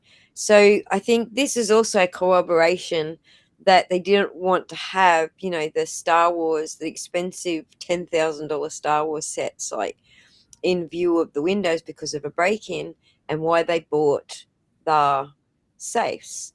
So this is corroboration of that. I think actually I think this is US timestamp, so I think that's or January 4th. Oh, I apologize. It is Yeah, US. it's better when it's year, January month, 4th. I apologize. Bloody time zones. All right. And then the next picture is there's the party room, and it's behind that wall where Katie Lynn said. So the wire rack wall, behind that wall is the party room, and then out here is the room we thought was the party room. So now I'm getting some context here. And then over That doesn't here look is like there's the any stairs, which is what I thought. I've been way off. right. So it's all one level. And then here's the layout. So there's that room, and the party room is behind there. It looks like there's another room in behind there. So that's probably the office or whatever. And then this looks like the shop fit out. This looks like when they first fitted out the shop before they even got to painting. There's also a corner visible on the very right there, so there must be rooms on the right side as well. There looks like a room back there, yeah. I'm thinking office maybe down that side, and then party room, and then that Well, I front think there's room. another office across the hall from. So, like on the very, very right, there's a corner and a wall This that looks corner like that holds here, a room. that could be a room in there. Yeah. Yeah. Totally. Thank you, Katie Lynn. That is freaking brilliant. Thank you heaps for that. Much appreciated.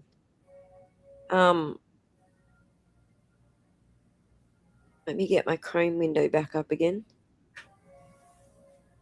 Nope. Nope. I've lost my windows. Hang on. I have to actually, because we're not going to be doing any more of the audio boosting since it's being a bitch. I will just open this back up over here in this tab, and then I won't keep losing it. All right. I really hate how Mac makes you work so hard to find your freaking tabs. Okay. We're almost done, guys. We're almost there. And I'm going to start from the bottom of the list and just work upwards because we were almost at the end. This is the recording with Kai, which we've heard a million times. So I'm going to work from the bottom up so we know what we're looking at. Oh, I think we were done. This recording on Monday, February 16th at 12:11 p.m. Yeah, we just In 2 miles, take exit 295 for Capitol Highway. If you come to the Salem Kaiser website, scroll down to the shop online, it brings you to the Bricks and Minifigs Eugene location. So the Salem Kaiser location, the website is selling inventory through. So who owns the Eugene location? Dun dun dun. Well, that's actually something I was going to mention earlier, talking about like employees. When it was described in like a couple of Brickheads interview, and it was described in other places that their independent third party or their third party inventory was Baker Bricks, but that's who owns the Eugene store. Like the secret shopper, the guy who's taking over the store, that's their independent person. And so the meaning of employee, you can kind of, sure, maybe not employee, but employed by. So Where's the locksmith guy? there I can see Brandon in the background here. Sorry, in the reflection here. And I can see the U-Haul truck. The locksmith guy. I think there's another. Yeah, that one. Is that what we're seeing there? That bigger. Can't zoom in any further than that.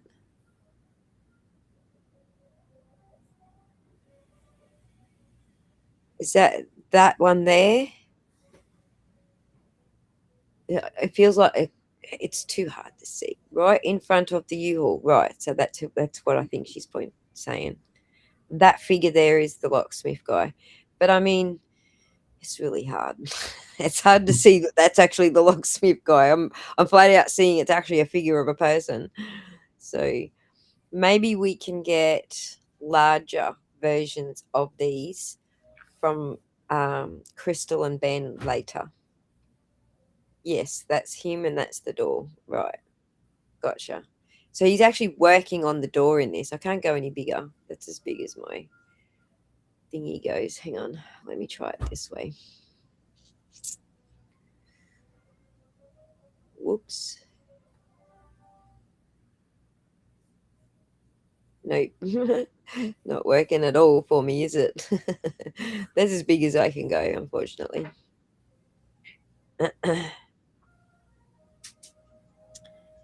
So we're there. We found the figure, but it's very difficult to see. So what we might do is ask for a larger picture of this so we can actually zoom in on it and see what's actually there. So, and this is after the Gormans have left. Good point. Excellent point, Katie Lynn. Very good point. Pull up Discord again. All right. Yep. Thank you. All right. I can probably do a zoom on that one. Yes, I can. All right. Discord, replace that screen. There you go. Good girl. You're thinking of all the things for me. Are we seeing it? Yes. That's apparently the locksmith guy. Like so soon. But I mean, we're not seeing any timestamps on these, but I think I will ask Crystal when I speak with her to get her on a live stream to have these ready so we can grab a copy of her and we can actually zoom in on them. Bibi got ripped off. The locksmith ripped him off. Oh, you've seen the receipt. He got ripped off. They charged him a lot, did they? It's funny. Something that's funny is there's actually 4 doors to this place. You can see these two. There's the one he's working on. There's the main entrance, which is far off to the left of this. Yeah. And then the other side of the building, what we saw in the Reckless Ben videos is there were 2 doors. One of them seemed to be like blocked off by the back shelving. But the other one is the one the manager pops out and says, "Hey, what are you doing out here?" So right. there are many doors to this place. Right. Following. All right. Well, that's interesting. We're at the end of the list now. So, yay, we got through all of the 20-second videos. That was a major mission. Thank you heaps for your feedback and your help. You made it way more interesting than listening to my own boring voice. Is there anything else that you would like to cover before we wrap up? No, I just would like to tell the audience that these pictures, have had a lot of information, and from these pics, just whichever one is your favorite, take your pick. I think my favorite is catching Brendan actually talking to Crystal about the collection he has no idea exists while she's standing in front of it photographing it. What was your favorite? So this is going to be silly, but it's actually one of the ones in the safe where the camera pans really fast, because that's when I realized we can figure out which safe each picture's from because of that. Mm-hmm. So I don't know how well I'll be able to, help put that all together, but I am so interested in finding out the locations, because there's been this question. I guess I will talk about this more than I said I had nothing, but no, I do have something. There's been like people who are detractors have been saying, well, here's a picture of the office. Where's the safes? And it seems like there are 2 separate rooms that are being conflated as this is where the safe should be. And so now we have better visuals of where things should be. And all those questions of like, okay, well, where's the safe in this picture? Those are probably going to end up being the wrong room, and we'll be able to establish which room they really are in, how many there are, what shelves contain what. So with all this, we should be able to put that together, and those really weird questions of where's the safes will go away. Correct. And I think that the more questions we ask, so this is what I plan to do when I get them on stream, if they're up for it. Like, there's always I don't have time to do this with you, so I'm not factoring that in right now. But what we can do with all of this is switch it around a bit. I'll put this little bit on the left here back underneath its file metadata, and I'll fill that spot with which room the photo's taken in. And then we'll get a little floor plan, and then we'll actually be able to do maybe a little carousel kind of thing for each room, so we know which Legos were in which rooms. So something along those lines. We're brainstorming at the moment. Awesome. One more thing I want to add, because as that is figured out, so there was an estimate that was given in a video, and I think it was one of M&R Productions videos. He used footage that was, or a different set of footage to make his estimate. Once more of this is available, then I think those estimates will be way more reliable. Because one of the things with that was it was hard to tell what was multiple and what belongs in the collection. But now we have pictures of yellow stickers, and we have pictures of multiple sets that match, like things that have Actually, duplicates. you could be right there. The whole valuing of the sets had to be multiplied out by how many actually existed, and I don't know that their Exhibit B did that. I will chat with Rose about that later, because they've been over this data like way heavier than I have. I'll have a chat with Rose about that later and see what we can come up with. Because you're right there, because I don't actually remember the columns actually multiplying out. I just saw a Lego part number, and then the under, and then the low price, the high price, and then a value of what it sold for. So we don't know how many of those actually existed. So that actually indicates to me that is not actually Brian Mansell's spreadsheet. Well, so we know that there's two spreadsheets, but it's like an accident. So there's the main spreadsheet, at least what's been described, and then there's an export of it, of like a read-only copy that was sent. And I think that's the copy that Collecting Weekly had. And that a lot of people are like, oh, I've got the spreadsheet. Let me go look at this. I think that it was an outdated one that may have been missing, like an extra sheet or something. I don't remember all the explanations, but I know that like he didn't get the actual one being updated. He got a copy. Yep. So the copy that CoffeeZilla used, I downloaded that because he had a link for that. I also that's also the one that the BAM map originally linked us to. Those are the people that did CoffeeZilla's number crunching. And then I matched that against Exhibit B submitted in the RICO case. I don't know which exhibit. I don't know which case it was submitted in. It was either the RICO case or the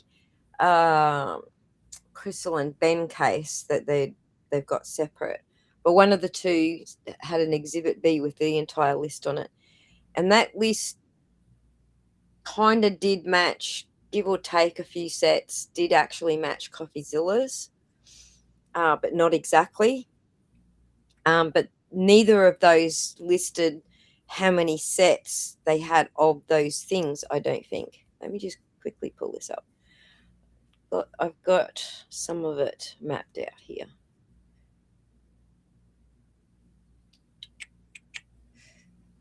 BAM sales.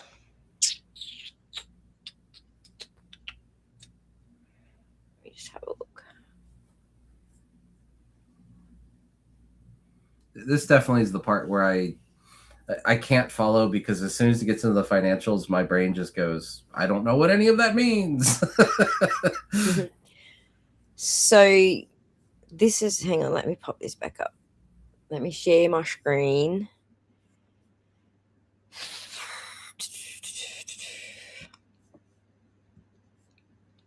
Replace that with, what am I in? This one. Thought I was in numbers, but nope. So this is basically an accounting, my own sort of copy of their Exhibit B, and trying to get an idea what's there and what's not. But if you have a look, see how it says that number and that number are the same. So there's two sets of those. This number here, I think this number here is the POS ticket ID, rather. Yeah, that doesn't work. So it's two sets sold on one ticket ID. Hang on. I need to get my columns right. Set numbers. Original price, unit price, and final price. So this is what I need to do, is go through, see how none of them say like multiple sets for that number? Yeah. And this is from their exhibit. Their exhibit was like 40 pages or something. But I turned it into at least 7 pages here just to get them all row by row so I can understand what the hell it is. See, this is the point that I'd like to make about these, is that they made it as messy as they freaking could, so it was hard to follow. I'll try and pull it up if I can. Not that one. I've got it here somewhere. And not that one.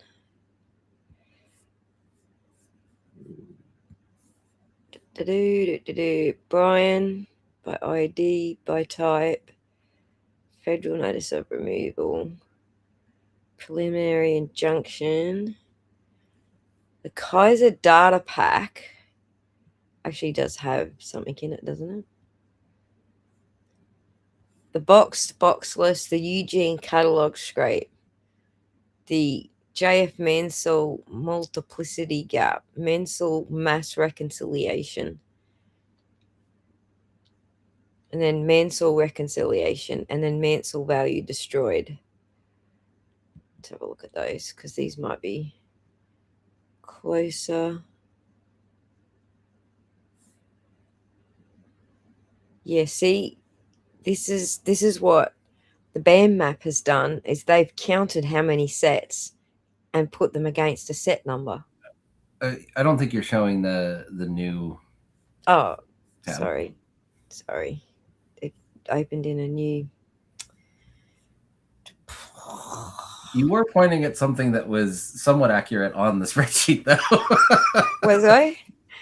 It was a column that was similar to what you were saying. Look, Mansell copies, 5 of them under that set number, 3 of them under that set number, 30 of them under that set number. So someone has already crunched all of those, but this is not the full accounting. But I think we can get the full accounting onto that one I was just showing you now, because now we've got the photos to match, we've got multiple spreadsheets to match, we've got extra homework that the BAM map has done. We got everything. It's just going to take time. That's the only thing I don't have right now. Yeah. So tomorrow I have to go to town and pick up my beautiful glass sliding doors for my house, which sounds a lot easier than it actually is, because it's like a 1/2-ton crate, and I don't know how we're getting the 1/2-ton crate onto my trailer yet.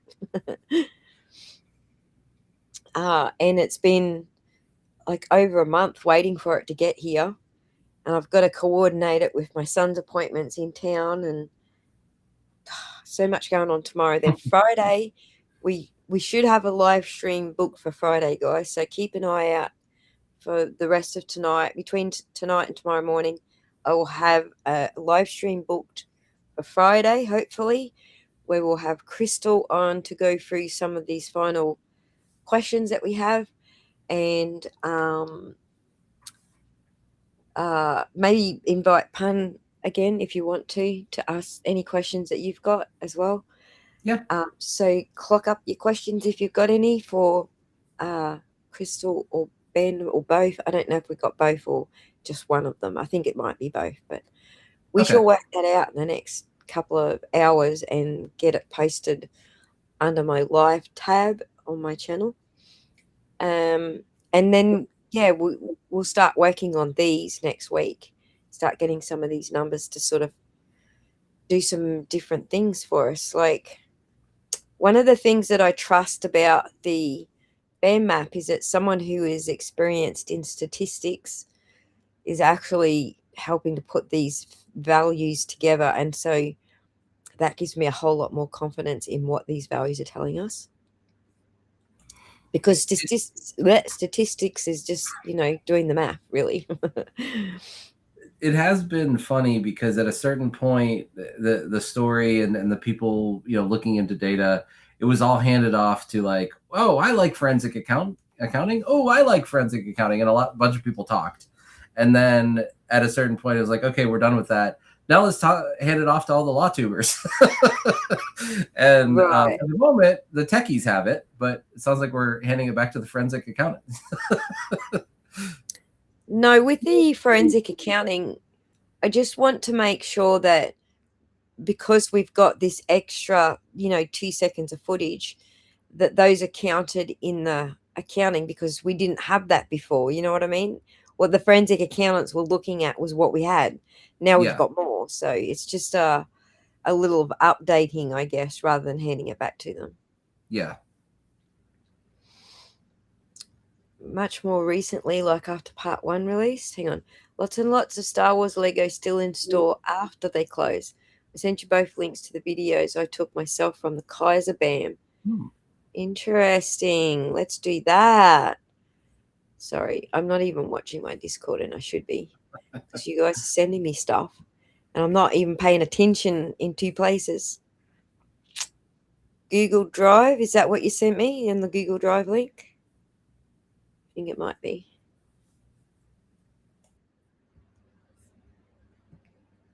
Okay, I just requested access to your Google Drive link, Lemonade Man, as a viewer. I'm talking much more recently, like after part 1 release, right? So you went in there and into the store and filmed this stuff. Yes, I've got it. All right. Give me access to that puppy. Let me try it again. Hang on. Yep, I got it. Okay. MP4 format sounds good to me.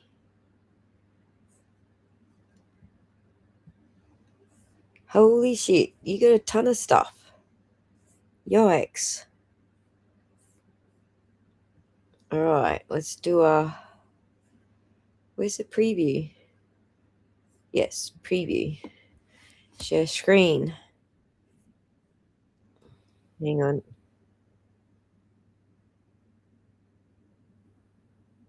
Well, let me get an interesting screen to share first. It's the front of the store.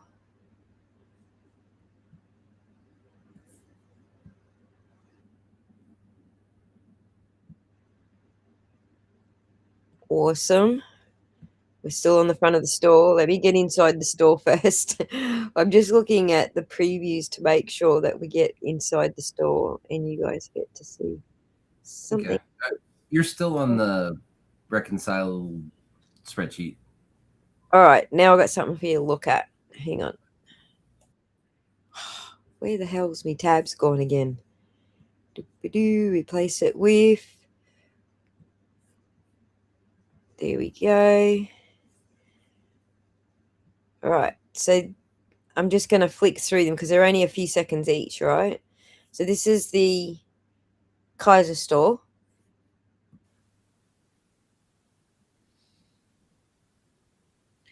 Oh, they got security cameras up and stuff.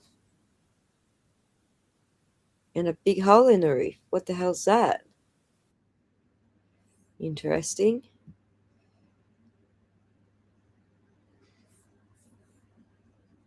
Oops, I just hit the wrong button. Sorry, guys.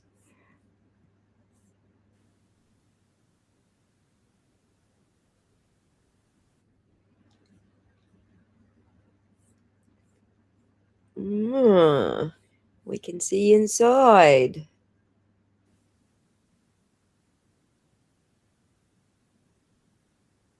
It's definitely a Star Wars set. Don't know which Star Wars set, but that's definitely a Star Wars set.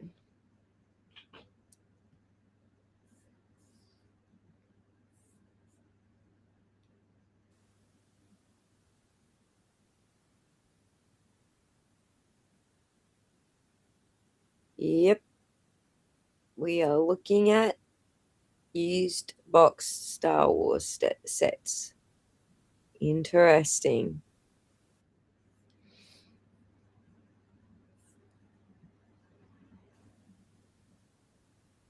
Yep.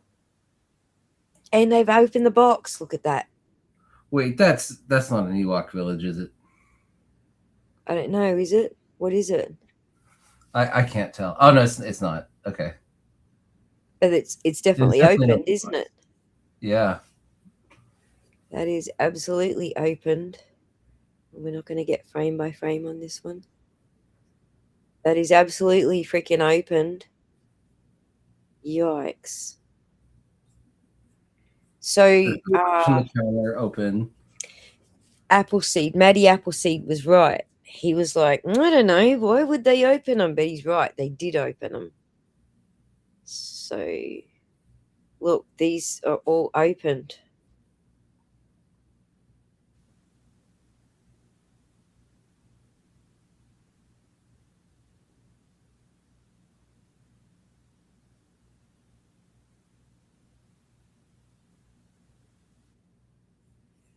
Man. I think that's the same video. I think I just got to the end. Yeah, we got to the end. Those are all opened.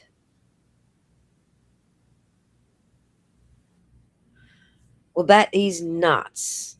That is crazy.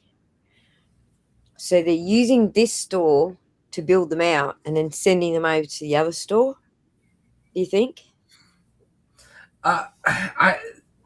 It sounds like there's a lot of plausible things, and it's possible that all of them happened. The point I keep making is we have information about November 14th, 2024. We have information about a little bit of information about November 15th, 2024. We have zero positive or negative information about every day after. Literally anything could have happened any of those days. Anybody from Utah could have come back.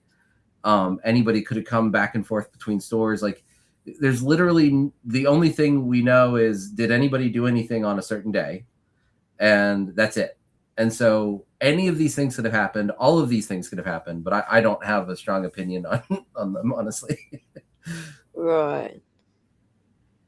It's crazy, like, and it's good that everyone is moving along the timeline together and trying to collect the information. I really appreciate that, Lemonade Man, for those snapshots and what's going on in that store.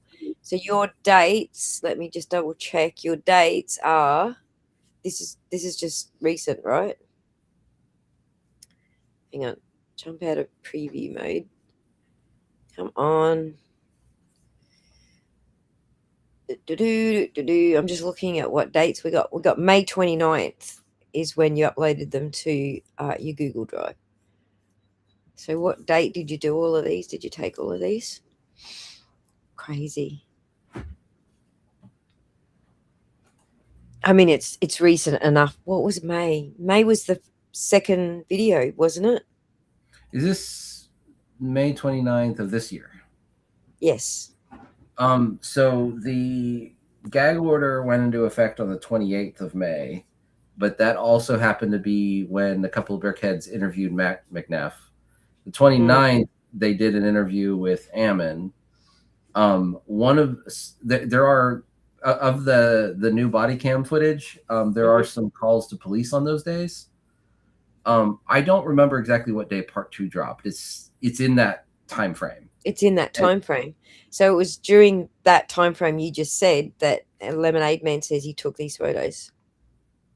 Yeah, and very soon after there was the American Fork response too, where the police chief got up and mumbled. So, and then the day after this, we've also got them doing the whole LLC bloody shuffle.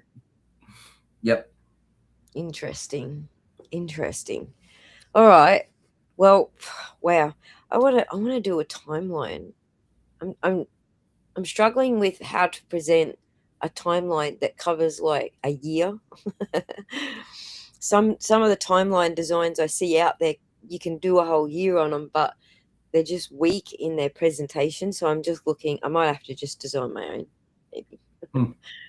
I put together anywhere I could get a screenshot of some piece of activity that had a date on it. I started putting together in a big whiteboarding exercise, and yeah, it's very hard to display. And so it's just this very wide whiteboard. But it is very helpful for these timelines because there's things that happen in very weird ways. For example, stuff that happens in part 3, some of it's like a couple days before they arrived in, or they started with like, because I think some things happen on like March 8th. And then the events of part 2 happen. And it's just weird once you put it all together. Like, I can't believe this stuff all happened on the same day. Yeah. Yes, please, Lemonade Man, if you want to stop by and do some more updates, that would be bloody awesome. What was I going to say about all of this? It was something I was going to say to Lemonade Man. I don't know. It fell out of my head. Yes, Katie Lynn, any open boxes, the more the better. That's exactly right. Pour a lemonade out for Tattle. Right. All right. Well, I think we've flogged that to death. We're nearly 5 hours in, and you obviously got to go to bed. I can't hear your kids, so clearly they've crashed out. So thank you very much for joining us and going through that with us. We will do another live stream where we go through Ben's photos as well, but we'll do that with Crystal and Ben so we got more information on which rooms each of them are taken in and blah, blah, blah. So we'll book all of that. Keep an eye on the live stream tab to see when I book it. Thank you, everyone, for dropping by. And we will talk to you all again very, very soon. Be good.